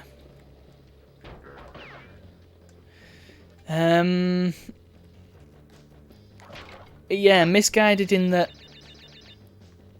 there's bits, just certain bits that they don't quite seem to realise about the original game, what made it so good. So in the case of Street Fighter 2, haha, I outsmarted you, barrel. Right, this is fine, yeah, good. In the case of Street Fighter 2, they illustrated new sort of manga style, or indeed anime style, since it is animated. Ooh, that was lucky. Yep, that was also lucky. Yep. Balls. Shouldn't have done that, should I? I should have not taken the risk. I've still got stuff to say, so I'm going to restart. Wait for it to load. Yeah, okay, where was I? They illustrated and they did the characters in an anime style, which was great. It's fine. Done by Udon Comics, who did the comics. I'm not personally fond of the style that they went for, but that's just a personal thing. I just feel like the characters don't look like they did in the originals. In the original Street Fighter 2, specifically the later versions where they redid the portraits and, you know, the characters actually looked like real people.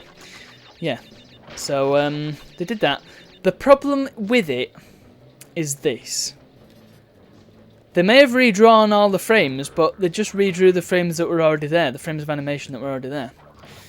Which is not a good idea. Imagine if they'd done Insane, but they'd used exactly the same animation sort of skeleton and rigging as this Crash. And I'll show you the problem with that. The problem is this particular animation right here. Yeah? The one where he lands.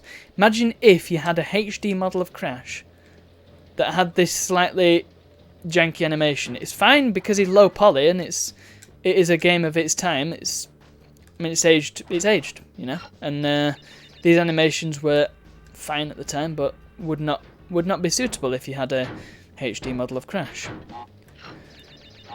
In a similar way, the old animations of the Street Fighter 2 characters, they're fine when you're working with a limited number of pixels, but they're not fine if you're working with very high resolution, newly illustrated graphics. And that is the problem I have with certain remakes. The other example that I like to bring up is The Secret of Monkey Island, which, yeah, that's just, that's not great. And that was even lower res, which means it has even fewer frames of animation. Oh, well, it's fine, I can survive. Yes, good. So, it's got exactly the same frames of animation, so Guybrush looks like he's floating around. What? All that, and I missed one stupid box. Well, yeah, it's fine, I'll get it next time.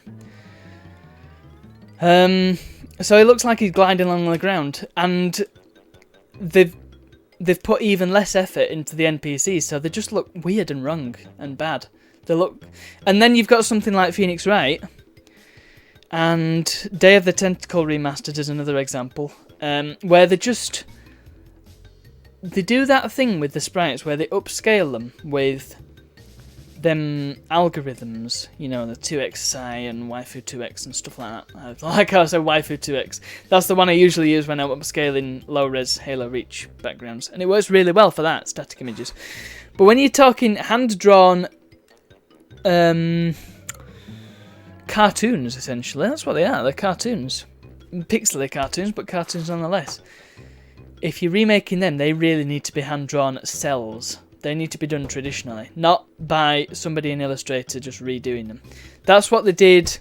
That's what they did for the portraits in Insane Trilogy, and it looks a bit naff, but they can get away with that because the rest of it's so great. But that's what they did for the Day of the Tentacle Remastered. They just upscaled it with one of them algorithms, and it looks god awful. And like I say, that game deserves to be upscaled properly and redrawn. So that's the three categories of remake, HD remake for me. You got the good, the bad, and the ugly. That's it. That's what you get. So anyway, but that's a video topic, and that's one of the many ideas of videos that I have not yet done. But that'd probably be a pretty easy one to make. I just need to get hold of the HD Street Fighter 2, or maybe find some footage of it online.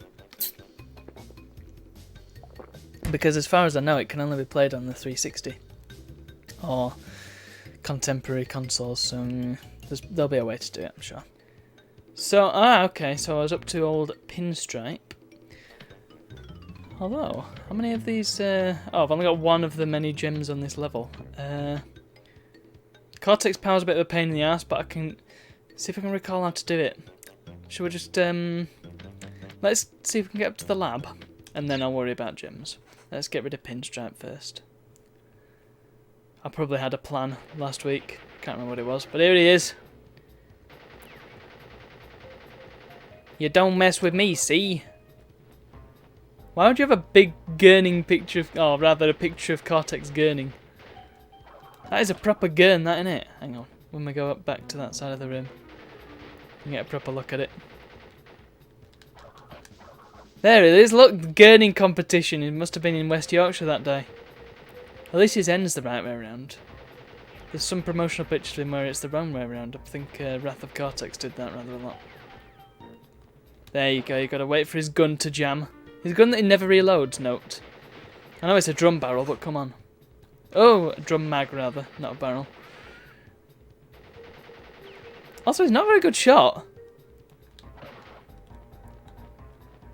He really isn't a good shot. I mean, it's not like Crash is very well hidden. It would have hit him 15 million times. Bam! And, yeah. Very easy boss fight. Boss fights aren't exactly difficult in this game. But it's serviceable, isn't it? I suppose because I already know how to do it, it's a bit easier. The high road now. Do you need a gem for this? I can't remember. I know you need one for... Hang on, what happened to Aku Aku? He was there a minute ago. I know you need one for Road to Nowhere, but I can't remember if you need one for this one. However, you do need to do this malarkey, so are you ready for this? Uh-huh.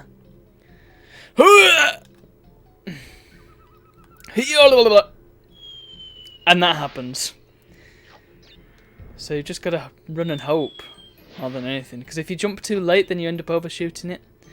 Right, so if I jump from there, that's okay. Right, that's good. Hopefully I'll only have to do that once. Fortunately there's nothing any further back. But yeah, you'll note that the Road to Nowhere actually ends like that if you've got the red gem. Hey! avoid the hog. Yeah. But I seem to recall this one's a bit easier actually than Road to Nowhere. Just because there's all these tortoises. It's mostly just tortoises if I recall correctly. And it's not actually been that long since I last played it, because I'm playing it on my actual PS1. As I mentioned, well, as I alluded to many times last week when I played it, I've been playing the PAL version, and there are a lot of little differences between the NTSC version, which I'm playing here, and PAL, which I was playing on my actual PS1. To the extent that it can throw you off quite a bit. So this might not actually be as easy as I found it on there. But so far so good, I suppose. Just about pacing yourself, there's no need to rush. It's not like Mario where you're timed. I don't know why I'm getting everything before the checkpoint. The checkpoint is just another crate, as far as we're concerned. Because if you're not aware, this is the original Crash Bandicoot for PS1, and to get gems, you gotta do the whole level, break all the crates, and not die at all. It's a hardcore game. And even if you do die, and go back and get the crates that you... because the crates respawn when you die. You can go back and get the crates, come back and finish the level, and you'll still not get the gem because you died. It's a cruel mistress, is this game. And it hides crates off the top of the screen, so you can't see them. But yeah, you see what I mean? It's mostly just tortoises. Right. Don't overshoot! It's very easy to do, especially here, look. And, yeah. It's just knowing your jumps and being able to time them. I seem to recall when I played this years ago as well for the channel, the YouTube channel that is. I know that channel is interchangeable between YouTube and Twitch. Can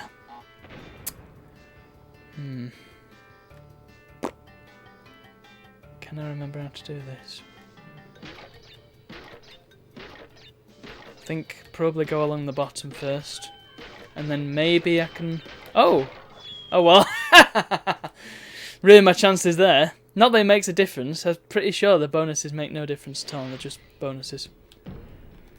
And they don't contribute to your 100%. As far as I'm aware. We'll soon find out because I have lost 2 bonuses now. But there we go. Look, that actually is, like I said, easier than the Road to Nowhere. And there we go. Gem. First try. Not even joking about that. You saw it. You all saw it, didn't you? So just checking that this stream is actually working. I need to be sure of it sometimes because I've had the situation before where I've not actually switched to the game that I was supposed to be streaming. Done that with videos as well. Well, I've done that with one video. Pretty sure it's not happened with any others yet. Slippery climb now. This is a level. This is a proper level, this. And I don't think they really did justice to the music for this one in Insane Trilogy, because some of the levels, the music just hasn't got quite the right mood to it. And they did it fine. They did it spot on with Crash 2 and 3, but just didn't get it quite right for this one. And the music in this is quite minimalist, especially this. And oh, that was close. The track for Jaws of Darkness and whatever that other level is. That style of level, they are very spooky. Creepy music. And they're not really very creepy because there's just too much instrumentation in the new ones. They're too merry. So that's a bit of a disappointment, but the rest of the music is just great. But yeah, this is one of my favouriteest levels ever in any video game. It's just beautiful. It's very well realised. And I've got to say, I bang on about CRTs, but man, does this level look fantastic on a CRT. I mean, yeah, this monitor isn't brilliant. The black levels are very unblack. But yeah, just playing this on a CRT, it just looks real. The blacks are black, the whites are white. When the lightning flashes, it is like lightning flashing in your room. Oh, beautiful. Especially good if you play it with the lights off. What an experience. Well, so far so good. I shan't say any further than that until I get to the end. Wait, okay. Let's not rush into that. Right, now, go, and go. You've got just enough time to do that. Not really much margin for error either, because there is a spike right underneath it. Right, there we go. Sometimes it does give you a little respite as well by not having a platform constantly moving. Just let you take a breather. Like here. Can you imagine if I fell off forwards then? Whew. My hands are sweating already. It's not a good start. Of course, it is very hot today. Well, not very hot. It's not as hot as it was. Is it last week that it was really, really hot? Pardon me, sorry, I'm hic burping. It's annoying. Yeah, it was very hot last week. And it's still hot, just not very hot. Right, this guy's a pain in the ass. Not for any real difficulty, but just for being a bit of a pain. Also, it was huge! Compared to Crash, compared to Cortex, compared to literally every character in this game, except for him and Torna. And, I don't know. Yeah, that guy was massive. He was a giant. Don't know what it is with them lab assistants, they're just weirdos. Especially when you get to the lab. Well, this is going altogether too well. I expect to die. When I was doing this before, actually, I kept dying on the birds, and I don't really know why. I think I just hit them at slightly the wrong angle and just died. So, yeah, the birds, got to be careful on. Make sure you hit them right on top. Oh, I thought I'd found a bug there, but no, it was me getting the bonus round. The pointless embryo bonus round, no less. Thing is, I could do with the one-ups. I haven't had very many. How many lives have I got? 18? Oh, okay. No, that'll do me. Oh, that was close. That was the NTSC lacking jump height. Right, I'll wait this out. There we go, look. Time it. There is no rush. Apart from the ones who did Tom Sawyer and Spirit of Radio and stuff. Now, that was good timing. Good. You see, if you make the noises, it makes the game a bit easier. It's like when they play tennis. Oi. See what I mean? Look, he's huge. Why is he so big? Did I just... Have I missed one? I've missed one, haven't I? God damn. How the hell did I do that first try? Somebody clip that. Dear oh dear. Well, there's the red gem. Thing is, that's not even the hardest level. We've still got a lot of really awkward ones to do. Well, two in particular I've got in mind. This one's a bit of a pain in the butt, but yeah. You need a gem for it as well, so I'm not going to do it first try. Oh, especially not if I don't press the D-pad in properly. But I quite like this one. Again, it's got that atmosphere to it. Very cool level. And, they did actually go back to this sort of thing in Crash 2 and 3, but you're outdoors. They did a level called Totally Fly. And I think there was another one in Crash 2. I can't remember what it was called. But I've just thought of a really great title. Because you know they've always got punny titles in these games. They could have done one called Fly By Night. Briglit. That's a great name. Thank you very much for following. How are you doing this fine evening? Are you enjoying the warmth? Is it Briglit? Have I pronounced that right? I don't suppose there's any other ways to pronounce that. What was I saying? Oh yeah. Yeah, you know that now they've got these punny names in Crash Bandicoot. They could have done one of the Firefly ones and called it Fly By Night. That would have been perfect. Maybe if they make another Crash game, which I suspect they will, won't they? They've seen there's money in the pot now, so there's definitely scope for it. Right. This is where it gets a little bit tricky because you got to time it right. There is another level in this style, and yeah. it's another tricky one, but it's even trickier because it's all about the timing. There's a lot of these swinging axes and things. What are they actually? Are they axes? I don't know what they are. The spiky, sharp things that you don't want to touch because they hurt. And that is Medieval Weaponry 101. So yeah, I was going to miss a few because you need the... is it the yellow gem you need for that? Might be. Yellow or green, one of the two. Jaws of Darkness, yes. Got another one of these. I like these levels a lot. I have a lot of time for them. And this one's a bit of a cheeky one, if I recall correctly. And now oh, actually, no, I can't do this one either because I need the blue gem. Well, that's alright. I need to get through them, don't I? Right, here we go. Ooh. Ooh, ooh, ooh. I thought I'd gone too late then. But all is well with the world. Now, the tricky thing with these levels is that the depth perception is a bit tricky. You can't always tell if you've jumped far enough.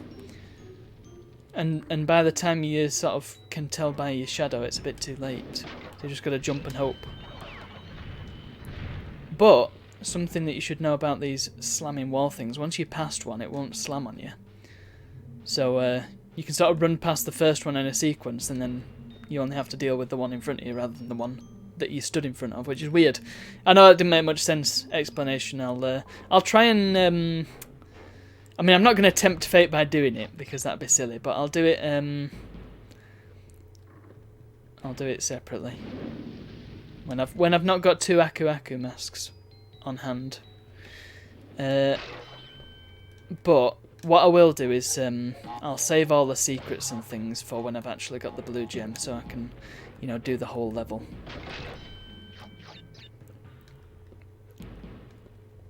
Right, good. Fortunately, there's no... I always think it would be good to hide something like off to the right of this thing, but no, they never do. Which I think is a bit of a missed opportunity. If they're going to hide stuff, at least hide it well. Yeah, there, look, blue gem.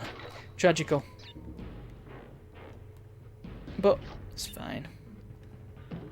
I think... Does the blue gem come from Cortex Power? Might do. Can't remember. Bouncy, bouncy. Oh, them bats just disappeared. Strange. Right.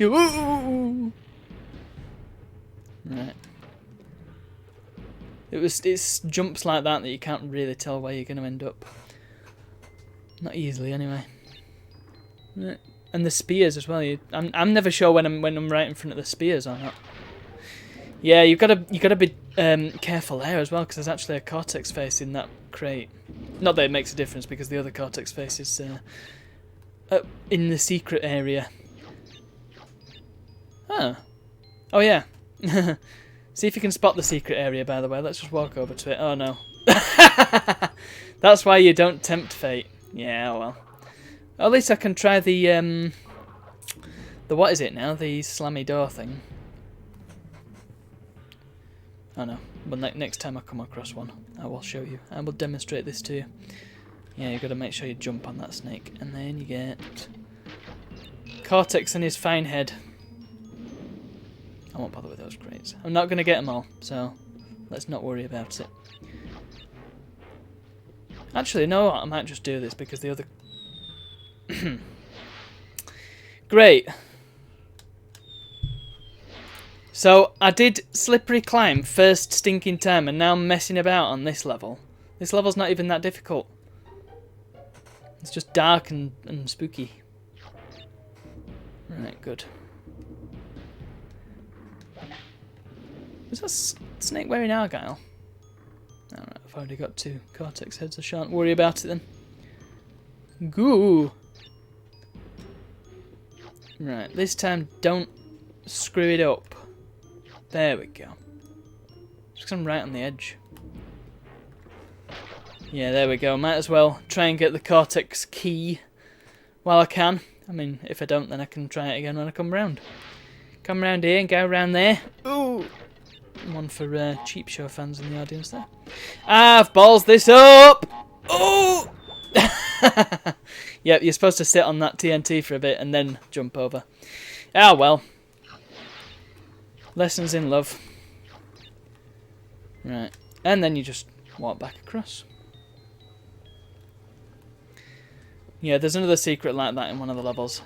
Was it in Temple Ruins, actually? Might have been. And a 1-up for moi. Beauty. At least I'll get another chance of saving with the Tawna heads. Alright. Oh! See what I was saying about depth perception? It really is tricky. Especially when you've got this horrible NTSC jump height. Barely get anything. White crashes can't jump. Actually, there was a white crash, wasn't there, in that stupid flipping game? That's a game that bears no resemblance to Crash Bandicoot whatsoever. Maybe I'll play it someday. Maybe I'll put it behind a donation goal, so then at least there's a reason to play it. A decent reason. Uh-oh! That was close. Just wait for the TNT. I know it's not got a massive blast radius, but better safe than sorry. Right, here, I think there's a 1-up. Yep, indeed there is. Might be another one on here as well. Oh no, there's another TNT. Great. Oh, the 1-up survived. Excellent. Life hacks. Literally.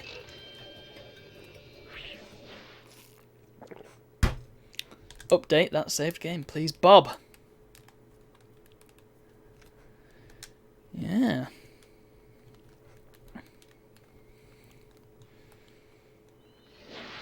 Wait for the bats, because undoubtedly I'm going to hit one. Right, I've got a checkpoint there, so let's try this. I was right. Check it out. If you stood there, you don't get squashed by the thing, so you can cheese it. You can proper cheese it. Yeah. Brilliant.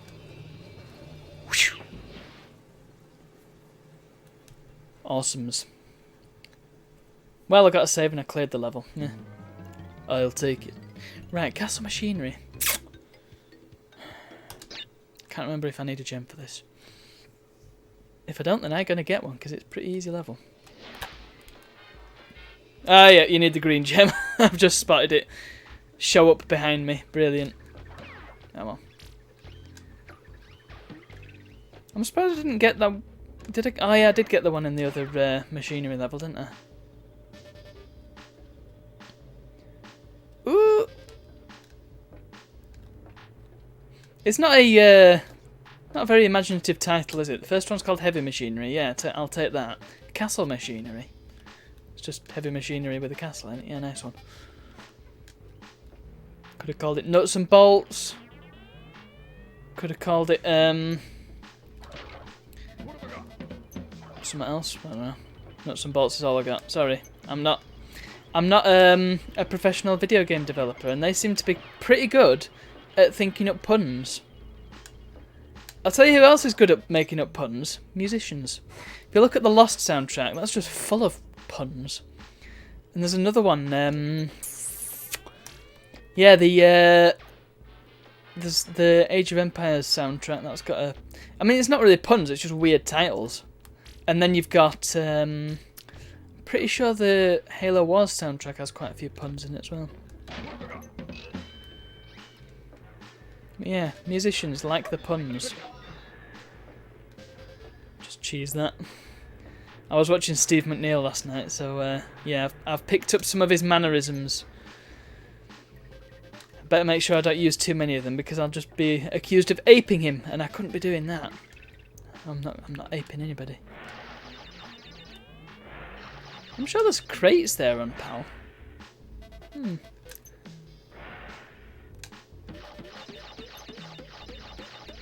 Well, now that was satisfying.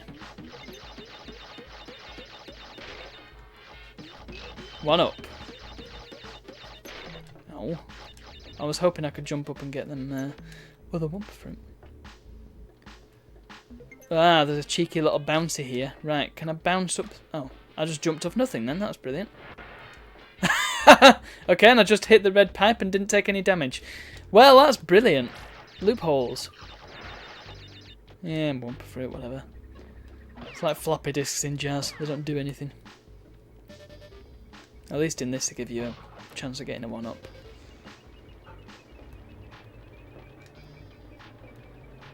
Yeah, Jazz. Jazz should be in Crash Team Racing, should he not? What? Right. Trickiness coming up here. I should really have not bothered with that because, well, I can't get the crates, so I shouldn't be doing all the tricky stuff. I should be saving my skill points, because undoubtedly I'll try and do it again when I actually have the gem, and I'll balls it up. You just know it's going to happen. Camera does weird things here.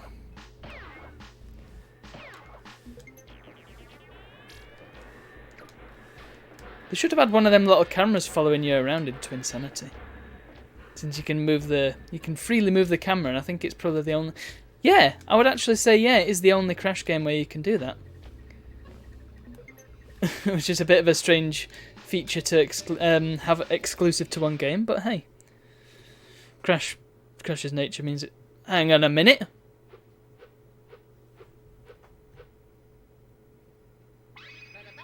You're telling me there's a green gem platform at the start, but there's no crates up there? Did it just give you a crap load of 1-ups? Actually, I feel like it might do, thinking about it. Oh well, I'll take it. Sure.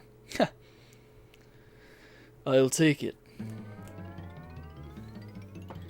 Yep, Embryo. This is a bit of an awkward boss fight. Just because you got to be very precise with where you hit him. There he is. Very expressive for a early PS1 character. In fact, Crash has some excellent graphics to say that it's an early PS1 game. Now, it might look like he's got tons of health, and that's just because for some reason it counts the blob monsters as his health. I suppose how else would you do it? It works. And if you get too close to him, he just slaps you with a couple of beakers, and yeah, that hurts. Ow! There we go. I think if you spin them, they just sort of get chucked about. Right, and then he does this. He sups his potion, and then this happens. And you've got to do this. I don't know if you're supposed to land on his head or spin him or what. I'm not sure what the actual. Right. It's me. It's everything to play for. Yes. He seems to be gaining health every time. There we go. Again, first time. How the hell do I keep doing this? How the hell do I do the hardest boss fight in the game? First time, and yet I keep dying on stinking Jaws of Darkness. I do Slippery Climb gem first time, and I kept dying on. I died on flipping Insanity Beach. What was that? Right, I literally did this last night and got the gem, and it was easier than the first time I did it, which was on my PSP on holiday. Where was I on holiday? I can't remember, but I didn't have much money. I kept running out because I wasn't earning any. I was living off student loans. So, yeah. And though I was on flipping holiday, it was my parents, it was fine. Right, yeah. That was a cheeky crate arrangement. Right, I'll just wait for this because the doors can kill you if you get caught underneath them. Not what you want. It's a bit like in Blood. The doors can kill you in that as well. Man. Fancy referencing Blood in a Crash Bandicoot stream. God. Variety content. Oh crap. I think I just nah. Don't need it. 1, 2, 3, 4, 5, 6, 7, 8, 9, 10. 1, 2, 3, 4, 5, 6, 7, 8, 9, 10. 1, 2, 12, 16, 81. Boo! I couldn't keep doing that because I was genuinely losing count. Fortunately, I didn't lose count enough to actually lose count. Yeah, exactly. That was a sentence. Mental acrobatics. There you go. Yeah, a lot of people like to ban the term mental gymnastics around. I like to do things differently here. Ah, right, you've got this... See what I mean about the lab assistants just being weird? Like, what's this guy's deal? Why is he so conductive? And why is it not hurting him? Right, let's do this. Easy mode. Ah! Oh, boy. Oh, no, that was close. Yeah, that could have been the end. Could have been twice the end, in fact. Oh, that also could have been the end. Went a little bit earlier than I should have. Right, this guy's easy because he just lobs it right over you. So that's good. Right. Oh! Why did I survive that? Right, this is tricky. Yeah, because when he looks like he's not electrified, he is. However, it gave me the checkpoint there? Huh? What happened? Have I... Oh, I don't know what happened there.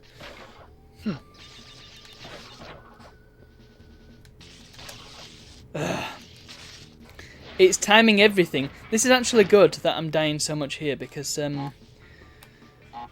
it's I can come back to it. Get the timing down.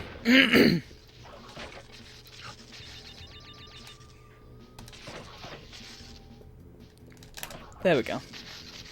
See, there's plentiful gaps between his electrification phases. Maybe he's like Blanca. Right, this bit's actually trickier than it looks.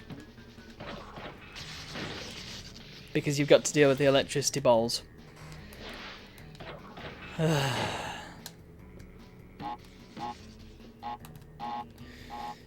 Come on. There we go. I wonder what speedrunners would be thinking of this playthrough. They'd probably be cringing. Probably be like, God, come on. I imagine there's a way to get rid of... In fact, you can probably just run past that guy, can't you, if you do it right? Oh, right, I thought I'd timed that badly. Yep. Oh! The mutant blob from hell doesn't appear to be spawning. Yeah, so once you pass that lot... Ah! Forgot about this bit. Now! Yep. And then this bit is just like, whatever, man. Cut your ties. Wait for them to explode. Yeah, but I wasn't gonna get the crate, the thingy, obviously. Duh. Alright. It's going swell. Great haul. Well, why bother? I'll save Cortex until I... Well, no, actually. Yeah, I'll save Cortex until the end. Let's have him as the grand finale, eh? Right, so I've got to go back and get myself some gems, and I need to actually start here because without the coloured gems, can't really do very much. And I've just realised I need the green gem or blue gem, one of the gems for this level. So that's a no-go already. I'm fairly sure it's the green one. Cortex power, does it even give you a colour? Maybe it does. Generator room. I think I can get away with that one. Let's find out. Yeah, this is the weird one with Cortex's weird face. Could have done with more of these levels. There's only one of them. Yeah, the coolest levels in the game, there's only one of them. Like Slippery Climb, there's only one Slippery Climb style level. Which is a bit sad, but...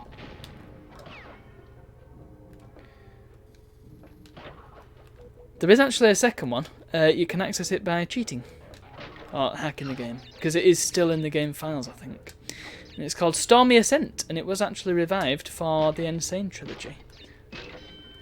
Right, yeah, I've got enough time to break these crates, and then... Scarpa.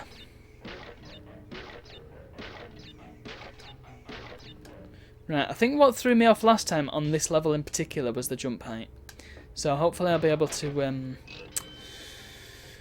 do it this time. Also the input lag. If I fail to make a jump for any reason, it's probably because of the input lag, because it is quite monstrous.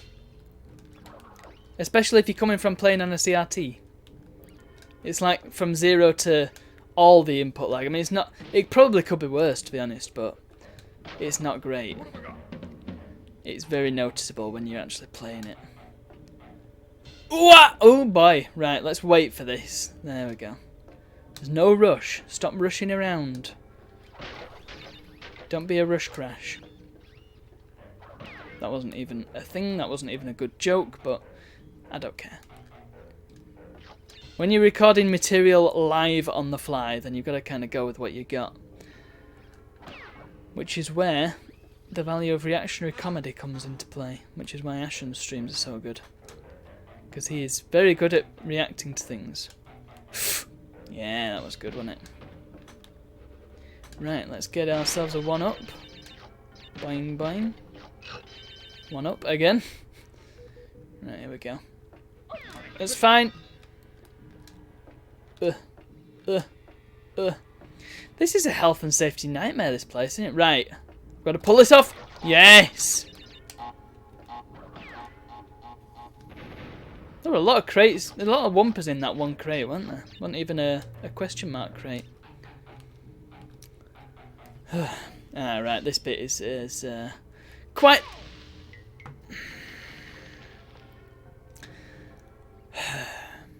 spot on! Until that stupid bit. Can you believe? The worst bit is, you can't... I wish there was... like something you could turn on to say, like, well, like basically an iron skull for Crash. So when you die, just restart the whole level. That would be very nice. It'd be also nice if you could just avoid the, what is it? The checkpoints, but they count as crates, so you can't. You can't just miss them. Would be handy if you could, but you ain't doing it. Naughty Dog are not nice when it comes to you gotta earn your gems in this game. It's not like your Nancy death routes where you can if you die when you're next to it, then you're alright, they'll let you in. Death routes. Death routes actually kind of easy, some of them. In fact, the death routes sometimes use bits of level design that are in this. Because this is actually, well, you're probably aware, quite a bit more difficult than the other two games. The other two PS1 games. Oh well, in fact, quite a bit more difficult than every other Crash game, basically. Apart from Crash Team Racing, depending on your gauge of difficulty. This is easier to 100% than Crash Team Racing, but is generally more difficult in terms of its gameplay. But yeah, if you want 100% Crash Team Racing, then you've got to be good at gamesing. You got to be Mr. Games.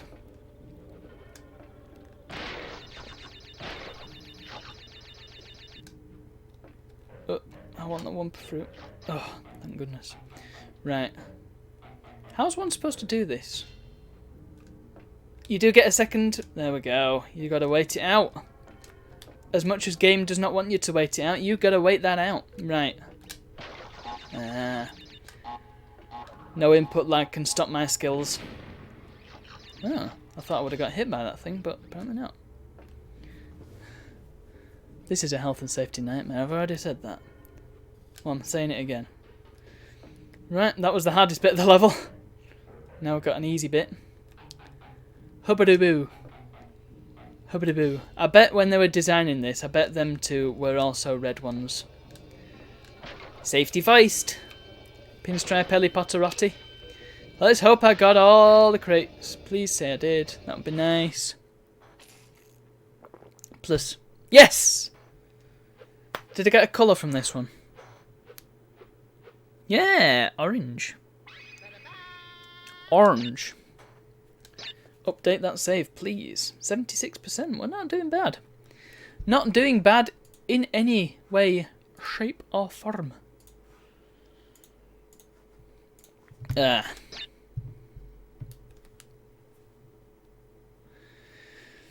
Nippity map. Toxic waste. Now, toxic waste is very tricky. It's quite a short level, but it's a very timing-based level. So the first few bits, easy peasy, right? So you just bounce on the things. Got to make sure you get these ones out of the way first, and there's a good reason for it, and I'll explain in a second. But yeah, let's just get them. Get them done. These guys with the suits, not hazmat suits, I hasten to add. By the way, this is why, because there's an Aku Aku crate here. That guy smashes it when he flies past like a big doofus. And I've had it happen before where the Aku Aku has disappeared when I've been frittering around. So I don't know. Don't know if that was just a bug because it was so far away, or and it sort of got rid of it because it was out of radius almost. But yeah, I've made sure I've not made that mistake again. Sorry, my hair is getting in the way and it's making my head itchy. Right, so that's that bit. Them first two bits, super easy. It's this bit onwards where it gets tricky. Or is it? Oh, maybe no. I'm too early with my estimation. I like how they give you these little laybys to hide in. It's like, come on, I could just jump over them, and you have to. So don't quite get that. Right? Yeah, get rid of him. Now it's on, because you think the first few bits are super easy, and then you come down here, and oh no, suddenly they're bouncing, and it is really difficult to tell where they're gonna land. So you can run underneath them, but you gotta know where they're gonna land. I somehow managed to spin the barrel away, even though he didn't have it in his hand. That was interesting. Now, fortunately, I've managed to get this far with 2 masks, so I can't be arsed saying Aku Aku each time. I know his name. Ooh. So hopefully I can survive. There's also plenty of laybys I can use. Balls! I don't know what happened there. I got stuck on something. I was going to try and jump around the barrel, because I needed to get away from the TNTs. Panicked, basically. Panic jumping. Exactly what you don't want to do in Ghouls and Ghosts. I know this isn't Ghouls and Ghosts, but it's... well, I don't know. I mean, it's not as difficult as Ghouls and Ghosts. I'm not going to go there and say that... I mean... People go on about Dark Souls and, oh, it's the Dark Souls of this and the Dark Souls of that. These guys, come and play Ghouls and Ghosts, man. Or it's even more difficult predecessor, Ghosts and Goblins. You want a difficult game? That is what you want. Mr. Dusk versus the Tweaks. Welcome. And thank you so much for hosting. It means a lot. Yeah. Dusk vs Tweak hosting as I'm talking about Ghosts and Goblins being super, super difficult. Yeah. If you want to know a difficult game and you're going on about Dark Souls, go and play that. I'm going to be gatekeepery and elitist. No, not really. You enjoy what you want, but play Ghosts and Goblins if you want to know what a really difficult video game is like. Because that game, when it was being designed and developed, oh man, I've jumped a little bit too late there.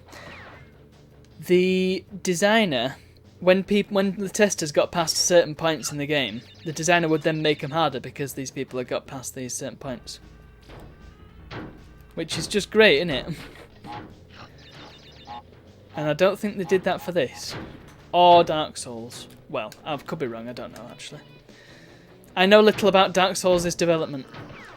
In fact, I know one thing about its development, and the fact is that it was developed. There you go. That's all I know about the Dark Souls development.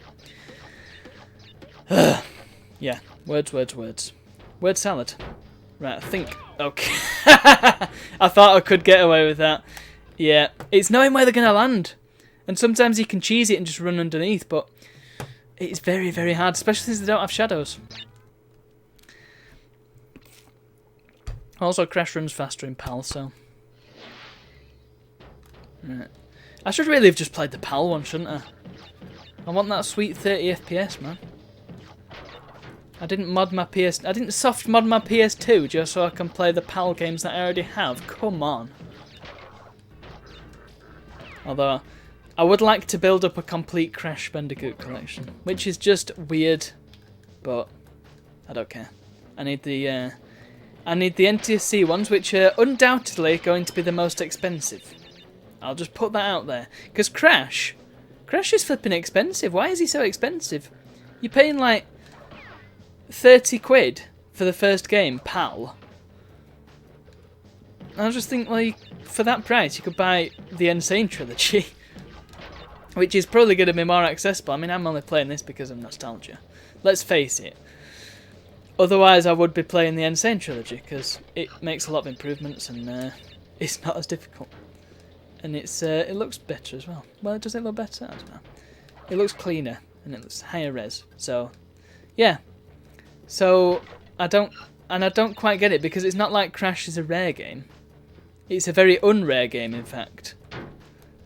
By virtue of the fact that I own it. So how can it be rare if I have it? Come on. These collectors, they really need to gauge the collections based on my collection. And if I own it, that means it's not rare. Because if I own it, that means it must be worth now.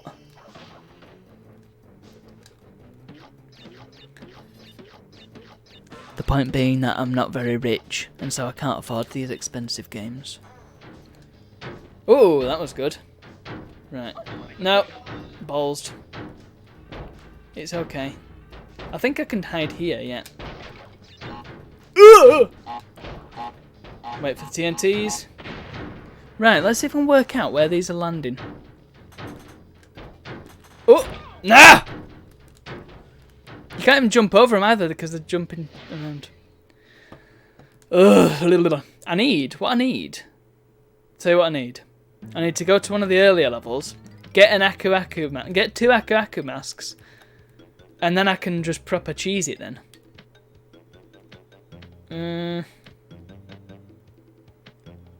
Which one can you do with the orange gem? I think it might be upstream. Let's try it. If I can do this, then I get a couple of masks as well.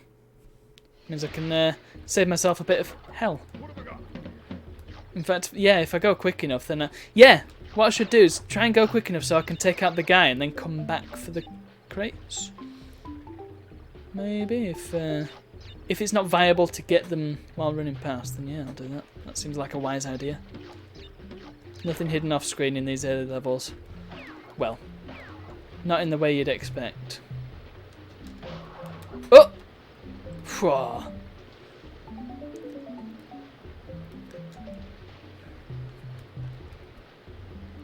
I do wonder if it's possible to transpose the PAL sort of movement values and jump heights and stuff to NTSC.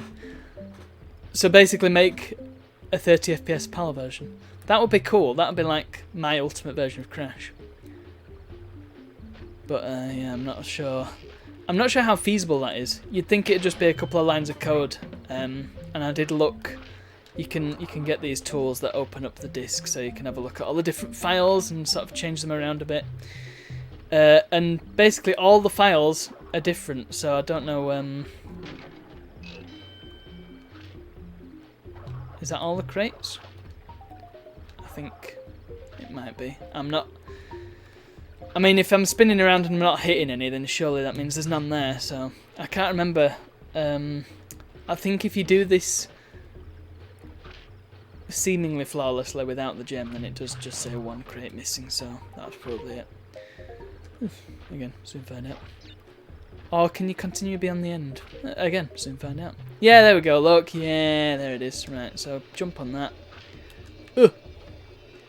Yeah, and then you get to the hardcore upstream. Yeah. Well, he says. It's not that bad, really.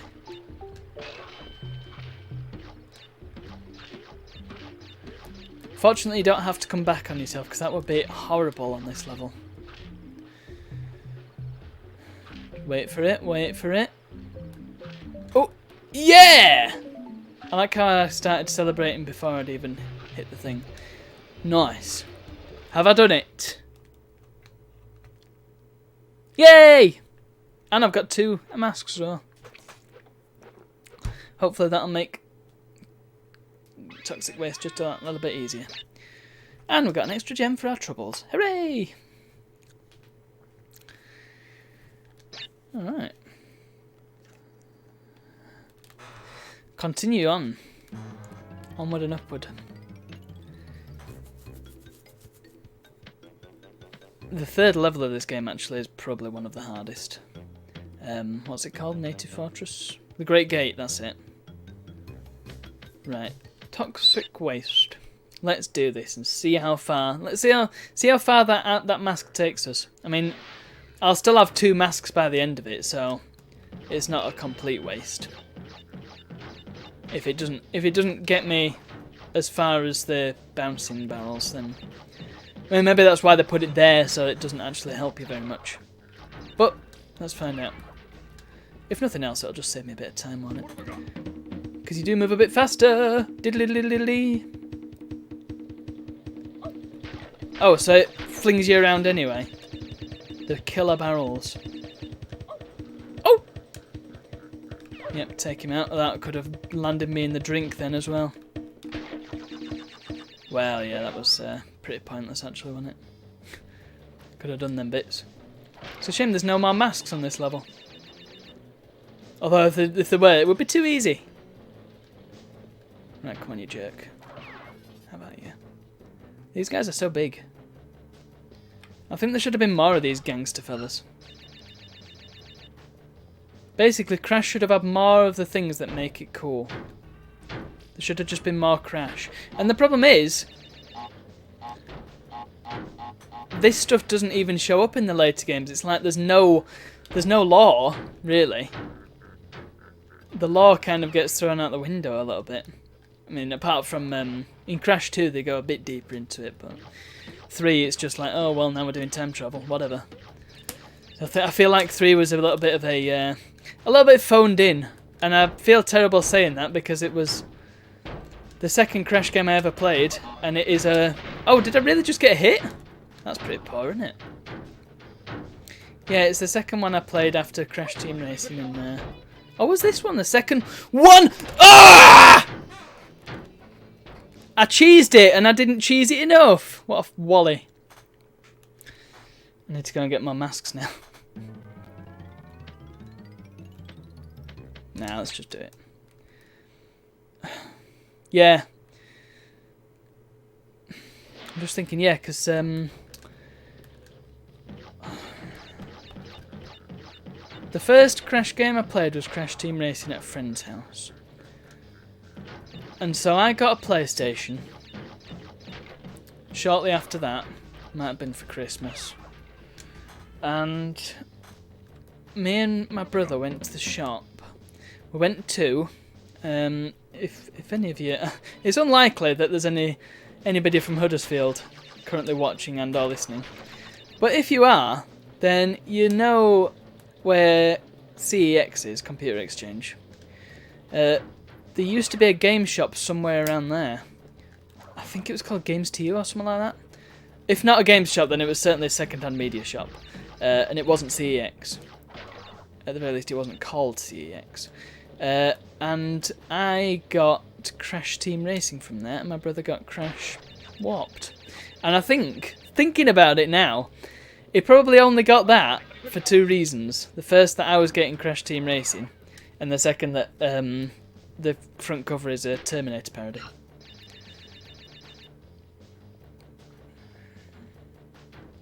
I'm trying to remember what the NTSC cover's like. Can't remember. But yeah, the disc is a proper, like, it's just the cover of Terminator, but with Crash and Coco. They liked doing that in the 90s. Deus Ex did it as well in one of the promotional artwork rendery things. Right, let's do this. Yes. See, I can hide there now. Right, I can't cheese it. I've just got to time it. Right, I can stand here yet. Jump! No! Right, this time's good. If I can keep that mask, then I can do it. I can just cheese it. It's just making silly mistakes. It's costing me. It's costing me lives. He says, 56 lives. Why did they bother putting lives in this game? Other than, you get a bit of a dopamine rush, don't you? When you get a life. I think that's literally the only reason, because you get so many. It feels good to get them. That's literally the only reason. I'm pretty sure that's the only reason there's coins in Mario Odyssey as well. Which I've yet to play. I don't have a Switch. I want to play it. It looks so good. It still creeps me out that there's normal human people in Mario Odyssey just wandering around the city. Like, how can you have a Mario in this world? It's like when Sonic introduces human characters and they're just like normally proportioned people. And you just think this just does not work. Why though? And the bit about taking over enemies creeps me the hell out as well. It's just freaky. But other than that, it looks really fun. And it's 3D platformer, and it's a Mario 3D platformer. Can't really go wrong with them. That said, I haven't played Super Mario Sunshine either. Thing is though, when it was released, I remember it having decent reviews. I mean, like, I remember it being talked about in good regard. So I don't really see why everybody says it's awful now. People are very opposed to Mario Sunshine. But yeah, I've not played it. But I have watched some gameplay of it and it looks quite fun. If a little gimmicky, but hey. It's Mario, that's the whole point of it. That's why the series exists, so that Nintendo can just do silly stuff. An experiment. It's their Are you honestly kidding me? How you cannot be serious. How can it be that sometimes you can hide in that little thing and other times you can't? I should hide on the front of it, shouldn't I? And then I definitely won't get hit by a barrel. There's times like this when you wish you had that bazooka from Crash 3. And in fact, that's my other issue with Crash 3, the fact that you've got all these power-ups and it just kind of disturbs the flow. I like Crash 2 a lot because it's got like the perfect moveset. You know, you can run around, you can jump around, you can do the slide and the spin jump when you slide, and it's just so much fun to play with, and you have to be quite skilled to pull off that spin jump perfectly. I mean, I'm not great with it, so I can't do the time trials or anything perfectly, but yeah, it takes some skill. And then Crash 3 comes along, and you've got this double jump, and it's not a good feeling double jump because it ruins your momentum. So you just end up, you jump once and then you stop in midair when you jump again. It's like, why bother? And you only end up ever needing it for the bonus levels anyway, if I recall correctly. So yeah, I just kind of wish they'd not done that. And the flipping belly flop. What is the point of the belly flop? Why? It's like the belly flop. You use it in very, very rare circumstances. And here you are upgrading it. Like, why bother? All it does is slow things down. Once again, disturbing the flow of Crash. And belly flops are bad enough anyway. Belly flops could have done with being made quicker, not slower. But no, they just made this powerful belly flop that is literally useless. Because the things you were using the belly flop for before, you're still using the belly flop for now. Right, let's hide on the front of it. Here we go. Ugh! Right, good. We're in a good spot. Right. And there it is. Cheese, cheese, cheese, cheese, cheese, cheese, cheese! Ah! It's because I went too early again. Alright, this time. This time I'm gonna do it right. This time he'll do it right! That's the good thing about Crash 3. Entropy. You little skunks. That was skunks. Oh, come on.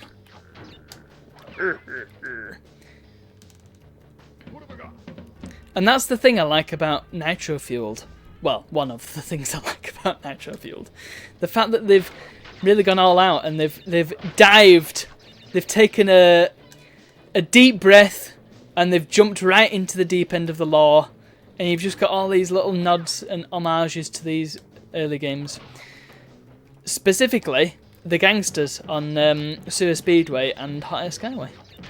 And they've got these little gangster guys knocking around, and Hot Air Skyway actually looks like somewhere where Pinstripe would hang out. It's like cards and casinos and stuff. Oh, it's just so brilliant.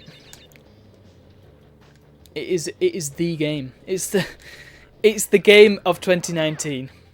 I don't care what you say. In fact, what else has been released this year? Anything good? Is Doom Eternal going to be coming out this year? I know Halo Infinite's not coming out. That's next year, isn't it? All these games that never end. When will it stop? Yeah, I just realised the silliness of my statement there. When they say Doom Eternal and Halo Infinite and stuff like that, does that mean that the games will have some kind of endless mode? Say, balls! Why do I keep doing this to myself? Right. Let's see. I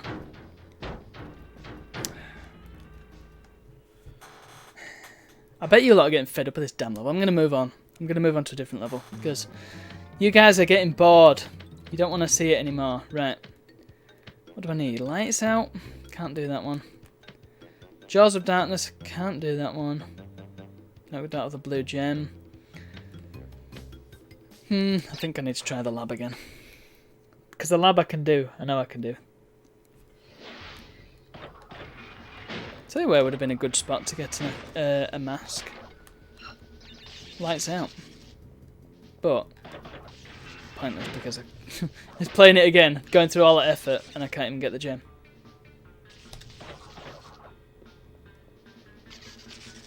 Yeah, this level's mostly a timing-based level. I mean, a lot of this game is just timing things anyway, so it makes sense, I suppose. The level is based on timing. Well, the game's based on timing.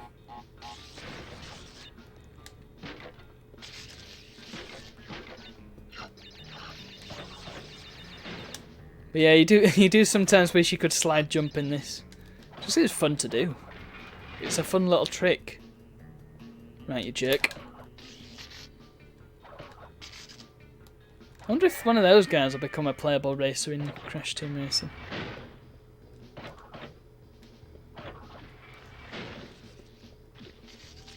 It would be nice. If they had them 50s cars from Hog Ride. Yeah, there's the guy who just lobs his thing over your head. He's brilliant, isn't he? Right, come on, yeah. Right, this is the bit. Here we go. Let's try it. Yep, that was good. That was well timed. Excellent stuff. Never understood that weird scream they do. Right.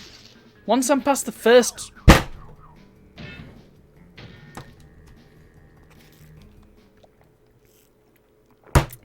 Depth perception, man.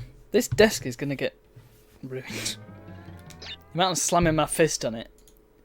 Ugh. This game, not an easy game.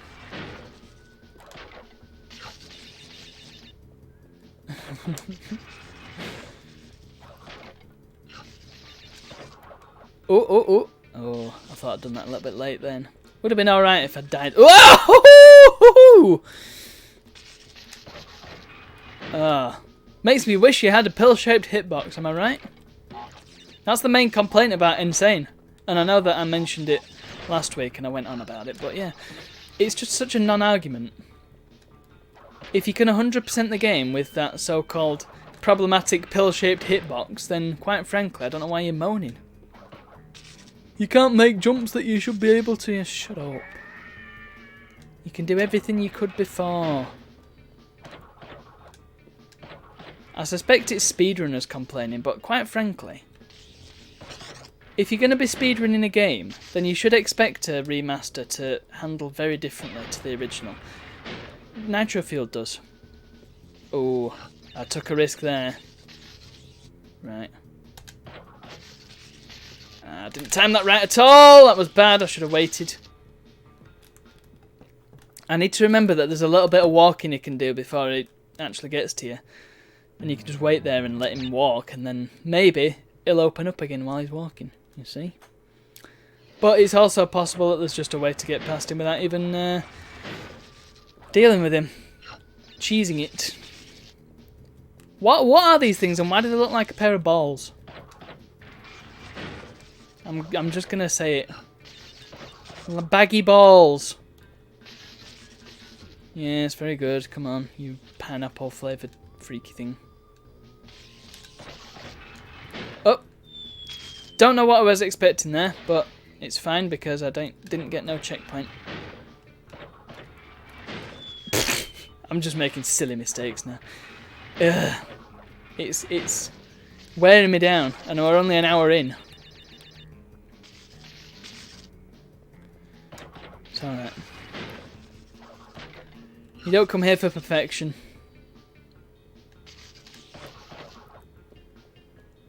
There we are. Input lag. Blame input lag. Well, they were just being spiteful, weren't they?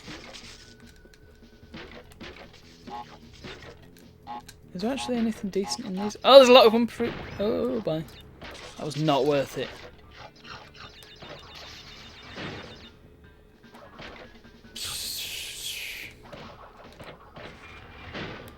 Right. See, he's got such a wide opening as well. It's just timing it right with all the rest of the crap that you got to time it with. Like the little platforms and the other electric balls. Ah! Gotta make myself jump then.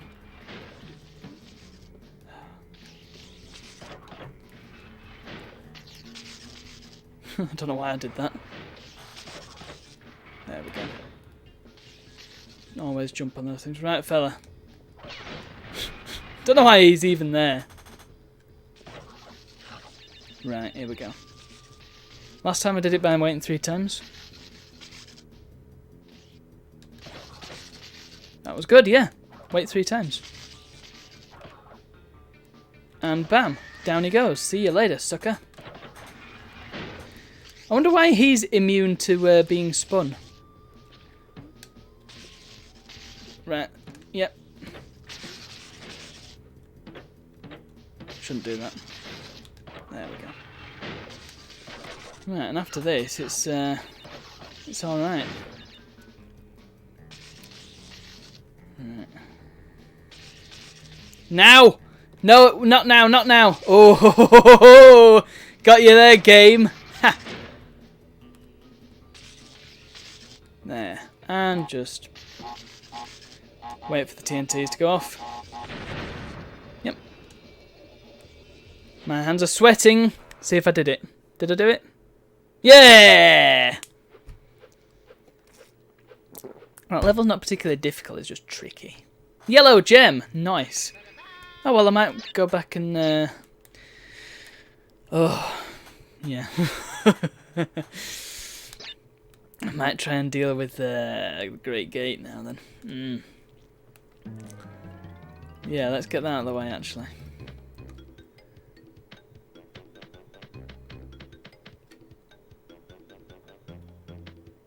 Actually, I seem to recall there's a green one around here somewhere. Is it Sunset Vista that's got the green?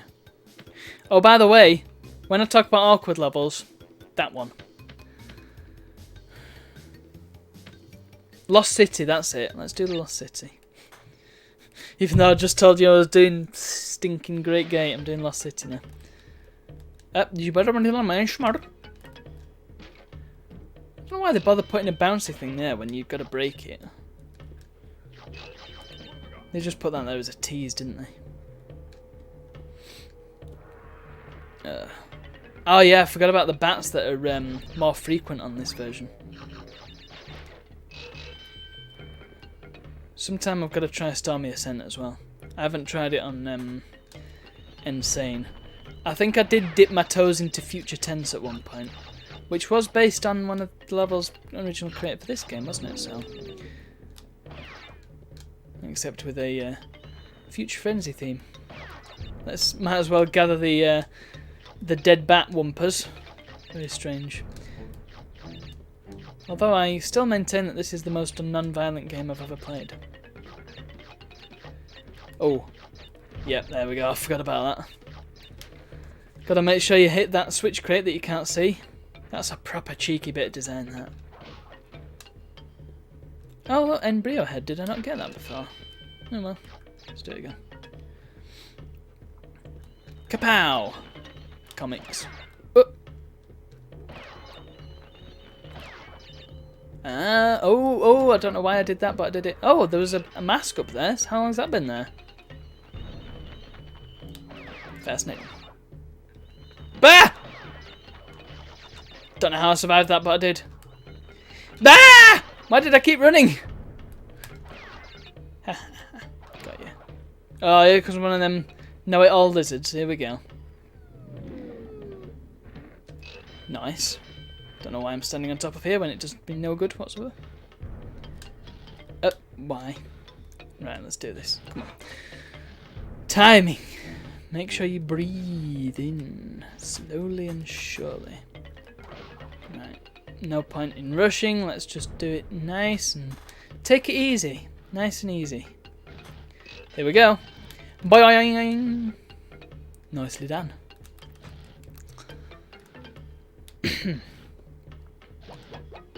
Listen to them crates get populated. See what I mean about radius? I think that's probably why that Aku didn't spawn. What I was talking about earlier. I'm sure you remember. Attack. 3 embryo heads. Right. Hopefully I can do this and then I won't have to worry about having an unsolved embryo stage.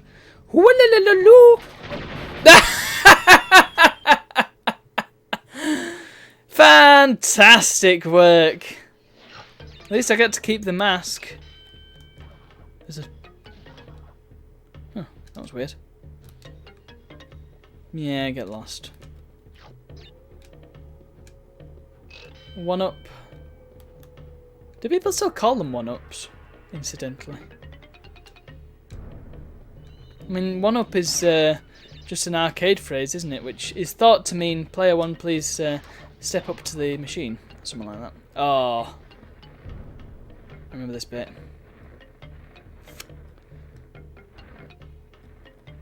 Right. Now. No! At least I get another chance at doing embryo. But I will... I'm going to not do the same level over and over because I know it's a pain in the ass to watch. Let's... Oh, still got to do Hog Wild. God.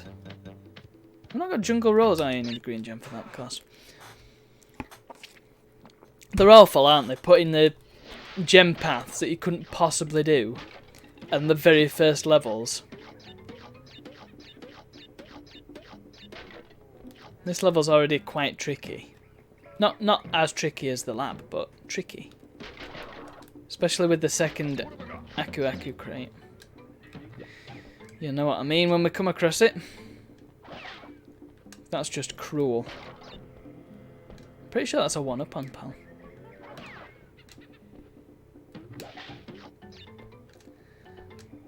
There's a 1-up there. Okay. Thank you. I remember not having much luck with them spinny things when I was little. By the way... What? Is it further on?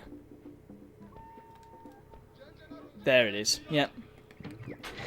If you spin the tortoise or bump into it while you've got a mask, well, just, yeah. Then it will go flying and you won't be able to get that mask crate. So that's the first instance of the game trying deliberately to trip you up. Should give you a taste of things to come, I suppose. I'm just amazed at the Road to Nowhere levels because I remember them. In fact, when I played them. When I did the video series years ago, I had so much trouble with them, and I, in fact, distinctly remember doing like a death montage on the high road, I think it was. It might have been Road to Nowhere, I can't remember. And just like losing so many lives. Just dying and dying and dying. It was quite a good montage, if I remember, but I'll have to watch it back again and try and get some tips from my past self. Oh, what? Oh, thank you. Oh, Aku, Mask Spirit. I probably needed you for later, but it's done now. Right, so there's a bit here. Crap.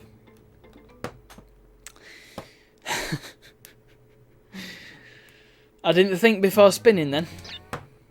It's fine. That bit, you've got that bouncy crate, and there's some other crates behind the wall, and you've got to bounce over it and then bounce over the wall and then get the crates and then come back. I wonder if there's a way to both break the crate and bounce on it. So, because there's no crates on the other side of the wall, so if you go behind the wall, you can effectively skip quite a bit of the most difficult parts. But it's if you're able to spin and bounce on the crate, and I don't think you can.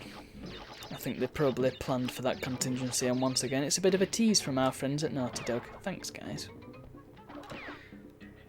Come on, Tricky Tortoise. Die. Well, you're not dead actually, are you?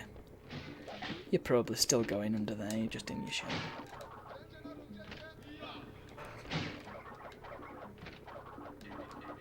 Huh. That was weird. I thought he span a different direction depending on which button you pressed. Because this is, of course, the only game in the series where you can press circle to spin. Another bit of strange, pointless trivia for you. I don't know. Again, I don't know why they did that. But I always remember using circle when I was little because it was circular and the spin is circular. And I've just realised they give you a checkpoint like 2 minutes before a literal stone's throw before the end of the level. Which is a bit strange, isn't it? I know that there's this whole bit up here, but quite frankly, you're going to have no use for a checkpoint once you get to this area, because when you come here, you're going for the gem, aren't you? You're not just going to be coming here for the fun of it. Right, here we go. Let's do this properly this time. Get the life. Hello? Hello? Okay, I swear I was playing this last night and I ran all this distance. But I literally can't get past now. Okay, well I'll just have to take it then, I guess. How strange. Because you can run past this whole bit. It's a bit like the trials in Abe's Odyssey. Or is it this bit that you can run? Oh yeah, here we go. Oh. How strange, there's two. I'm just checking for crates. There's one. And I'm fairly certain that's the only one. But yeah. Just check just to be sure.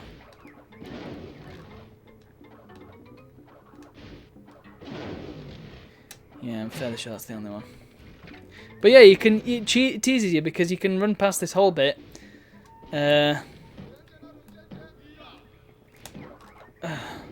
you just can't. And you could get over there and just not have to do any of that.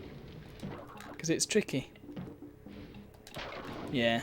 You can either do it too late or too early. There's no in between. I imagine that speedrunners have got it down to a science, but I ain't no speedrunner, and I've never watched a speedrun of this game either, interestingly enough. Yeah, these fire things aren't as hard as in Native Fortress, though. There's some beggars in that level. But yeah, the gem route in that level isn't as hard as this either. I wonder why they put that really hard one in level 3. It's a bit strange, isn't it? Right, let's wait for this. I've got a red Aku. It's It's a good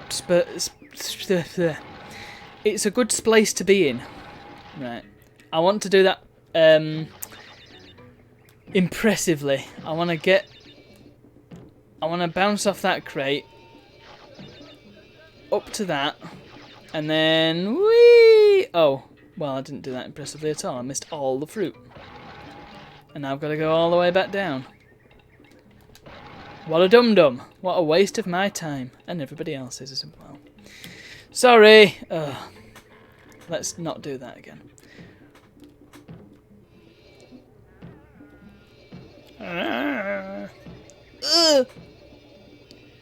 Right, and let's hope I've got all the crates. Please, Lordy, give me the crates. Hey!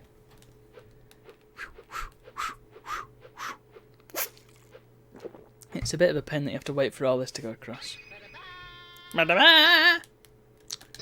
Update the saved game, please.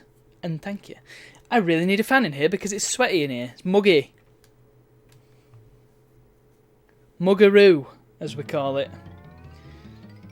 I think I should get Hog Wild out of the way. Rolling Stones?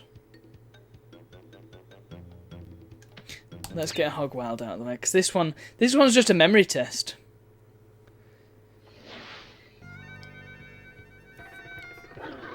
Yeah. I'm not altogether fond of... I mean, the level's great. I'm not altogether fond of getting the gem on it, though. It's just a bit... Ugh!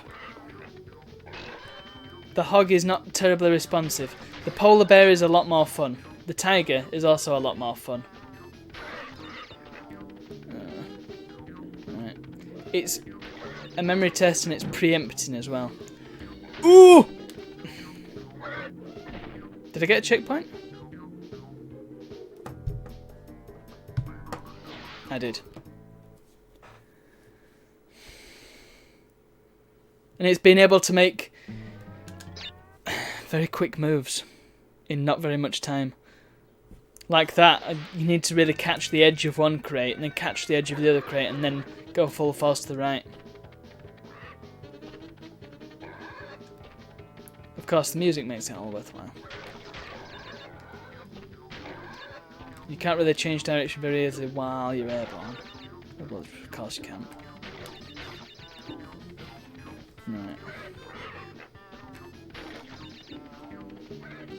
Sorry if I dip into concentration silence on this level, but it's gonna be a necessary evil. Right, I did that. Okay, that's good, that's good, that's good. Right. Concentrate now. You're gonna be there. Right, one up. Loads of crates there, nicely done. You're gonna be on the left, yeah, very good. You're gonna be low. You're gonna be high. You're going to be low. You're going to be on the right. Yeah. You see what I mean? Please tell me I've done it. Yes. Ugh, so much for memory test. That was just skill.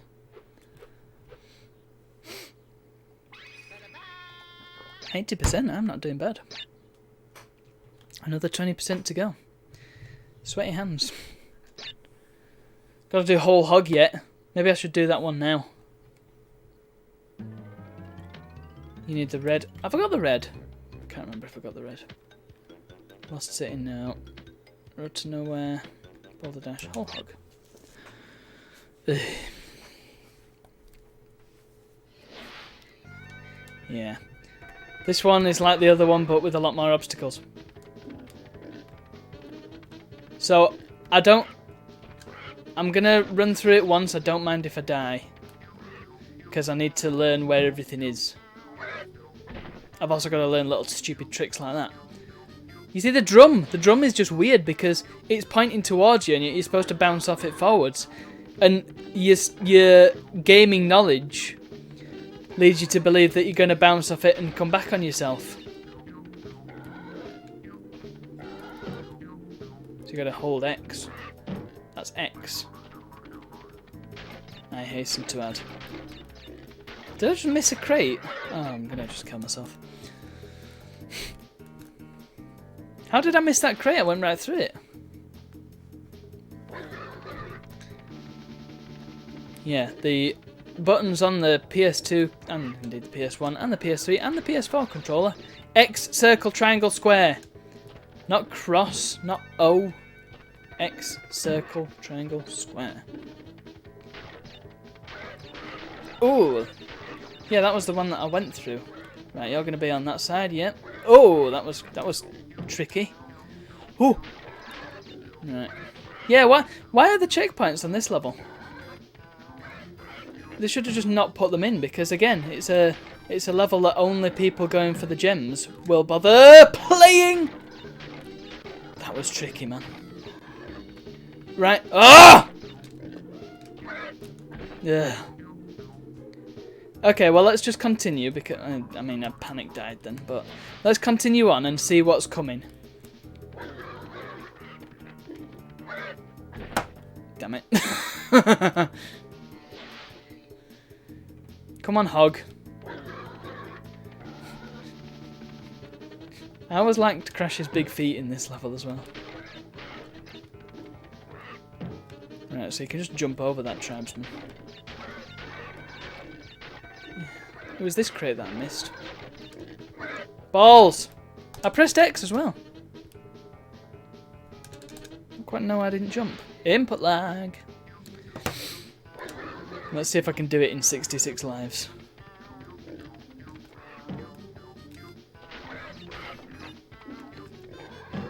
Yeah, this level makes you go against all of your gaming instincts. Right, that's good. You're going to be on the left, yep. And there we go. Oh, so there's not actually too much trouble in the latter bit. I think if I can do the rest of it, then I can probably pull that one off. Let's find out. Whole hog. But yeah, the polar bear controls a lot better, and the tiger is better still because you can charge with him. You can just ram into stuff, it's great. Lots of fun. But I suppose they had to start somewhere. And the hog does get his own back later on. In fact, hogs are just bad news in this game, aren't they? Maybe that's why they're roasting them, because they know that they're just a menace. Yep. Oh! Balls that one up, didn't I? Did I get a checkpoint? No, I didn't. They should really build these controllers with, like, anti-sweat pads. Like, absorbent pads. Yeah, not anti-sweat pads. They don't exist. Really now? Maybe there are certain controllers that are absorbent, like the Xbox. Maybe that's what the Xbox Elite controller does. It's absorbent for all your Crash Bandicoot play sessions. I don't think I've actually played this level on Insane. Wonder how hard it is on that. Oh. The other thing is, he seems to move at an inconsistent speed. What the hell? That was clearly going to be low. Why didn't I jump it? Fortunately, I'm not getting any checkpoints, which means I don't need to do the tedious, cumbersome restart manoeuvre. Wouldn't it be great if there was just a restart button in the menu? They didn't add that for Insane. Not that they need to, so. Yeah, because in that you can die and still get the gem. That's the cheater's way of doing it. Oh, that is just... That's trickier than it looks. Why do I keep missing that? There's an excellent cover of this on OC Remix, by the way. It is beautiful. Proper hoedown stuff, it's great. Very entertaining. Gets you really in the mood.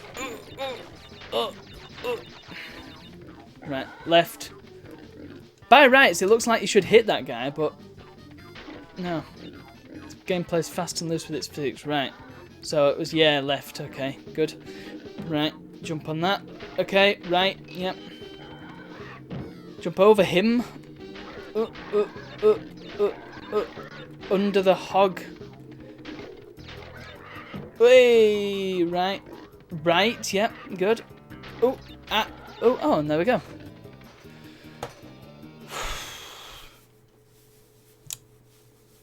Yeah, thank goodness for that. I'm glad that's out of the way now, actually. I've been putting that off, but yeah. It's finally done. Da-da-da-da. Nice.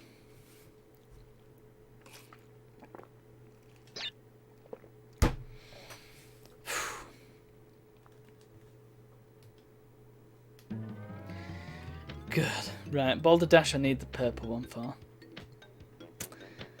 I'm gonna have to do Lost City. I need the green gem. I need to get all the colours and then I can do all the other levels. Actually, oh no, I didn't end up doing the lab, did I?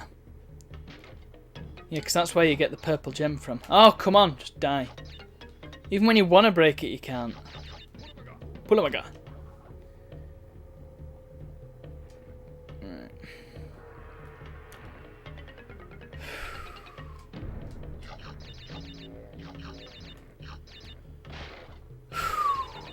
Worn out now. Flipping hog level. I hope they do a level based on this for Nitro Fuel. That'd be lovely. A Sunset Vista level. I know there's Tiger Temple, which is basically this, but I don't care. I want more. Give me more Sunset Vista. I want a Jaws of Darkness level as well. Right, just got to scratch my arm. There we go. Never scratch while gaming. Bam.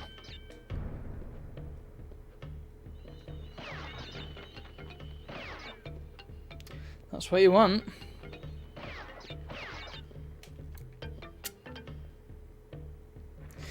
Might as well walk along the top of these because, you know, saves some effort, doesn't it? These lizards. They just think they're everybody, these damn lizards. They just don't...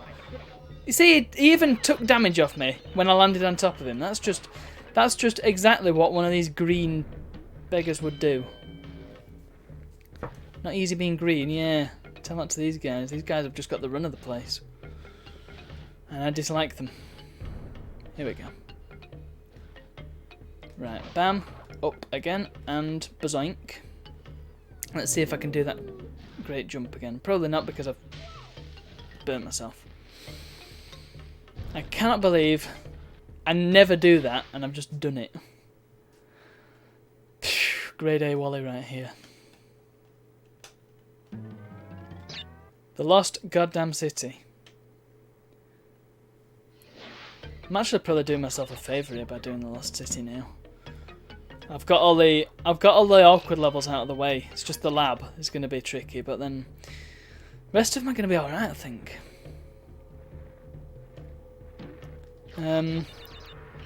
Cortex Power I can see being a bit of a ball ache, but that's not a bad one. It's just because there's so many branching paths. You just got to remember where you've been.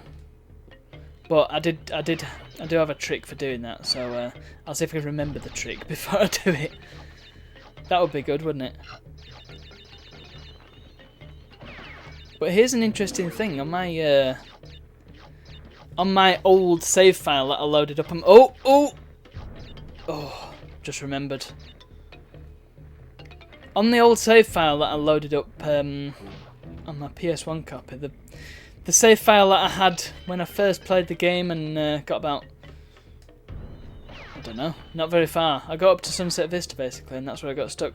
But I had the gem on Lost City, and I don't know how I managed it when I was so wee and couldn't do Sunset Vista. And the thing is, because of that... Oh god, what have I done?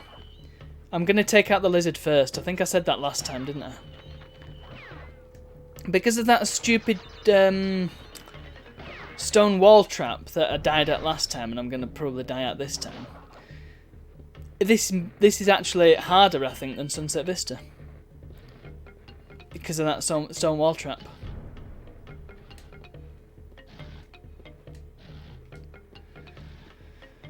Okay. There we go. Right, just take it easy. And land somewhere useful, yeah, that'll do.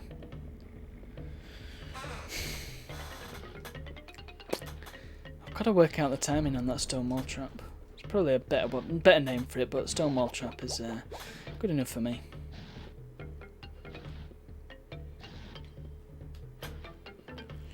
Right, let's do the embryo thing. Get away, lizard. You're not worthy.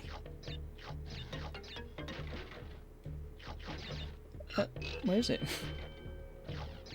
Where is it? There it is. It's in a normal crate as well. It's strange, isn't it? Strange. Okay, let's do this. This is easy. Right. Right, move, move, move, move! Spoing. Right. Huh! It's just occurred to me, Dragon Mines is based off this, isn't it? Must be. Hello there! Thanks for the lives, you jerk. Thanks for the sour persimmons, cousin. Best Daffy Duck impression ever. Available for all galas and fates. Actually, if somebody wanted to hire me to do stupid voices for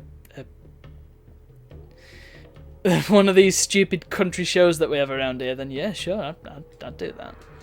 People seem to like it when I do voices, but I can't do them very well, so I don't really get why. I ain't no professional. Right. It's when they all go in, that's when you gotta go, innit? When they all go in together. Now! Yeah! That's how you do it. And then this one here is really easy. Don't know why they mess you around with that thing and then just give you a really easy one. I don't quite understand the thinking behind that, but here we go. Another lizard who, yeah, well, the less said about him, the better, basically. Oh! Right. Bounce! Aha. Nicely done. Oh, wait, wait, wait, wait. Right, don't screw it up now. Nearly there. Oh, this guy. This guy could cause me some problems. Let's just do it sensibly. There we are. Right. Once again, sensibly. There. Crates that break instantly. I still don't understand that. Ow! Could you imagine if I died there? Oh, that would have just been rotten. Please say that I've not missed some measly little crate. Yes! Come on. Let's... Green gem. That's what I like. Right, let's go do an easy one after that.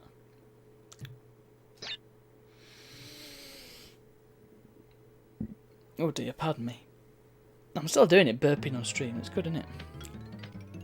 Right, up the creek. I can't recall if you need a gem for that. Let's just try it out. 'Cause, well, I'm going to have to work it out at some point. Let's discover what is the plan is with up the creek.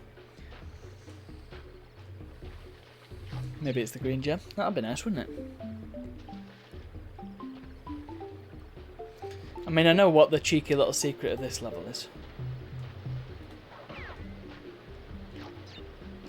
Oh, and actually, yeah, I recall that this one it's harder in NTSC. God, we really got the watered down, not watered down, but the easy Crash, didn't we, in PAL regions? But it doesn't make more sense because he doesn't speed up while spinning; he just goes at a constant, reasonable speed. Yeah, here we go. So it's this bit, isn't it? Oh no, it's not. It's a bit further on. Yeah. Yeah, I know what the deal is with upstream. I just can't remember if you need any gems as well as the deal, much like in Jaws of Darkness. And the deal, of course, is that mysterious switch crate that doesn't seem to do anything unless you know where it switches. Which, incidentally, is coming up in a second. Oh, wait. Oh, Right. Oh! Problem is I panic and I try and reverse what I've just done, even though I don't need to. Right, here we go. Right, don't hit the TNT yet. In fact, yeah, I need to be going at it at this angle. Crap. Oh well. Whatever was there is gone now. Let's just hope there's no crates. Oh, I went a bit early then, but I managed to pull it off. It's all good, man.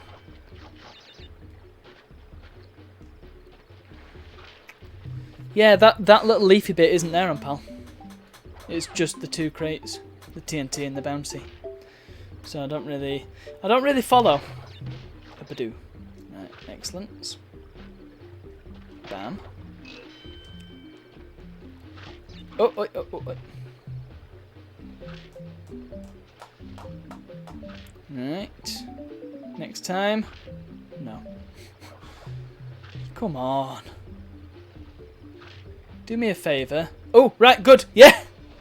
Take that plant. Yeah, I'm pretty sure I missed one. But can I find out? Oh no, I did it. Oh, nice. So that's just a big phony then, isn't it, down there?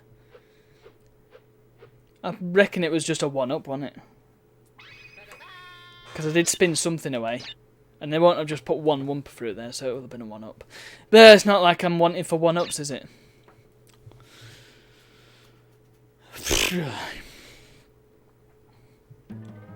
Okay.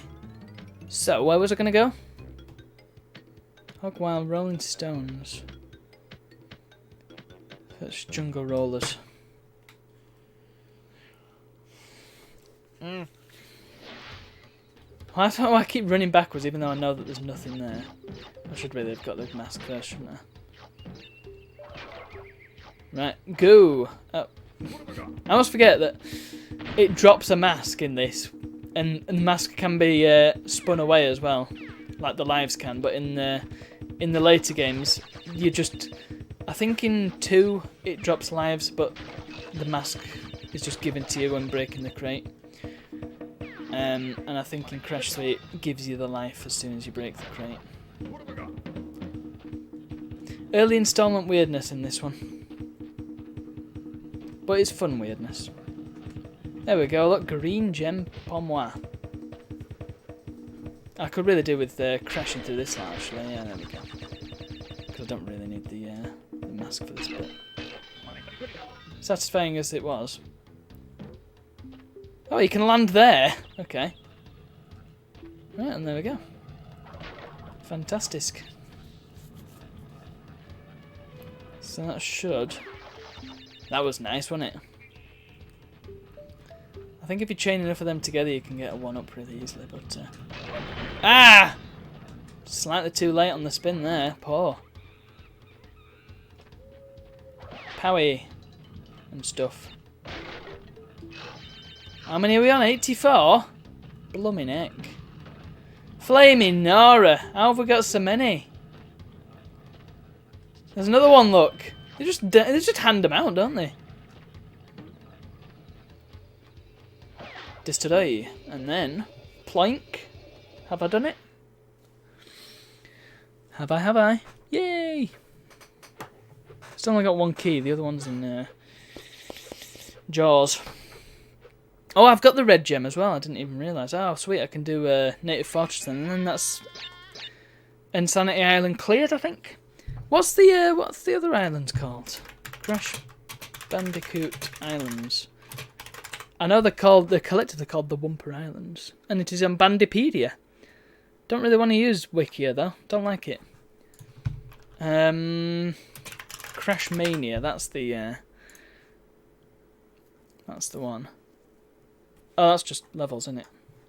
So, Encyclopedia. And we've got Wumpa Island. What? Okay. It's just called Middle Island, apparently. Yeah, apparently it's just called Middle Island and then Cortex Island. Which is pretty silly, but whatever. The first one's called Insanity Island. Or Insanity Isle, should I say.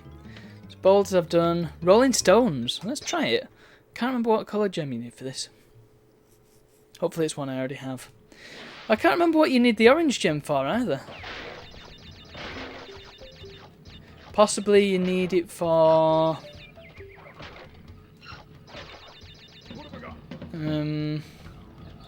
lights out.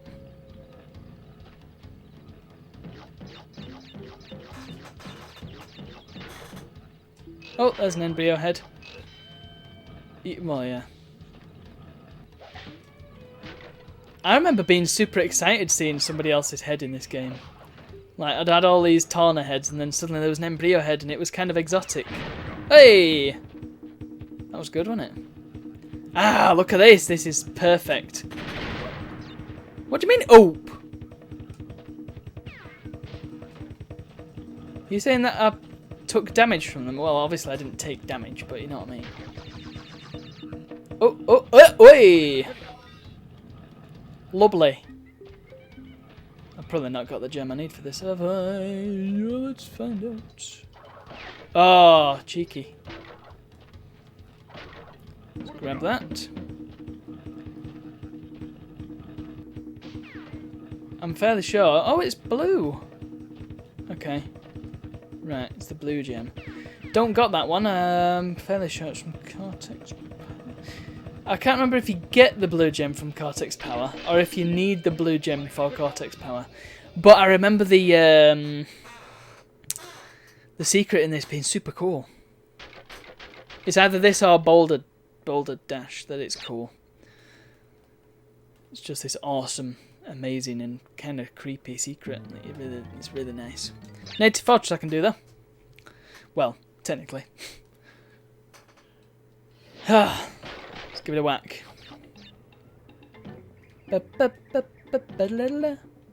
Oh, yay. Now then, square hitbox.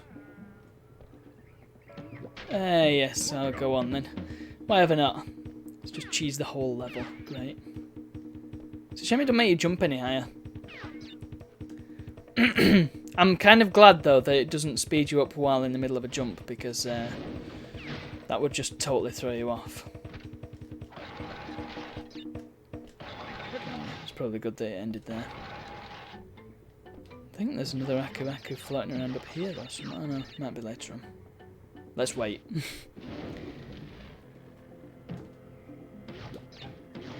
Cheers.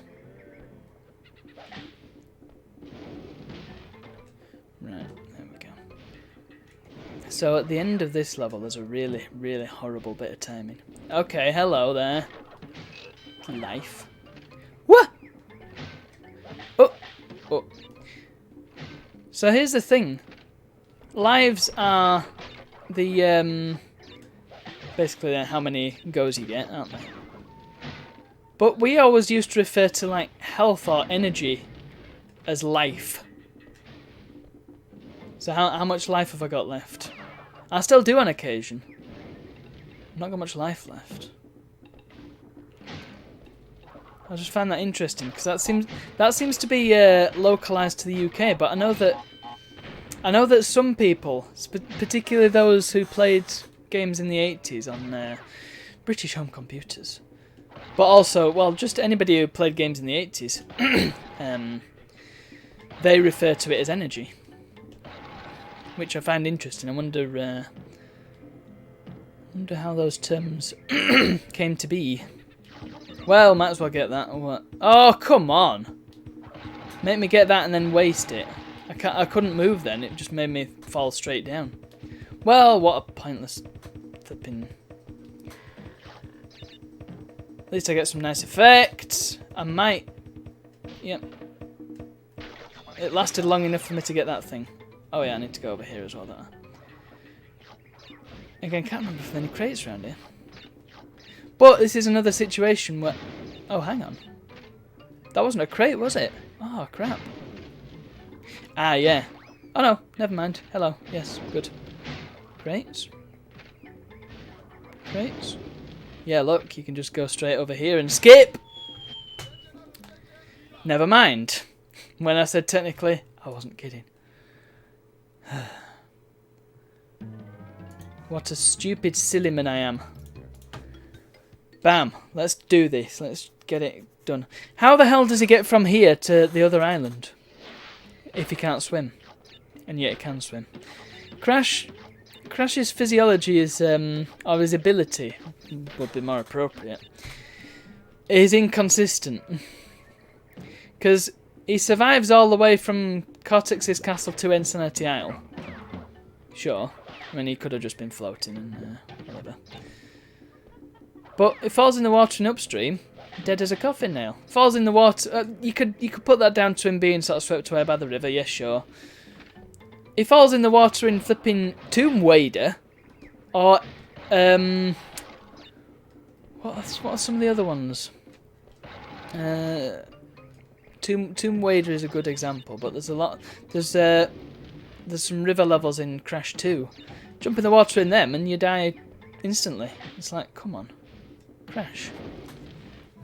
But then sometimes he doesn't die. Sometimes he just floats there with a silly face, and I like it when that happens because I don't like to see Crash drowning. I don't like to see characters drowning. It's not a nice way to die.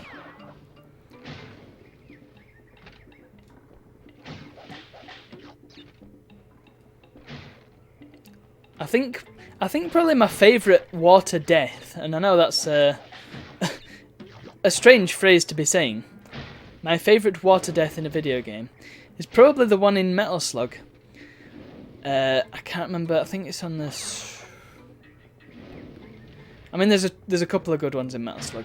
There's the one in the first one where you fall in the water and you get eaten by a big fish. And you sort of do that cartoon, whoever you're playing does that cartoon, sort of hold his mouth open. And then you just get dragged in the water. That's funny. I like that one.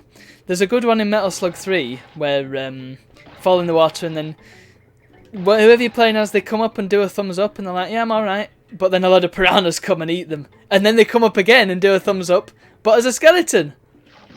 It's brilliant. No! Right, excellent. So, let's skip this and actually skip it properly this time. Not skip it and die.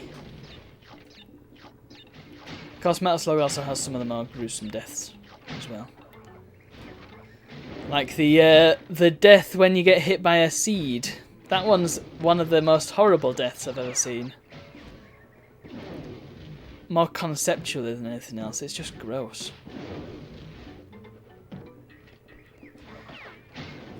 I wonder how gross became a term for...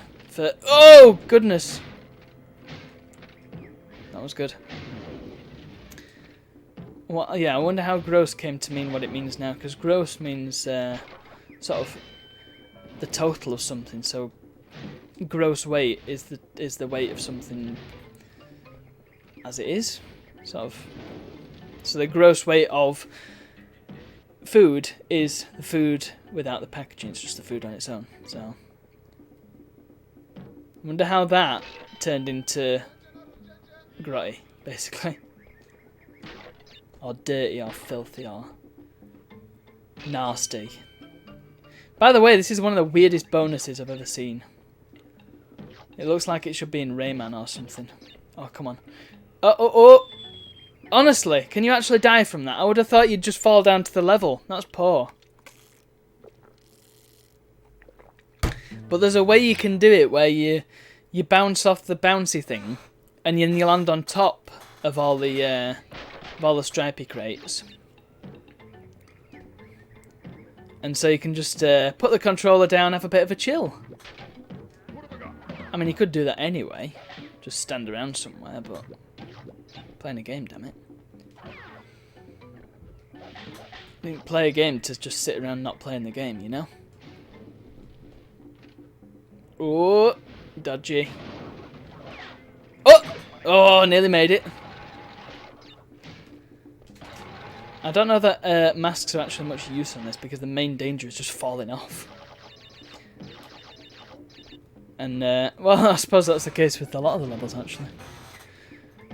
Especially the later ones. The earlier ones, the enemies are more of the threat, but in this one it's kind of balanced, actually, but very heavily weighted towards falling off. Balanced and yet heavily weighted. What the hell am I saying?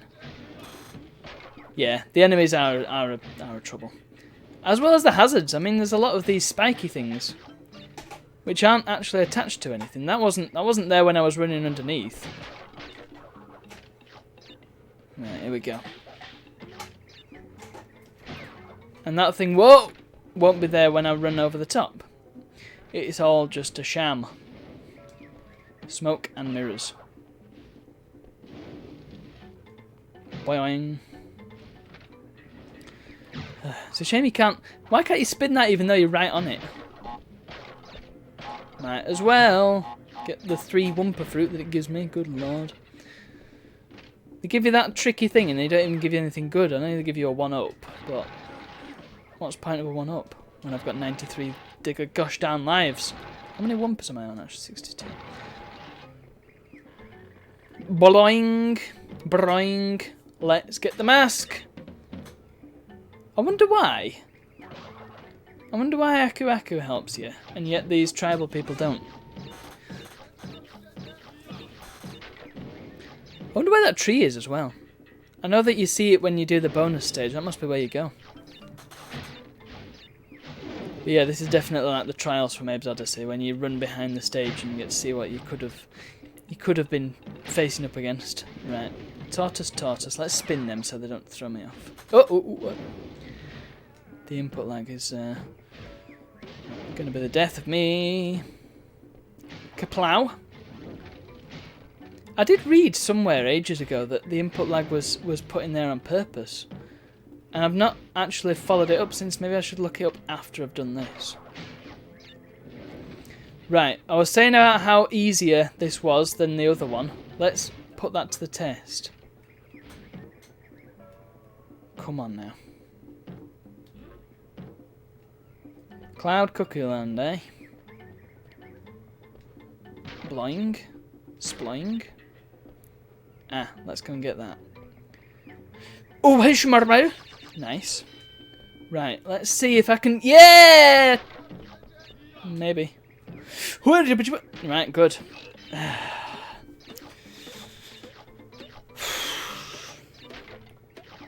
Give my back a stretch. Ugh. I spend too much time sitting around. My job requires me to sit around. It's a tragedy. Good. Okay.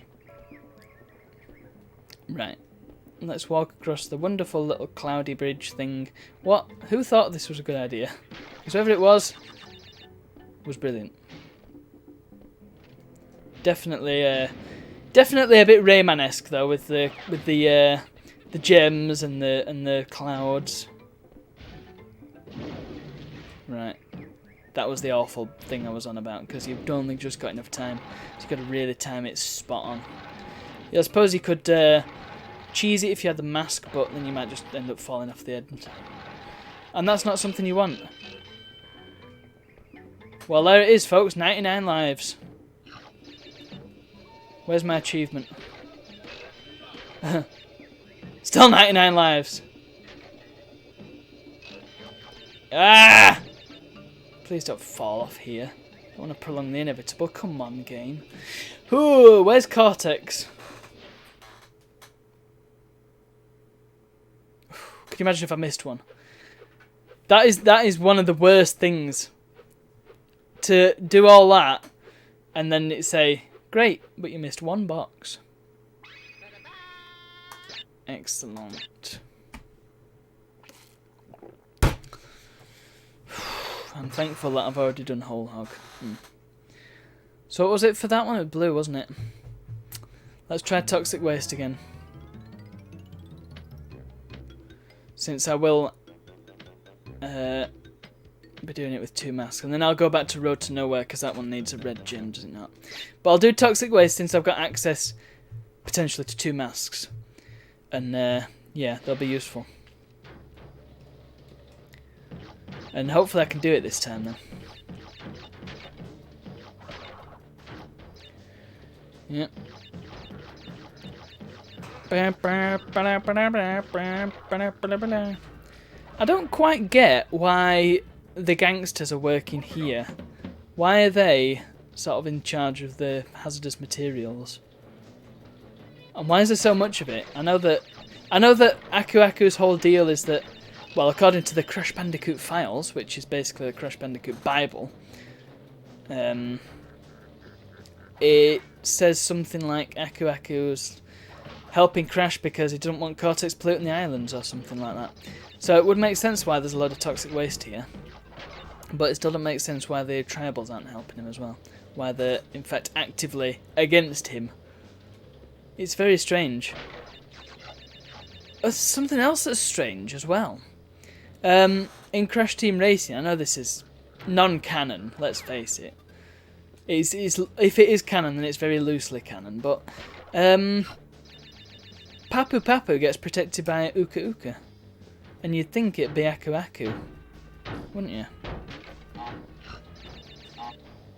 Because Papu Papu's not really a bad guy, he's just trying to protect his land. He's not doing out wrong, really. Ooh, oh boy, oh boy. Right, I've used one mask. Through stupidity. Let's not be silly now. Gotta be on my A game, as they say.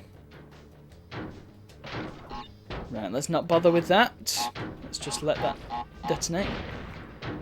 Right. Right. Okay, good. Yep. Oh, hey, ha, nice! And... Bam, said the lady. Please.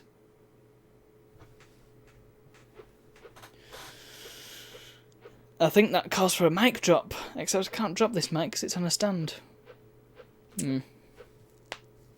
Blue gem, please, Bob. That'll do me. Let's do Road to Nowhere. Which, as I said before, is harder than the High Road. I think they should have been swapped around, to be honest. But now that I've got the blue gem, I can do it. So I can. Ooh, the game hiccuped a little bit there. Sorry, the red gem I needed for this, didn't I? The blue gem was for that other Rolling Stones level. Right, so there's no bunkum at the start here.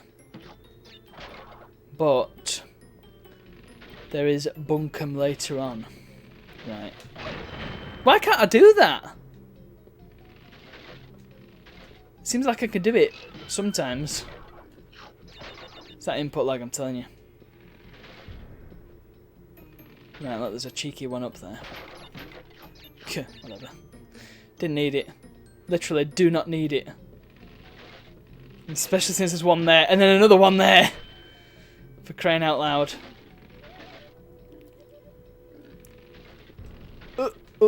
Oh, yeah, input lag got me there, nearly. Yeah, you can cheese these levels if you can. The thing is, you can walk on the railings. By the way, here's the red gem, first one. You can walk on the railings and sort of avoid all the difficult bits. But it's actually harder to get onto the railing than it is to just play the level.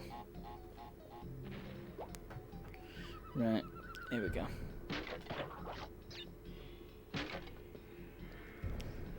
There's a little bit of a puzzle here. You've got to...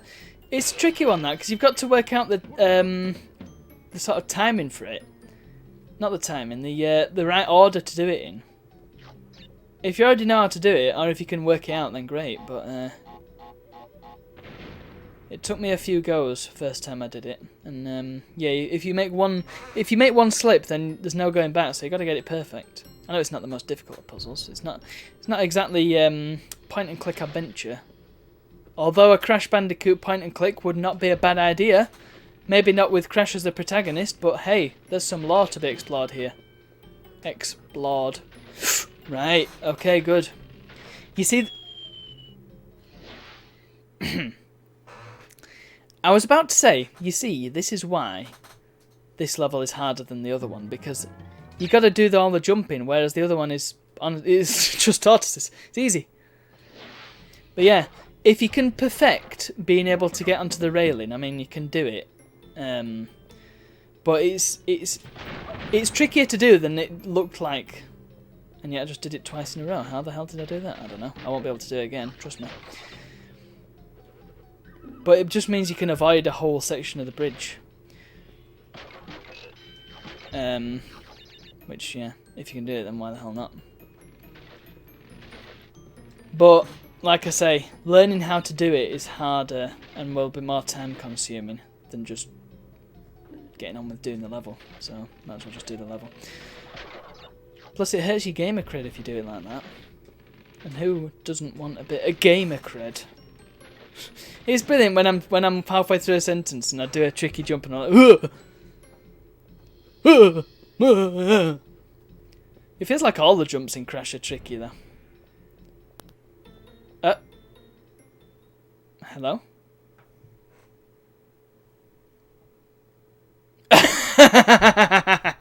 Oh, brilliant. What the hell's happened here? Technical difficulties. Oh, God. What's going on? Why has we suddenly lost signal? What's going on here? Deactivate. Activate. The audio was still coming through, just not the video. Very weird. Oh my God.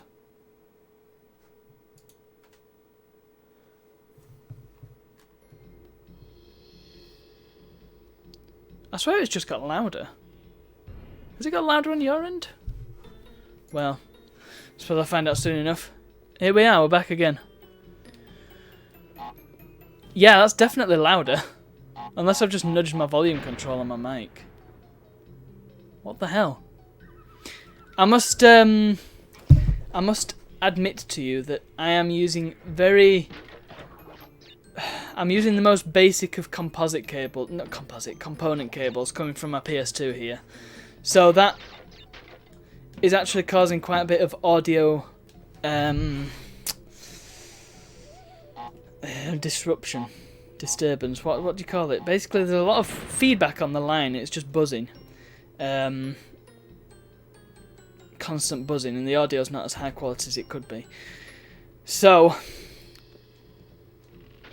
I want to get a nice RGB cable from the wonderful people at retrogamingcables.co.uk. I only have one of their cables and I can't actually use it because it's for the N64 and I don't have an RGB mod for that. But I'm going to use it for my Japanese N64 because I hear that you can mod them and use them to just put NTSC cartridges in. Ho, ho! That's what I get for talking about rival inferior consoles. Basically, the plan is I'm going to get one of them and I'm going to get an EverDrive. I'm going to whack it in my N64 and then I'll have good times with my N64. I also heard that apparently you can just plug a PAL power supply into a Japanese N64 and it'll just work. Why do I keep failing that?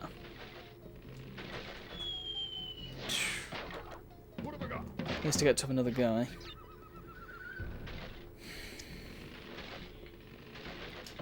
There we go. Did it that time. What?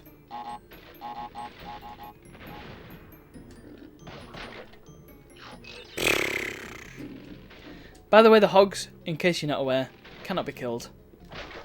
They are immortal hogs. If you try and kill them, they will just murder you. And they also walk over gaps in the bridge, look. So they are not only invincible and murderous, but they are also extremely lightweight. And how the hell they got up here is another question entirely. It's a strange situation altogether. Must be Embryo up to his old tricks. Although, come to think of it, none of the animals, other than the bosses, are actually modified in this, are they? Unless you count the robots. But in Crash 2, I think it's interesting. I was going on about lore earlier, but actually, there's only 2 enemies in the whole game that actually belong to Cortex. Well, when I say belong, I mean sort of Cortex's minions. Or maybe not 2, maybe a few more, but the vast majority of enemies in Crash 2 are Embryo's minions and subjects and modified animals. So there you go. Find that interesting. Again, a little bit of lore goes a long way. Because obviously Embryo I think he designed the Evolvo Ray or something like that. Cortex just sort of built it, or maybe it was the other way around. But he definitely had a hand in it, so he sends a load of mutant animals to go after the mutant animal. Right. You see, this bit wouldn't be so bad if it weren't for the hog. That's what he does, look! The hogs are just exacerbated by the fact that they stop, turn around and prod you. If they didn't stop, they'd be a lot more dealable, but because they stop in place, you can't jump and let them go underneath you, is what I'm saying. Right. There we go. Got the knack now. I'm not just getting it by accident. It's happening. They're jerks, them hogs.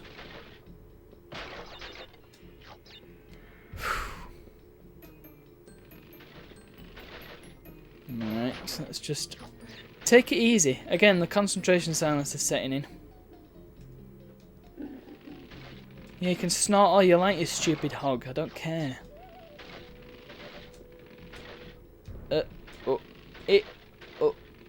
It's very rhythmic as well, this.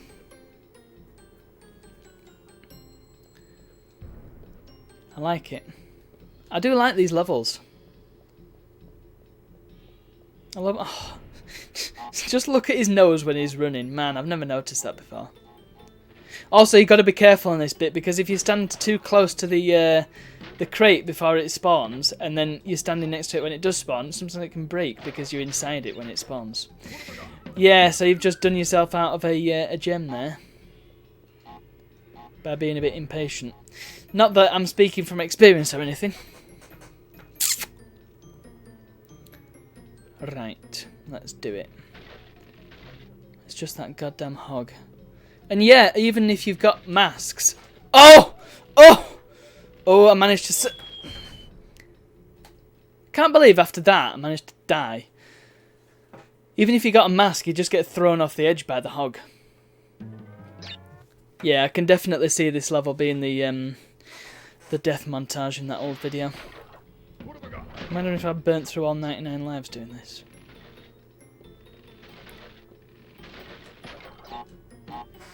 Yeah. I think as Crash levels go, this is up there.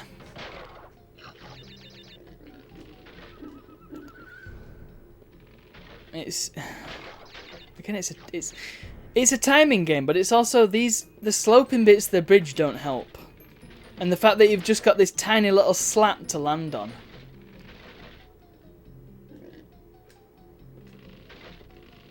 Once again, though, this does look beautiful on a CRT. It genuinely looks like a overcast day when you go outside and look at the sky and it's all white. It just looks like that. It looks real. I wish there was some way to demonstrate that, because it's impossible to see it without having a CRT. You can say all this OLED screens, whatever. What's the current one? What's the current standard for your flat screen displays? Because I know LCD's okay, but then you've got all these TN and IPS and stuff. I find it a bit much to keep up with. I remember when it was just LCD, LED, and then LED was the good one and LCD was the cheap one. That was easy. And now you've got LED, OLED, AMOLED, Super AMOLED, and it was like that flipping 7 years ago when I first got my phone, my first smartphone, and they had all these silly old LED variants. And that was even more. Ooh. I know that I seem to recall that TN is like the cheap one. And that's probably what my display uses. But I could be wrong there. Right. Good. Please say it's just tortoises from here on out. I can do tortoises. Tortoises are easy. Ah. Oh. Ah. Yeah. Yeah. Actually, no. There's this bit. And this could just undo all my effort. Are you ready? So that bit...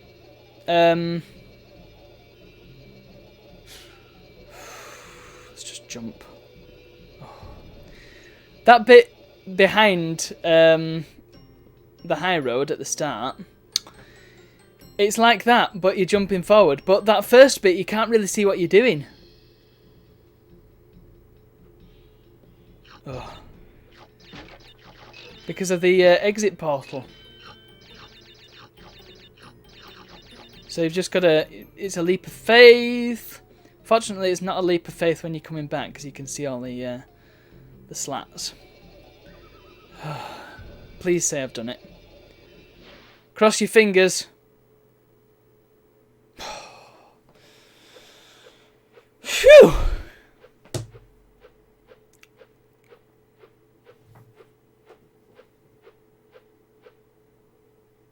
Look at that, one measly gem.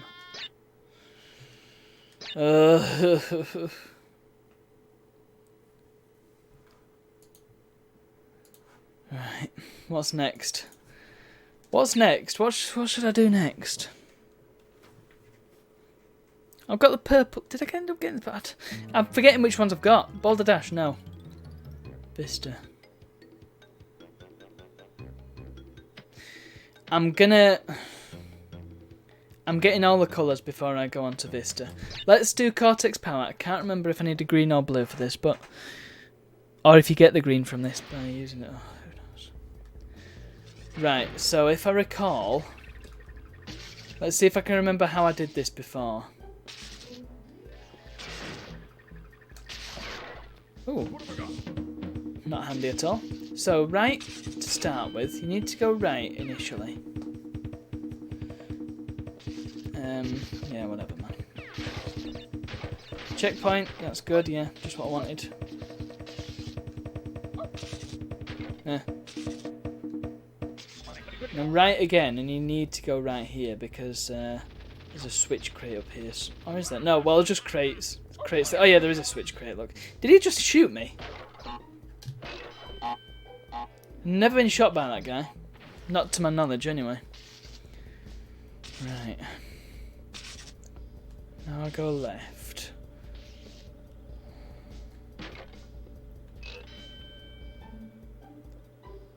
There's a bit where it's really difficult to go back on yourself once you get past it. Might be this bit. Ah, look, there we go. All I know is that you've got to do the gem last. So, let's... last until a certain point. Ah, no, this is the bit that's really difficult to get... Right, yeah, okay, so... And when you've done the gem, you come back to there, and then there's just a couple of crates you need to get, right. So... Oof. Let's do the gem bit.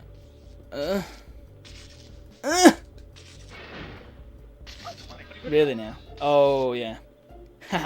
Let's just detonate them all. I don't care what's there. It's probably just one-ups, isn't it? Wait for them all to blow up. Yep, that'll do me. I have no masks. But yeah, once you've done that bit, you actually cannot come back at all because you've destroyed all the crates. So, but I think it's okay. Because... if I go back here... Just destroy this thing. Ooh, I thought I'd landed on the red pipe there.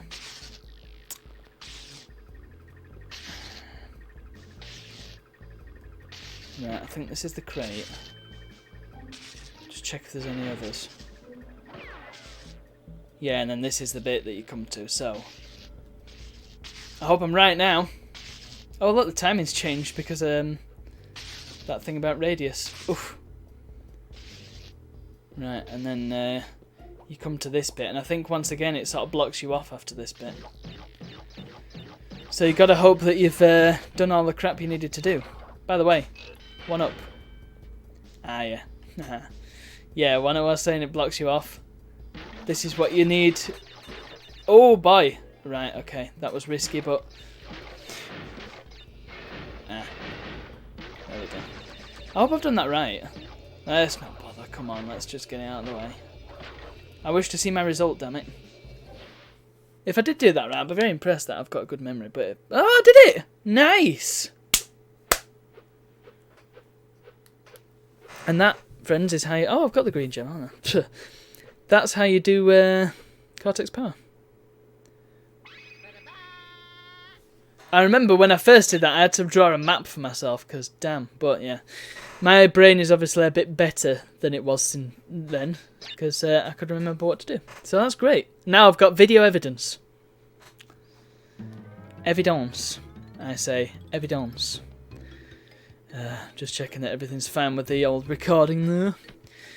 Do that on occasion to make sure. Right.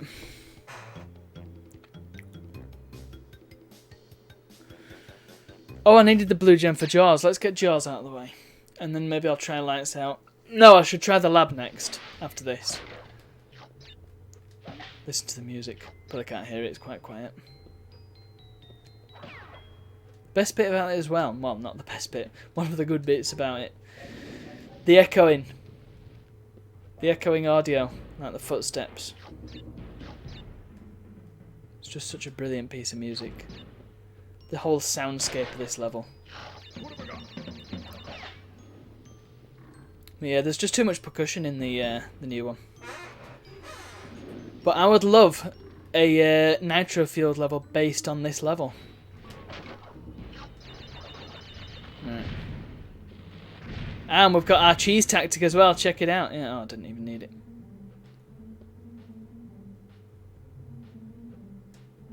Alright. Just take it easy. Oh, yeah. I've just realised as well. One of the things that I really like about this game. There's no UI. And because of the style of game it is, there's no reason to have a UI all the time. I mean, you can bring up the UI and you get it when you collect Wumpa Fruit and lives. But in general, there is no UI. And it's great. It's just so nice. I like stuff like that. I mean, on my phone and on my computer, I like to have an empty desktop. And in the same way, I like my games to have minimal user interface. Oh, you're kidding me! Square hitbox strikes again. Flipping square hitbox, it's a lie. You don't know the source code, shut up. He's got a square hitbox and this one's got a pill hitbox. I just can't believe it. People give insane negative reviews because it's got a slightly different hitbox that makes no difference. That's how cross I am, I just wasted a life. Don't jump on the spider, because spiders apparently are very bouncy. Badoo, that was too early. What a silly person. Also, they don't bring that... That's quite a cool death animation where he blinks and then falls into a pile of ash. That's a very cartoony sort of thing you'd see in Tom and Jerry. And they don't bring that across into Insane. He just sort of... It does the pile of ash bit, but not the eyes bit, and I think the eyes really make that. And the sound. Do they do that in I can't remember if they do that in the sequels. They might do. But there's I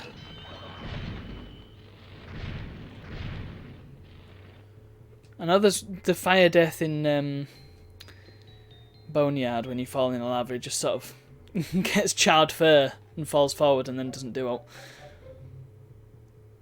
Just sits there. I love the deaths where he just sits there and he's not actually dead. I mean, most of the time he's not actually dead. The only one that he definitively dies as such is when he drowns, and that's a proper death. But the rest of them is just silly stuff like he explodes and he just falls into a pile of stuff. Or when he falls off a ledge and his shoes come flying up. But yeah, a lot of the time he's fine and nothing untoward has actually happened. One of my favourite ones is in Warped, where... Oh, by the way, this is another cheeky secret. Hey, look, you might have missed a crate on this level when you did, when you got the gem and you think you've got everything, you might still have missed a crate. Well, hey. There it is. Yeah, one of my favourite ones from Warped is the one on the Egypt levels. So Tomb Time and all that. Oh, by the way, this bit's a bit tricky because you've got a mask.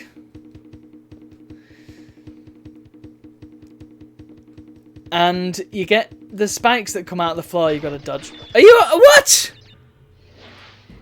Cannot be serious. The spikes, the sort of spears that come out of the floor, and if you get hit by one, Crash sort of grabs onto the ceiling, terrified. It's not a death, and it doesn't really make much sense, but I think it's just brilliant.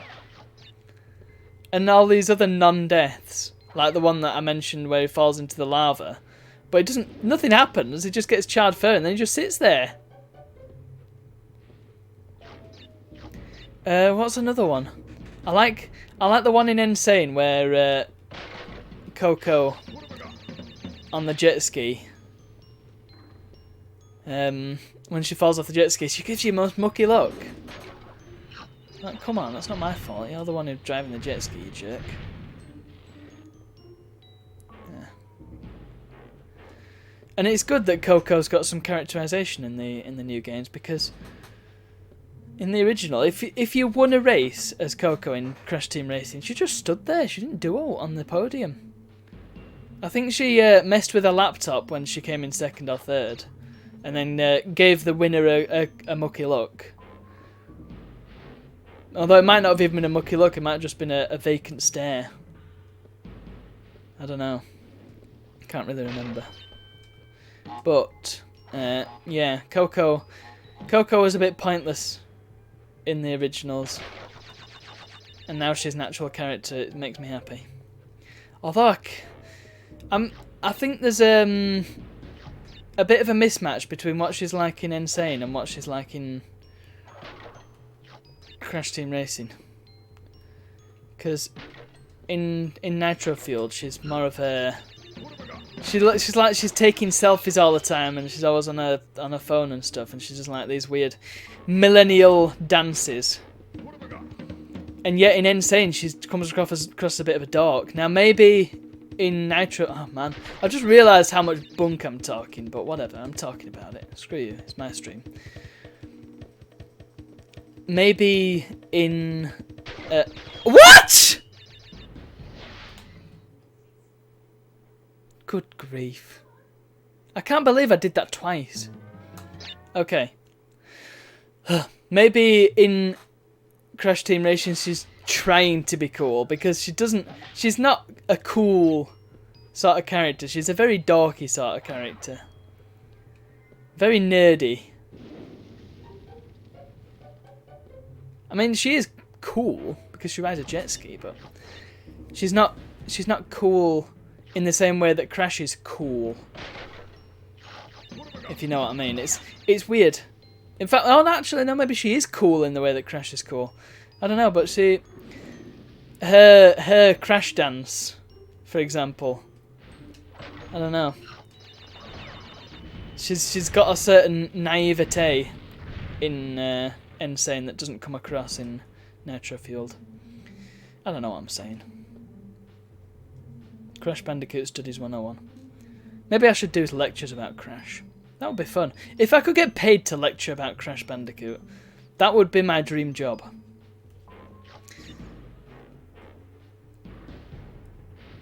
Can you imagine? Maybe in the future there'll be, because you know you got film studies now, and that's a relatively new thing, isn't it? You wouldn't have had that. I mean, obviously you would have had it in the 90s. Maybe, I don't know if, was it a thing in the 80s? I can't imagine it was a thing in the 70s, but I can see it becoming a thing in the 80s. Maybe a niche thing, and then in the 90s it would have come a bit more widespread. But, do you think in the future we'll have game studies? I think there will be. I think it'll be the study of video games for maybe people who want to go into writing or designing video games more. So I'm going to leave that mask there. It's just not worth it. I'll get this one. For so much for it not being worth it. Okay, I'm leaving the masks. They're just not worth it. Yeah, so courses for people who are going into writing and designing games rather than programming them. Maybe even producing games or just sort of thinking of ideas for games, I don't know. So there'll be all sorts of courses for people who want to go into various types of media, because you don't really get... I think there should be courses for concept art, because there's always going to be a need for them in all kinds of things. Well, mainly games and film, but you know, TV, maybe even the music industry could do with concept artists, because you know, you've always got album covers to make, and there's always going to be bands that have richly illustrated art, like the sort of thing you'd see on Battle Hell or prog rock albums. Tarkus notwithstanding. Good grief, that's an album cover, isn't it? So I feel like that's... I don't feel like that's the way the world is going, but I feel like it's the way the world should be going. We should be getting more creative industries, because that's... In the future, when there's robots doing all the mundane and menial jobs, we're not going to have any need for people doing factory work. I mean, maybe even sort of... Oh god, the emergency services. They might be AI driven. I hesitate to say taken over by robots, because that sounds a bit far-fetched when I say it like that, but when I say AI driven, that suddenly sounds like it could happen. So it's entirely possible that we'll be having robot policemen. Maybe not robot policemen, but certainly firefighters could definitely be robotized. And maybe in the very distant future we could have robot doctors. Certainly have robot nurses. And possibly self-service general practitioners. That's entirely possible. I can see that happening in the not too distant future. Self-service general practitioners. And I'm talking very much to the UK emergency services. But actually, do they have GPs in the States, or an equivalent? Given that there's no NHS. I mean, over here you can book an appointment and just go and see a doctor. And not for anything really. It's just to see for a checkup. It's not for immediate treatment or anything like that. Well, you can get treatment from them, but normally it's pharmaceuticals. Stuff you can get from the pharmacy. Whereas, I don't know if they have that in the US. I know that checkups are a necessary thing. So, but I don't know how it works. I don't live in the States, so I don't know how their medical system works. What a strange thing to be talking about in a Crash Bandicoot stream. Oh yeah, that's what I was talking about. Yeah. So basically, being able to lecture about Crash Bandicoot as a job could be viable. Although it wouldn't be specific to Crash Bandicoot. I think you've got there's so many games with rich, deep lore, but I think that I'd be happier talking about the lesser known games, because that's kind of my MO. At least I like to tell myself that's my MO. I mean, you've got Oddworld. That's got a hell of a lore that could be talked about. Payday. That'd be fun to talk about, wouldn't it? Oh my god, what am I doing? What am I doing? Escape! Ah! Give me that key, you jerk.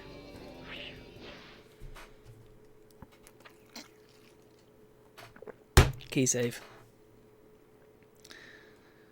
I note that it's gone from 29 levels to 30 levels now. I don't really know why. Unless that counts as... No, it doesn't. That'd be daft. Right. I've got no more masks. Right. That was the little cheeky secret. So you've got a blue gem which has a cheeky secret crate, but then you've also got that other cheeky secret that you wouldn't know about, unless you just so happen to think, well, there's a Wumpa Fruit floating there, where does that go? It's like that cheeky secret in Heavy Machinery, which I missed the first time, didn't I? Well, I missed it first time when I was playing it on my PS1. I should note, once again, that I am playing the NTSC version on my PlayStation 2. Hey! Please.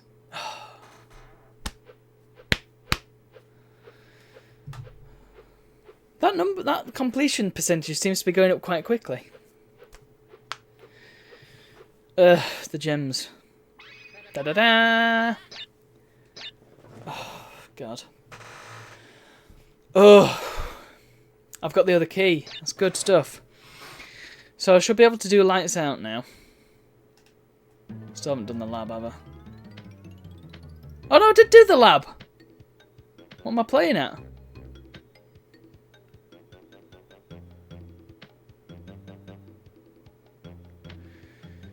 Where's the purple one then?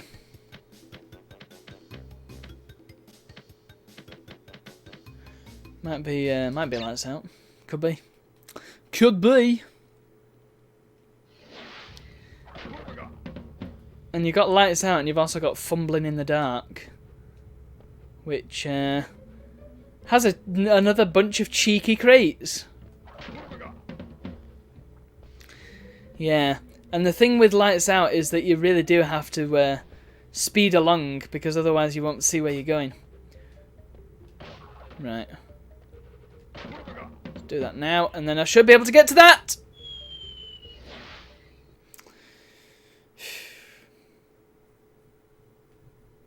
I'm gonna do it. I've got 25 minutes to do as much as I can and hopefully get the gem on lights out. I was about to say stinking lights out, but it's really not that stinky compared to some other levels. You've just got to, again, it's quite rhythmic. But don't get too in the rhythm because, yeah, you're just going to end up dying.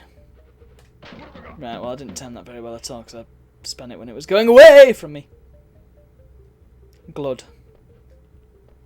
Ah, but, yeah, whatever. Sure. I'll say that was my timing. Okay, I can just about see the thing. So now. Yeah, oh, God!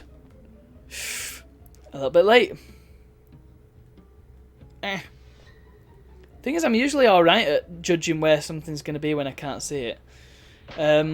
I usually do it with songs, like I'll leave a song playing on my computer or record player or whatever, and I'll go downstairs to get something, and I'll be singing the song, and I'll still be in time with the song when I come back up. I find that quite incredible.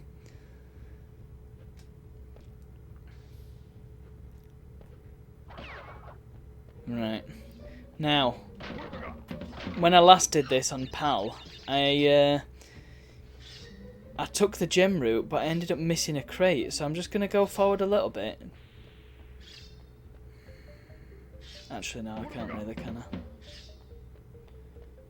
I just wanted to see if there were any crates immediately. Input lag got me there. Input lag got me there. I blame myself when it's me, but that was totally input lag. Right. Third time lucky, everybody. I know I've played it more than 3 times. I'm also leaning back, so apologies if you can't hear me very well. I could probably maybe move my mic a bit closer. That would work, wouldn't it? There we are. Yeah, it's a lot easier when you're leaning back and you see it, as opposed to sitting forward. What the hell happened there? Oh God, I love Crash. Crash is my friend. But this level is not. Especially when it changes the rules. There's obviously a weird hitbox. Square hitbox! Hey, hey, hey, if I had a pill hitbox I would have got past that and wouldn't have died. Just saying. Ooh, I thought I jumped too early then, and I did slightly, but I managed it. Oh, I didn't time that very well at all. That's poor. jump over to the chair. This is a weird place, isn't it? Why are there chairs and tables where nobody in the right mind would eat or sit? Ooh. Oh, I timed that a little bit better than before, because at least it was coming towards me. La la la. Let's smash the crat. And then get the Aku Aku. Right, I'm going to try and be careful here, because they keep smashing a crate in the distance, and I don't really want that to happen. There we go. Could give me a bit more time to deal with things. Right, this time I'm just going to go straight onto the yellow. And if I miss a crate again, then I'll be very surprised, because as far as I can tell, I ain't missed any yet. But it seems like... yeah, there it is, look. So we'll go up. Give me another mask, yeah, that's good. Love this bit. And yeah, you get your 3 crates here. 2 lives, of course. And you go to the exit. Let's see if I've missed one. Oh no! Oh, I must have genuinely just missed one then. Weird. So isn't that the purple gem then? It is. Nice. I noticed the purple gem's always an irregular sort of shape as well. It's like the uncut gem. Sweet, well now I can do boulders. Look, I can also do fumbling in the dark. Let me just show you it. I'm not likely to do it first time, but I'll just show you it. So, what you've got to do here...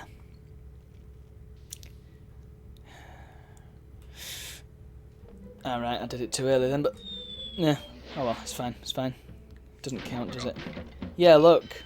There's all these cheeky ass crates here. But, I feel like if you get the mask first and then go for these crates, then you're not really going to have enough time. Although, no, you could probably get away with it actually. But yeah, this is like Lights Out but harder. It's like Lights Out met the lab and had a bit of a freaky evening. And there's lots of this business where you land on that and then you've got to get to the orange one. I'm going to try it actually and see. Because you probably can get away with it, can't you?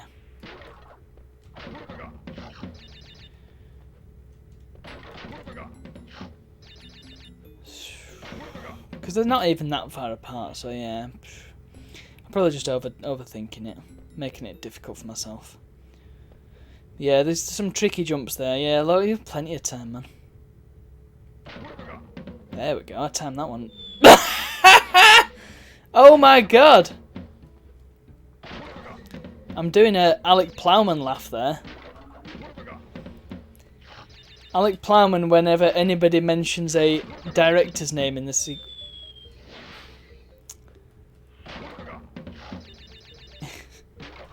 Yeah, the Sequelizers podcast is a weird one because I love listening to it, but when they're going through actors and directors, so basically personnel on the film, they always come up with a name, and then the rest of them will either start laughing hysterically or go, "What?" It's flipping brilliant. It's such a great setup for that podcast. But I'm like, if you don't know any of these names, then you're going to be totally lost. And these people are just all these outbursts that come out when they say this name of this director, or some random cinematographer is doing the director of photography. I'm just like, if you don't know anything about films and you're just listening because you like films a bit, you're going to be totally lost. Like I am. But yeah, I enjoy that podcast. I think the latest series, I don't particularly like the new format. I liked it better when they were in teams. But I suppose they're having to make it work with less people.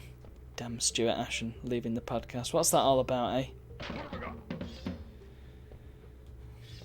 But yeah, they do definitely need to get in someone else because it does work better when they're in teams. And at the moment, if you're not aware of the Sequelizers podcast, essentially what it is, they take good films that add sequels, I hesitate to say bad sequels because they weren't always bad. I mean, the most recent one is The Lost World, and that, I don't know, it's an enjoyable film. It's not awful like some films they've covered. But, yeah, the idea is they take a film that had a sequel that wasn't as good as the first. Right. Now. Oh! Nice one. And they try and fix it. So they'll do their own pitches and they'll come up with different actors, directors, well, as in, like I said, personnel. Right, I've done that totally wrong. I've screwed that up royally. I should have timed that. I should have spun that crate when the spider web appeared, so now I'm just going to screw myself over. Oh. Right, but we'll soon see. Oh, there's a checkpoint there. Nice of them to give me a mask right next to the checkpoint. That's pretty cruel, isn't it? What now am I supposed to do? Please hit the... Yes, thank God.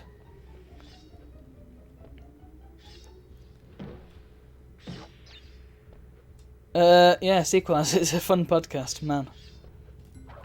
Oh, balls! My finger slipped. Right, yeah, I'll leave that one for later. Because my hands are too sweaty to do it properly.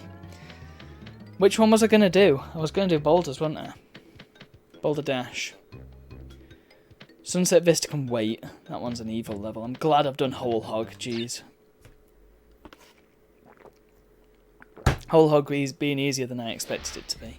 Or, not easier so much as quicker. Which, by extension, probably means easier, to be fair. Boulders, pretty easy. Harder on this one because Crash doesn't run as fast. So, there's basically zero margin for error here. Also, the music is amazing. I need to get it on the playlist. I realised when I got the playlist up earlier that Crash Team Racing is actually now very well represented. I think before I had one track from it, and now I've got more tracks from it than most of my other games. There's certain games in my playlist that are ridiculously well represented, like The Sims 2. There's so many tracks from that, but that's because there's so many good tracks in it. Insane Trilogy, now that has some representation. What else? Just trying to think. I think Payday is pretty well represented. That's got some great tunes. But I've got some of the B-sides in there as well. Lego Island, got some representation from there. Not as good as some of the others, but still quite a few tracks from that. And I managed to find, well, I say I managed to find, somebody... right, let's take this from the root, because the person in charge of sort of putting together the Lego Island soundtrack, Lauren Nelson, somebody got in touch with him and they managed to track down a cassette which has high quality versions of the Lego Island tracks, which is great because this boulder's going to catch me in it. Because before there was only the versions in the PC game and they were really bad quality. So now there's tapes. I've put them on my playlist. They are so clean. It's really nice. There's some great tracks in there. Some very silly tracks. Anyway, are you ready for the really cool secret? This is so super cool. There's nothing else like it in the whole game, and it's just like, wow. I love this secret so much. It's beautiful. And of course they have to put cheeky gaps with horrible spikes in there. Just the lighting, man. This game is...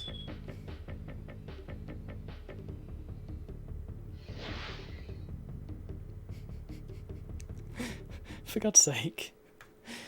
Even when I do it completely right, it still doesn't give me it. What happened there? I bounced on the bouncy thing, missed the crate that was there, but ended up going into the area directly below the main level and having a falling death.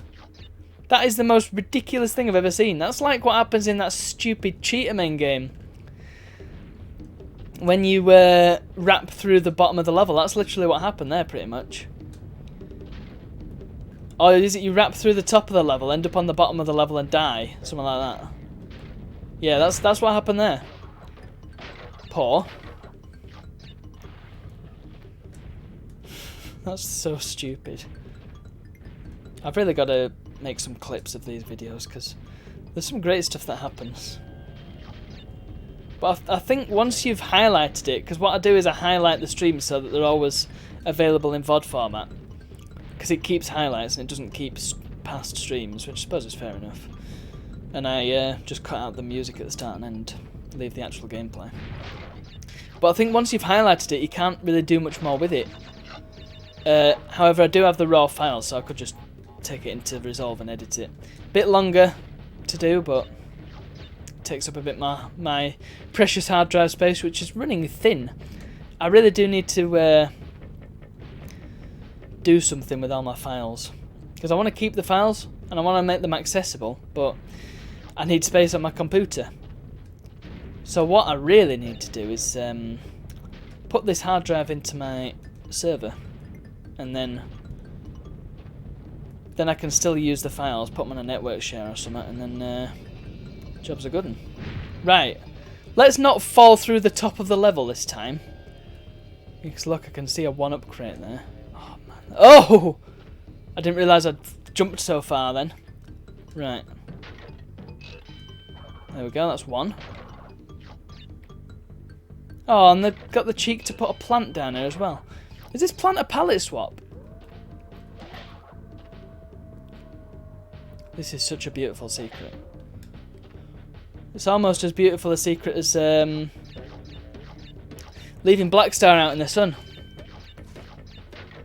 The vinyl copy of the record, the LP of Blackstar by David Bowie. If you leave that out in the sun, you get like stars appear on it. It's awesome. Anyway, yeah, this is the super cool secret, and you get a unique picture of Cortex, which has never been seen anywhere else. A couple of unique brios as well. Very Doom. Yeah, I just love this secret. It's so nice, and I wish there was more. I wish there was more bits of the game that looked like that, because that is ace. Yeah. I'm very close to being there. What have I got left to do? Still got Sunset's stupid vista to do. Ba-da-ba. What can I do in the last bit of time before I've got to go? I feel like there was one on the Insanity Isle that I need to do yet. Lost City, I've done Ripperoo, there's no gem there, come on. Rolling Stones, there it is. I would imagine I can do this one now. If I can't, then I'll be very surprised. It's kind of a relief to come back to an easy level after doing a really hard level. That's what happened when I first played the Wrath of Cortex when I was little. I could not get past Crunch, first Crunch boss. When I did it more recently, I got past him like flipping nothing. Piece of piss, as my friend Daryl says. Balls.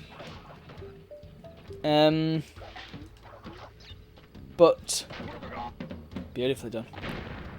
Oh, that was quick. Why did it blow up so quickly? But yeah, when I was little, I just could not do it for love nor money. So this is risky. Nothing besides remains. I'm still on 99 lives. How does this happen? Yeah, so what I had to do, I kept going back to the first 5 levels to practice. That was my rationale. Because I needed to practice and get better at it so I could beat Crunch. Even though playing the normal levels would not really prepare you for Crunch because he plays totally differently. Crunch, what a cool guy. It's a good thing he turned into a good guy. He broke free of Cortex's brainwashing and became a good guy. I like Crunch. He's one of my favourite characters in this thing. And even though there's not really much to him, I think they could introduce some stuff. I hope they do make more Crash games where there's. Oh. Yeah. I was gonna say there's that picture of Cortex again, but that's a different picture. That's just his big chin.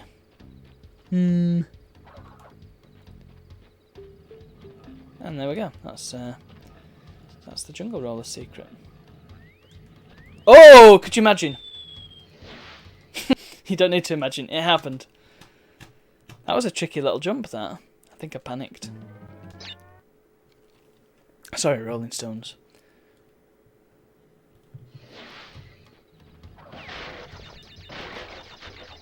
Nice. That didn't happen, by the way. What was I saying? I don't think I was saying anything. I think I was going to make a Rolling Stones reference, but I couldn't be asked. If you start me up, bum, bum, if you start me up, I'll never stop. Bum, na, na, na, na. Yeah, the Stones are a bit lame, aren't they? There's some people that are really big fans of the Stones, but it's just like, Oh, there's embryo heads. I forgot about that.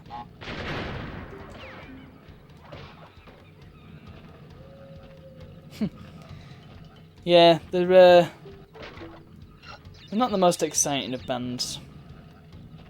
They were probably something when in the '60s when they first started out, but I don't know. I just feel like other bands have aged a bit better than the Stones, especially in terms of physical appearance. I mean, flipping hell, Ronnie Wood never looked young. He was never a good-looking man, Ronnie Wood. And he's an even less good-looking man now with his dyed black hair. I don't know who looks worse. Well, no, actually, I think Jagger looks worse, doesn't he? He is a bag. He's a proper flipping bag, and his 20-year-old girlfriend or whatever. That poor woman. Gold digger, clearly. Because Jagger, man. I mean, he's never really been terribly good-looking, but at least he looked a little bit better when he was younger. How the hell did I manage to miss a Brio crate? Did I miss a crate? I think I did. Oh no. What the hell? Well, whatever. I don't care. Meaningless. I can't remember who else is in Stones, but it's Jagger, man. God. Stallone's looking a bit baggy as well, isn't he? There's a picture of him doing his latest film, and he's looking a bit of a bag. Old Sylve. I know he's been a bit baggy. Oh no, I suppose he's been kind of baggy the whole time. He looked all right when he was younger though, but now he's just a bag. But then you look at people like Robert Plant and Ian Anderson. They're not as baggy. They've managed to avoid the bag. Right, so we've got 2 levels left to gem. Right, so I actually did this one last week on my actual PS1, but it was in PAL, so let's see how well this goes. I also found out that the Aku Aku, if you're not aware, the whole idea of these levels is that, oh my goodness, there is a massive amount of audio delay. That is ridiculous. Crap. Well, that's a good start. What's with the audio delay? That's insanely bad. That's like a whole second behind. That's strange, isn't it? Well, I think we'll just have to put up with it. That's going to throw me off massively. But yeah, this is actually a little bit easier than it is in PAL. You see, you've got this whole bit at the start, and you've got some quite tricky jumps to get through these arches, and sort of you got to hug the wall and try not to fall off and bang your head against the arches, stuff like that. I think you get the idea. But the problem is with PAL, because he can jump higher, it actually makes it harder to make that jump, which is interesting. Watching your stream audio only today because 720p is much too high for my connection. Can't you knock it down a bit? Oh yeah, no, Twitch is a bit tricky about that, isn't it? Because it's you can't always change what resolution you're watching. I know that whenever I watch Ashton's stream, I have to watch it at 1080p 60, And my connection doesn't always agree with that either. Right, well, not timed that very well. Well, I'm hoping that audio only is good enough for you.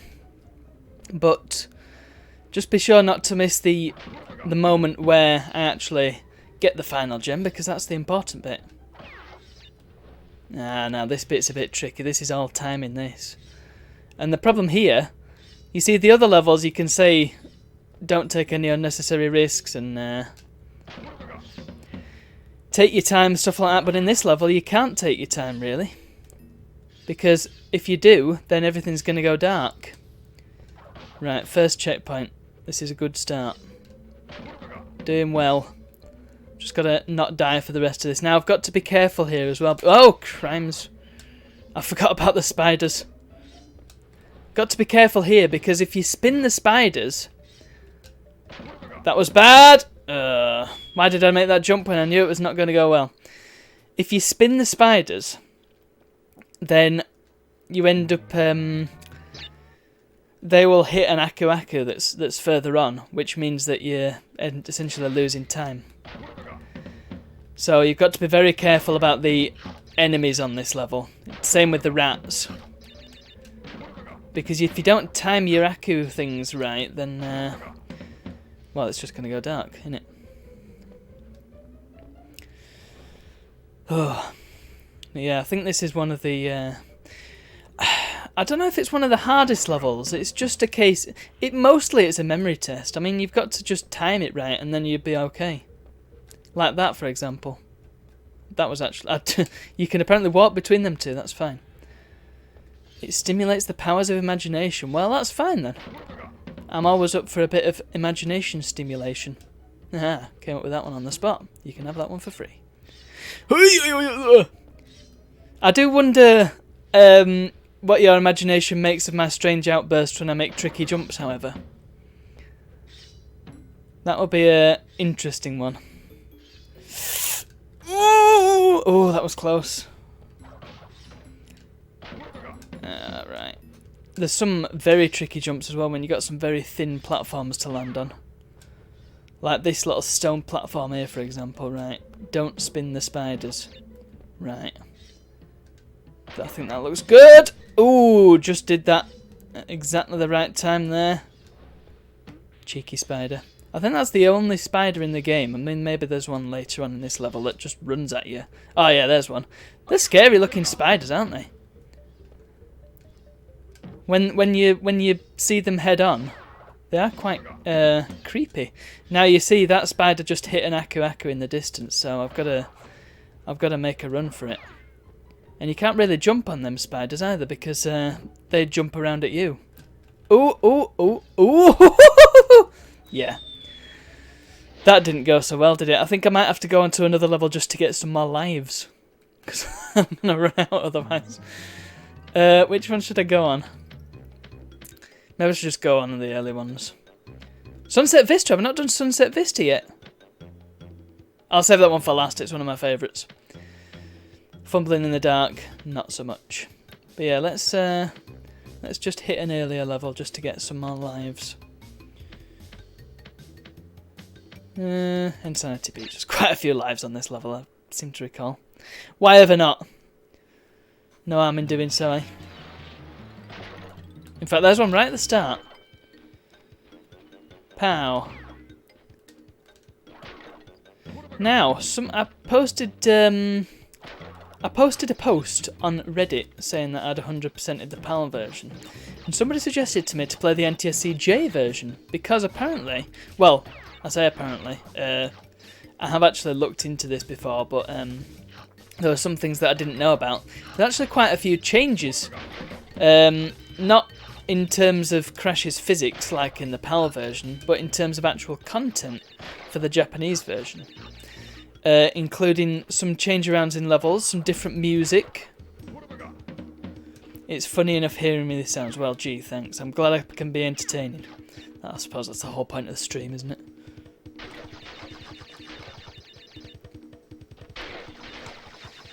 Let's see if I can get across this. Not done it terribly efficiently, but... Well, that's a no for that then. Wonder why that happened. Whatever. Let's just do it the normal way. Yeah, there's some different level changes. Not different levels, more like just different positions of the same levels. So, for example, a Sunset Vista and Slippery Climb are transposed for whatever reason. That doesn't make any sense to me. Especially since it messes with the lore and sort of where you are on the map. It doesn't make much sense, that does it? But the high road is apparently a lot shorter as well, which again makes no sense to me because that's super easy. High road's like nothing.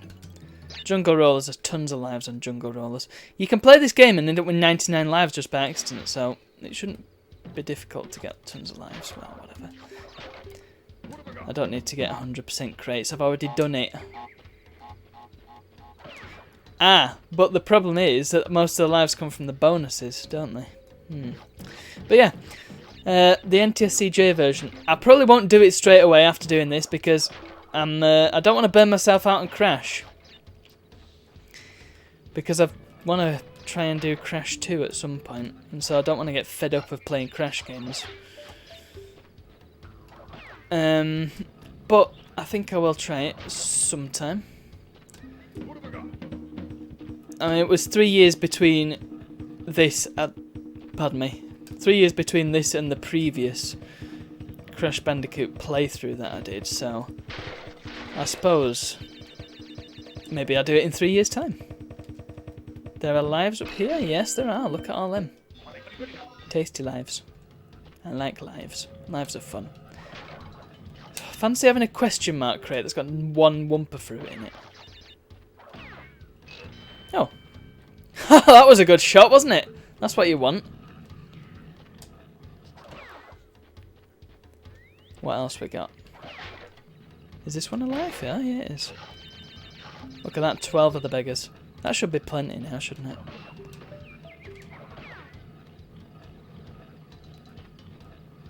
And 13. Oh, very lucky. I'll get a few more, won't I, at the start of the level, so that'll hopefully get an extra one for me. Right, and now I've got to go walk all the way across the map again to get back to that level. Whee! This is the worst part of this game, this stupid map. I get what they were trying to do. They saw Super Mario Bros. 3 and were like, hey, let's do that. It was crap in Super Mario Bros. 3 as well, and Super Mario World. Oh, crimes, I've gone the wrong way, and I've gone the wrong way again. Yeah, it's a pain in the arse in Super Mario World, because what I tend to do in that game is, I tend to, if I'm in a tight spot, I'll go back to Donut Plains 1 and I'll go and get a couple of capes and have one in reserve. But it's such a trek to get back there from like the Forest of Illusion. Flipping Forest of Illusion that I cannot get past. What a pain in the ass that bit is. That's worse than fumbling in the dark. Right, here we go. Ooh! And ooh! Yeah. See that bit, you've got to use the side of the level, surely, or else the Akku's just going to go dark before you... You see what I mean? I just had enough time to do that. Don't quite understand that one. Boing, boing.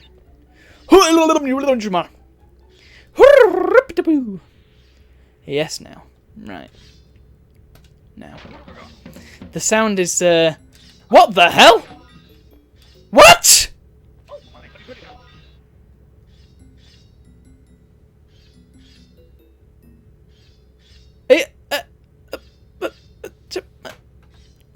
Somebody clip that, because that's not supposed to happen. What? Oh well, I better just kill myself. That's insane. I didn't get. Did I get a checkpoint? Don't think I did I? No, I didn't. What? What was that all about? Fun post, you missed it. We just experienced a ridiculous bug. And now, I hasten to add, I stress, this is on proper hardware. I'm not emulating this. This is on an actual PlayStation 2. And that just happened. The swinging axe thing was going the wrong way. That was terrifying. Cortex obviously had enough.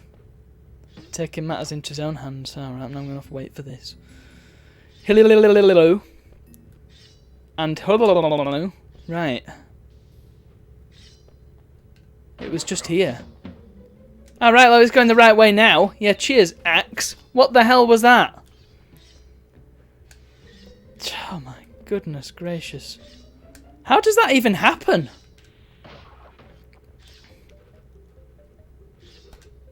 So maybe the audio thing is actually a game bug, as opposed to my hardware. Ah! I should not spin those hanging spiders. Bounce on them. What is it with video games that makes them so weird? Oh well. Let's move past it. Oh my god, did that just happen? Input lag strikes again. We're gonna do this.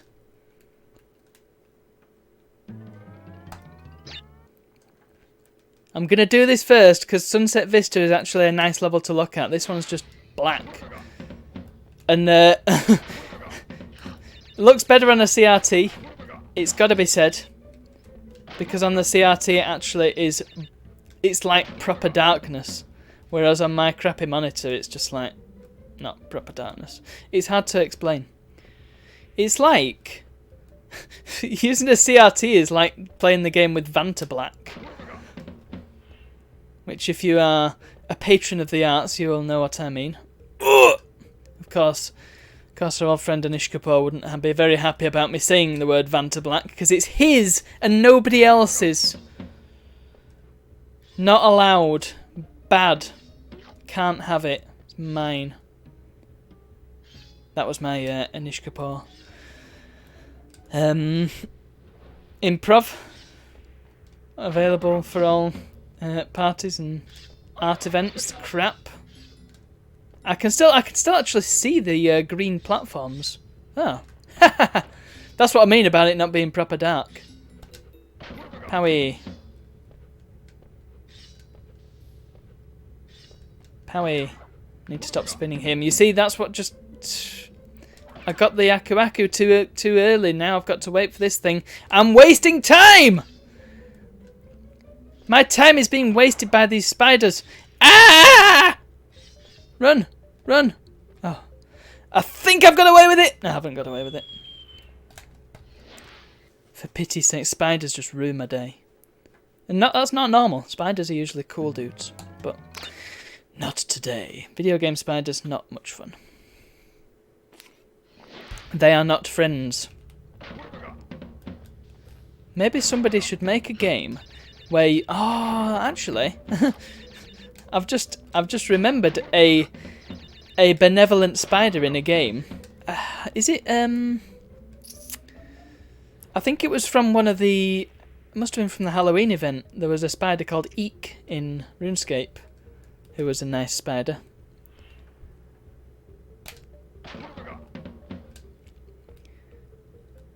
And you can talk to him. Or her. Is it her? I think it's a her, actually. Female representation. We like it. Strong female characters. Nitro Squad. Ooh. Double dip there. Very tasty. Ooh! Nice. You gotta make the noises or else you're never gonna make the jump. Pow. Nice to see that the axe is going the correct direction this time. I cannot believe that happened.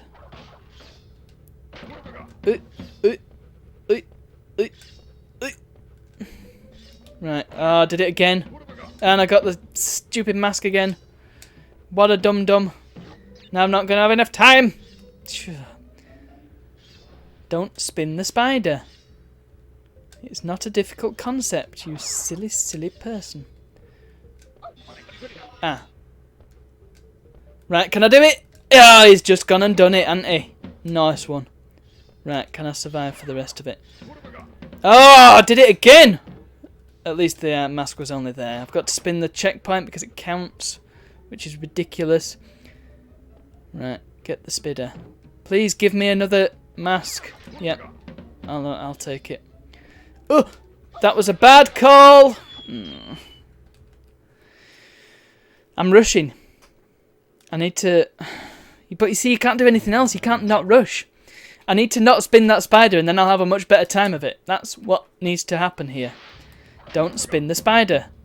That's got to be the catchphrase of the channel from now on until I finish this level. Don't spin the spider. Spin the spider not. It's all good until I get up to that spider and then the spider just ruins everything. Spiders. Yeah. Oh crap, what have I done that for? It's because I'm thinking too much about spiders now. Screw the fruit. Right. Let's just chill out. Take a chill pill.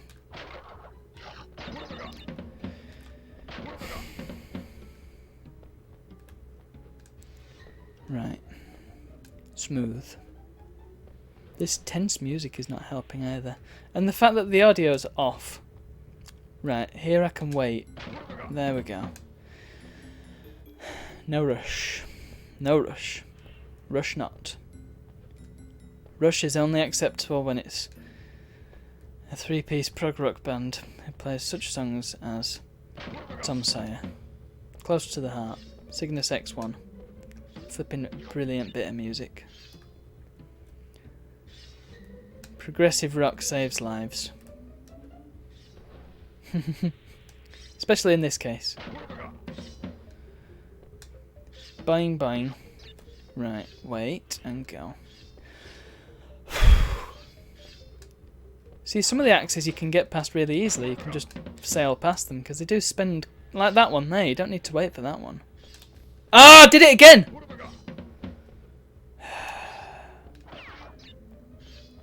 At least I didn't have to wait for that, though. That's interesting. How can the timings change? Oh, oh, oh! Oh, boy. Right.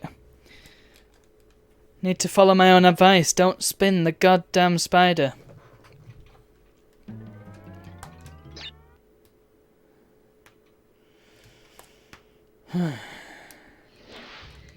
Okay.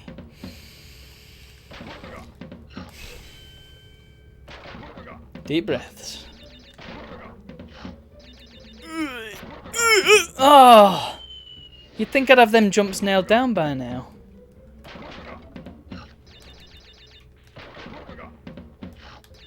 At least the fruit is slowly getting me extra lives.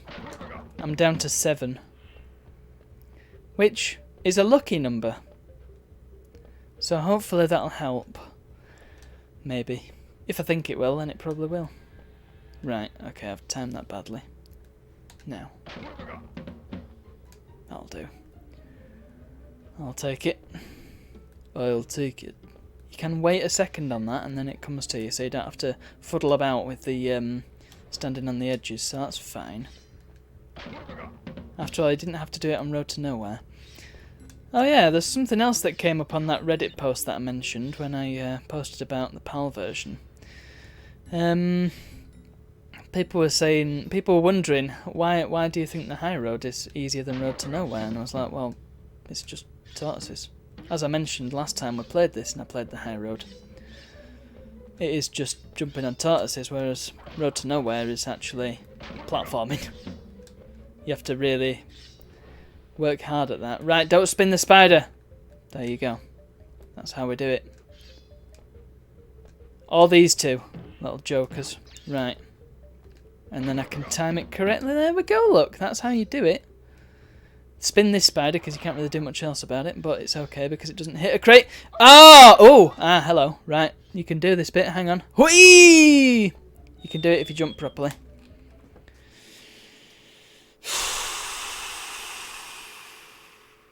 I'm going to do a different level because I need some more lives. How many lives does Jaws of Darkness have? I think it's got quite a few. I'm going to go there. Just because it's here, I don't have to walk across the whole map. I'll get as many fruit as I can. Might as well try and get the best of this. I don't care if I... Well, I do care if I die because I'm wasting lives, innit? But I shouldn't die because Jaws of Darkness is actually quite a bit easier than fumbling. It's not the hardest level in the game. Oh. Oh, I didn't time that poorly at all. That was beautiful. Oh! Well, I don't know what happened there, but I managed to escape death somehow. The input lag seems a bit less than it was last time, but the audio lag really is throwing me off. Is the audio lag happening on your end as well? Or is that what you meant when you said audio is totally alright?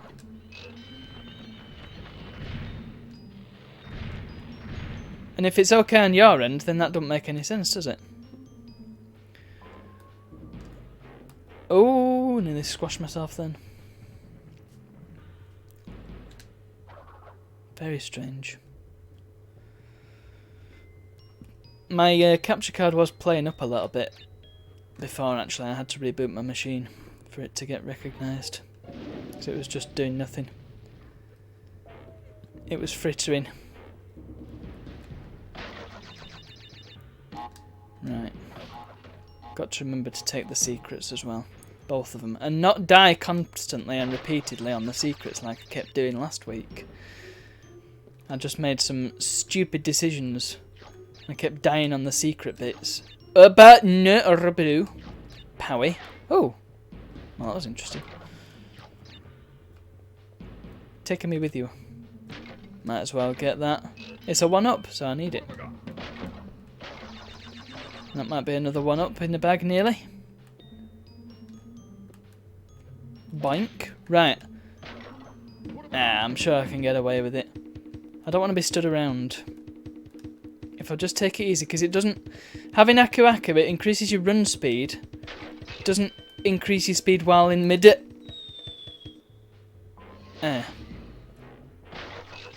It's all good. I'm not going to restart because there's just no point.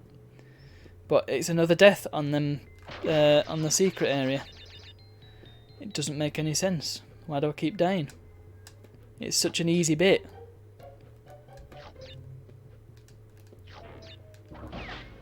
You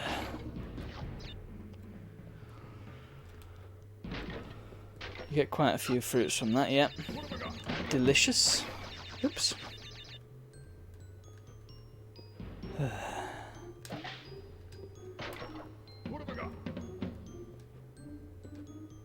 Right.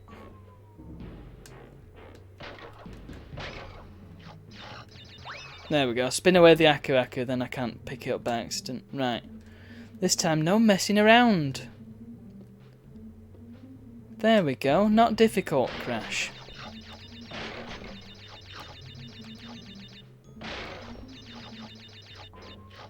Right.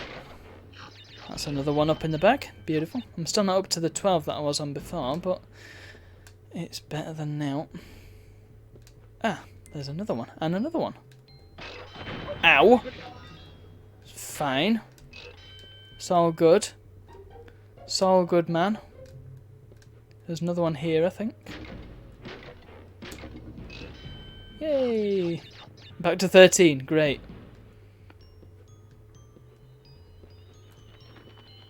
I'm 9. Yeah, it's not worth the risk.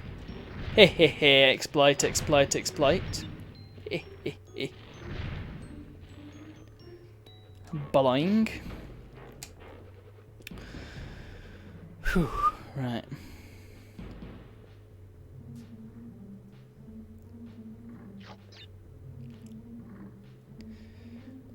It is a lot nicer playing on a CRT. I know I keep banging on about it, but it is. Ooh, that was close, was it not, friends? Ooh.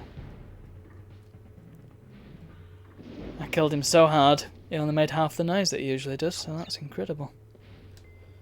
Right. Presumably a couple of 1-ups this way. Just need to scratch my head. Go.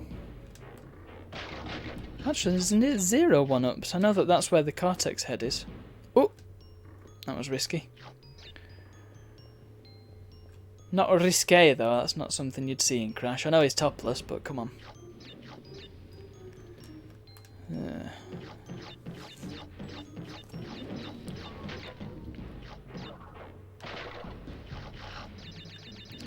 And super hot fire. Oh, yeah, I've been binge watching them. I know there's only 5 of them, but they are comedy gold. Oh, oh, oh. Risky business, but worth. Whew. It's fine. Right. No, not castle machinery. Right, let's do this. Don't spin the spider. Don't spin the spider. Spin the spider not. Atacop, won't you stop? Stop being spun by Crash Bandicoot. Man. Are you honestly kidding me? What a waste of a life.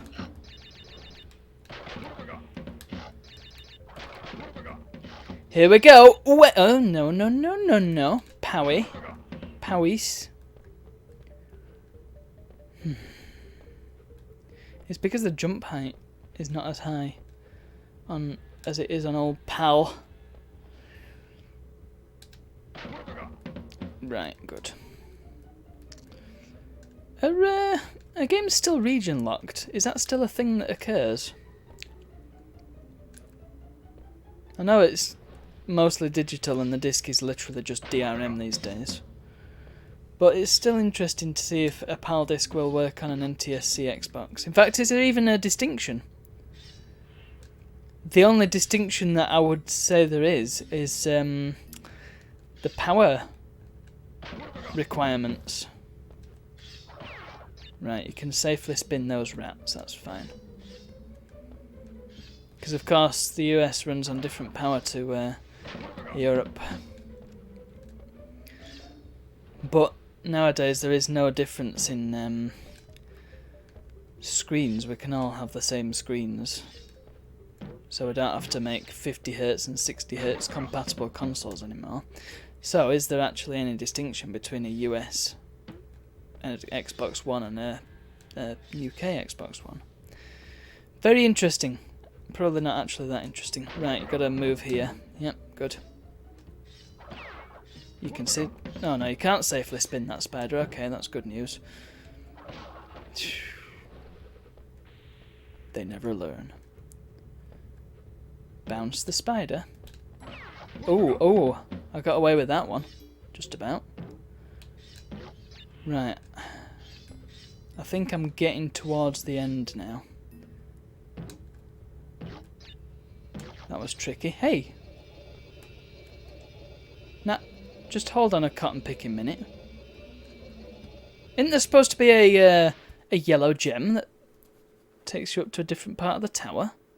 I'm certain there is, unless that's on Lights Out and I got mixed up.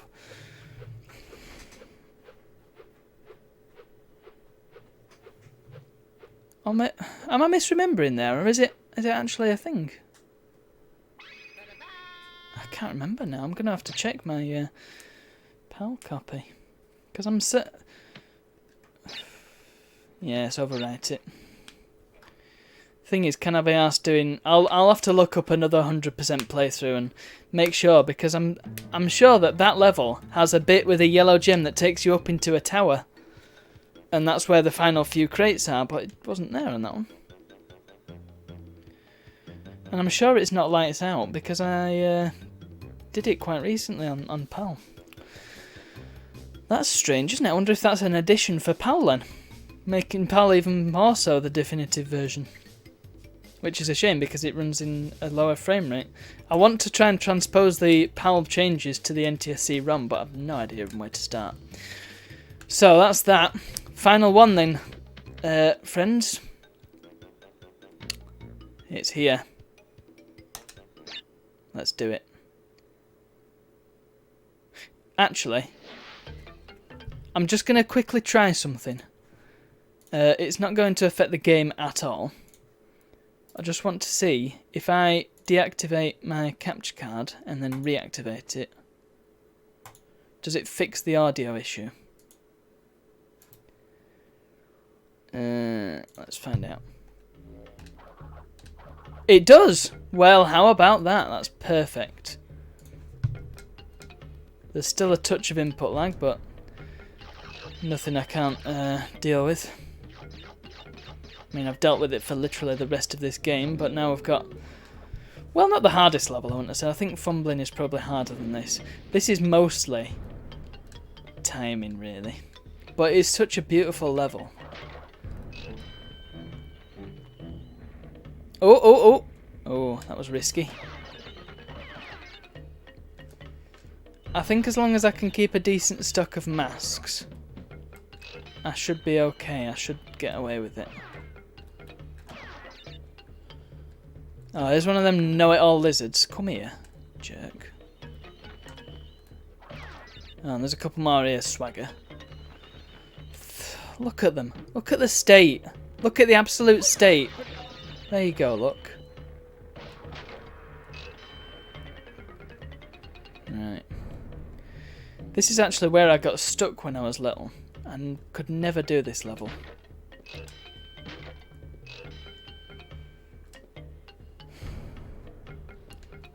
But let's see. This is one of them crappy bits where you've got to be airborne when the thing changes. Let's go in here. Oh! Don't go all funny on me, card. Audio's still correct, that's good.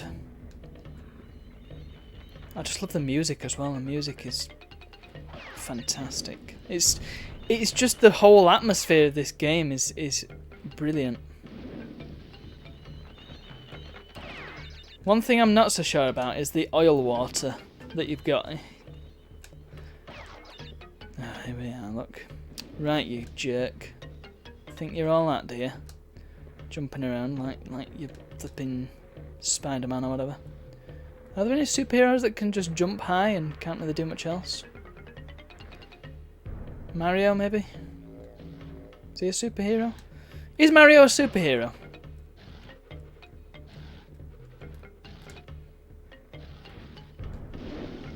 That's an interesting question. I know there's the whole mushrooms joke. Right, let's wait for this fire.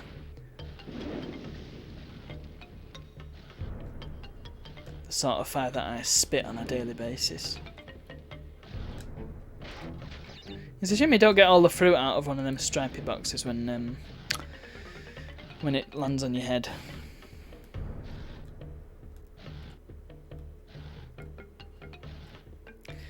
Also, what would be cool, when you miss crates and they all land on Crash's head at the end. It'd be cool if they were the actual crates that you missed, so like question mark crates and life crates and stuff like that. That'd be a cool touch. Right, I don't quite get this little bit of platforming because that's super easy. It's like a little brief respite amongst all the chaos. This bit's a bit tricky. Let's wait around. It's a bit tricky, but it gets less tricky as it goes on. It's very strange. Right, let's go. Oh, interesting timing there. You don't actually have to do it quite as trickily as that. Right, let's get ourselves a mask. Don't fall off. You can be as invincible as you like, but that doesn't mean you don't fall off. Ah, it means you can go through the fire. Very good. Oh, and that was useful. Oh dear, that was a crap bit of platforming. Let's not do that. Let's do it properly. Saved by the bell on that one, but I can't trust the bell each time. Especially when I make stupid mistakes like that. Right.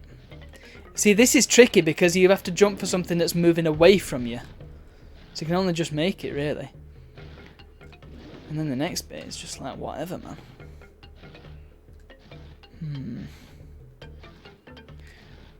But you see, there's parts of the Lost City that are harder than this. I mean, the whole of Lost City isn't harder than this, but there are parts of it that are. Like that that stupid wall pushing bit that you have to get the timing so spot on and it's almost impossible. So you just have to run and hope.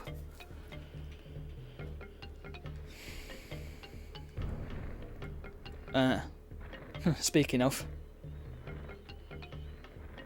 when they all go in together, there we go, look, yeah. Right, let's not mess around here. Let's just take it easy.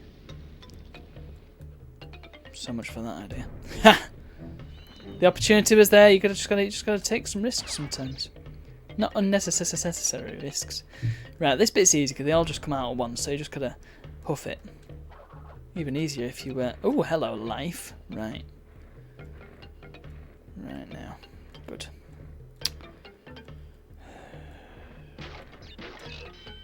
Ah. Catch me with your little tricks. Your little games. Right. There's a bit of fluff on the floor and it's a nemesis, so I'm going to move that.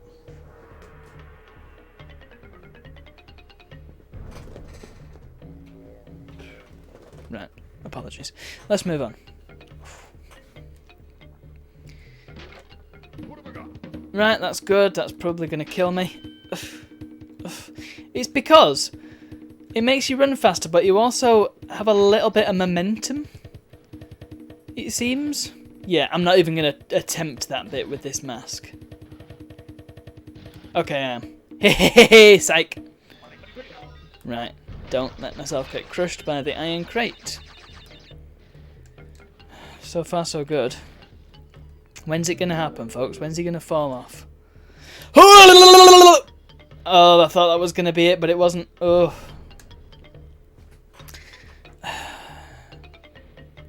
Oh, go on then. In for a penny. Actually, I know I needed to do that because there's a crate over there. Course. Right, now. Huh! Right, wait. Wait.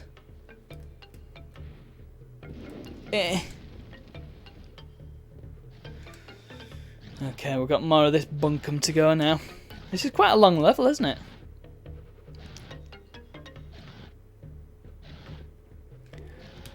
I love the faces in the wall as well. Look at this easy peasy bit. Come on, game. Give me a challenge. Oh, actually, no, don't. We've had enough challenge. I could have probably made that. Oh, I made that. That was good, wasn't it? Hup. I'm sure there's another bit with a switch crate at some point. Oh, that was a tricky bit of a jumpy jump. That bit was fast.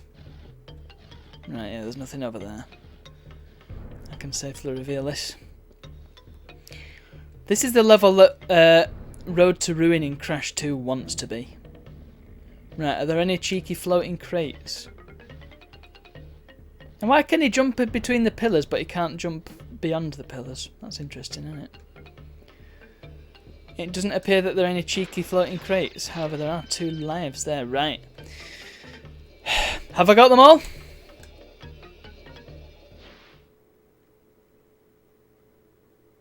There it is, folks.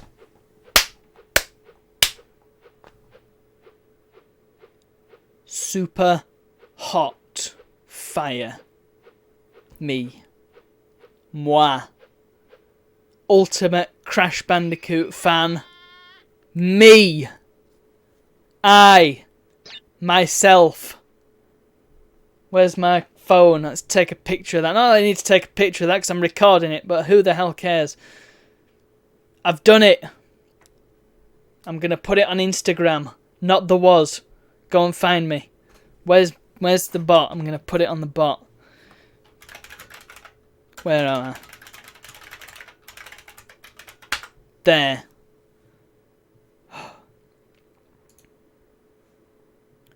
Interesting, it doesn't appear to have come out in the chat. That's good.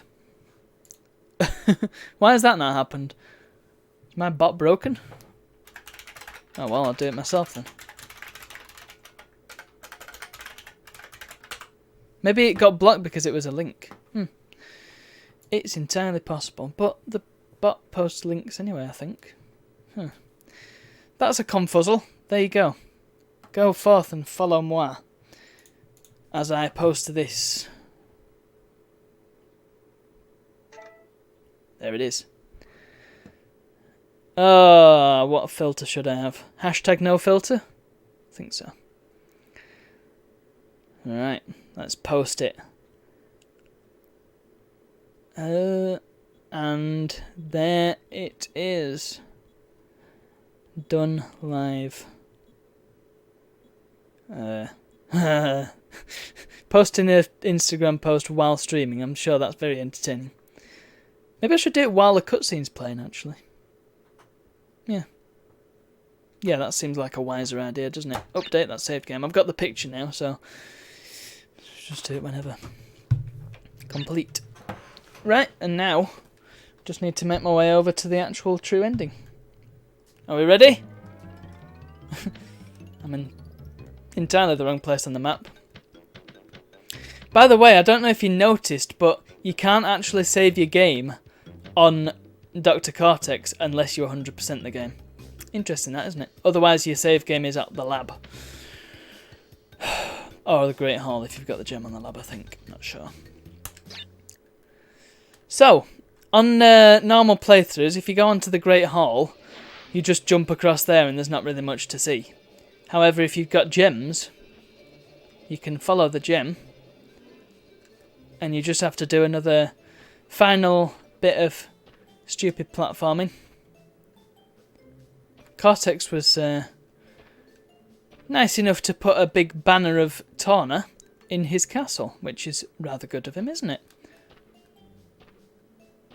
I like stuff like that. I like just the artwork that you see in this game. This is a piece of art. Ready? Ready for the final cutscene? I was nearly a missed jump then, did you see that? Here she is.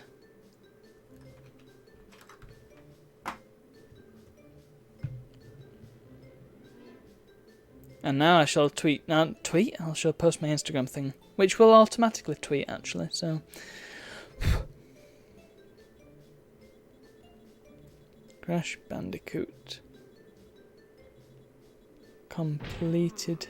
Let's read the things. Papu sold the ruins of Castle Cortex to a resort developer. He then used the proceeds to open a big and tall shop on the island. What's a big and tall shop? Look at his crack. After intense therapy and 8 years of higher education, Dr. Roo went on to write the well-received book, Through the Eye of the Vortex, a study of rapid evolution and its consequences. Koala Kong moved to Hollywood and landed a motion picture deal of universal proportions. Currently, he's working with a speech therapist to improve his diction. Are we talking Stallone, then?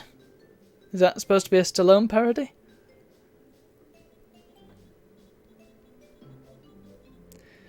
Pinstripe moved to Chicago, where he now owns and operates a citywide sanitation company.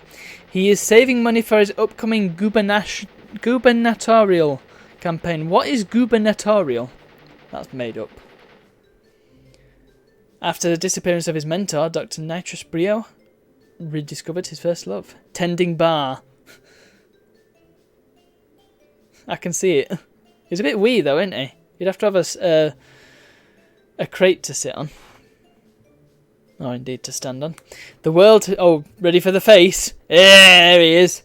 The world has heard nothing more of Cortex since Crash filed his plans, but evil geniuses are harder to squash than cockroaches. And there we have it. And then we just get the credit roll. So that was Crash Bandicoot. Again. So that's 3 times now that I've 100% of this game. And with the 4th one sometime in the foreseeable future. Not the near future, not the far future, just the foreseeable future. It's going to happen. And it's going to be the Japanese version. I will try and find a copy of it at a retro gaming fair, because there's going to be one in September, so if they're the same sellers, then more than likely they're going to have that same copy of Crash that I keep seeing. In fact, I believe they've got all 3, so if I can afford it, then, oh yeah, totally getting it. And hopefully I will be able to, because I'll have been paid twice between now and then. So yeah. Maybe even if they've got the Japanese Spyros, that'd be interesting to pick up. They'll be no different though, will they? Maybe, I don't know. It'd be cool to hear all the Japanese voice acting. That's what I want to hear. Completed live on stream. Watch live on... I know you can't put links on Instagram, but I'll just put it in anyway. Every Friday at 7 PM. It's all good stuff. Where's the trademark? Trademark. Gamers Unite. Creators Unite. We'll just leave the demo going while I finish this. Creators Unite. Twitch. That's a good one, isn't it? Support small streamers. That's a good one. Gaming. I think that'll do for hashtags. Oh, and of course, Crash Bandicoot. I need to put that 100 emoji as well, don't I? But Dr. Cortex, we have not determined the cause of past failures. Moron! This Bandicoot... That's what it's for, isn't it? It's for 100 marks out of 100, so 100%. This time I shall reign triumphant. Why is 100 not... Why does it come up if I type in the word 100, but not if I type in the number 100? Bam. Share. You see, the Fallout series goes on and on about, oh, the horrors of the forced evolutionary virus. Hey, that's a novel concept, isn't it? Except Crash already did it in 1996. Nice one, Fallout 3.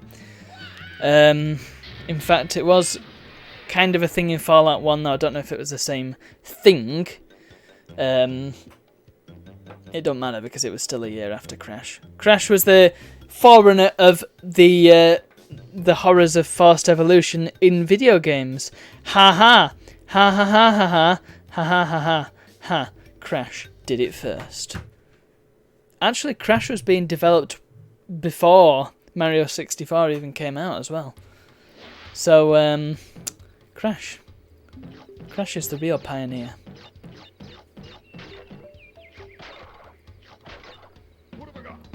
And this is a surprisingly competent demo, look.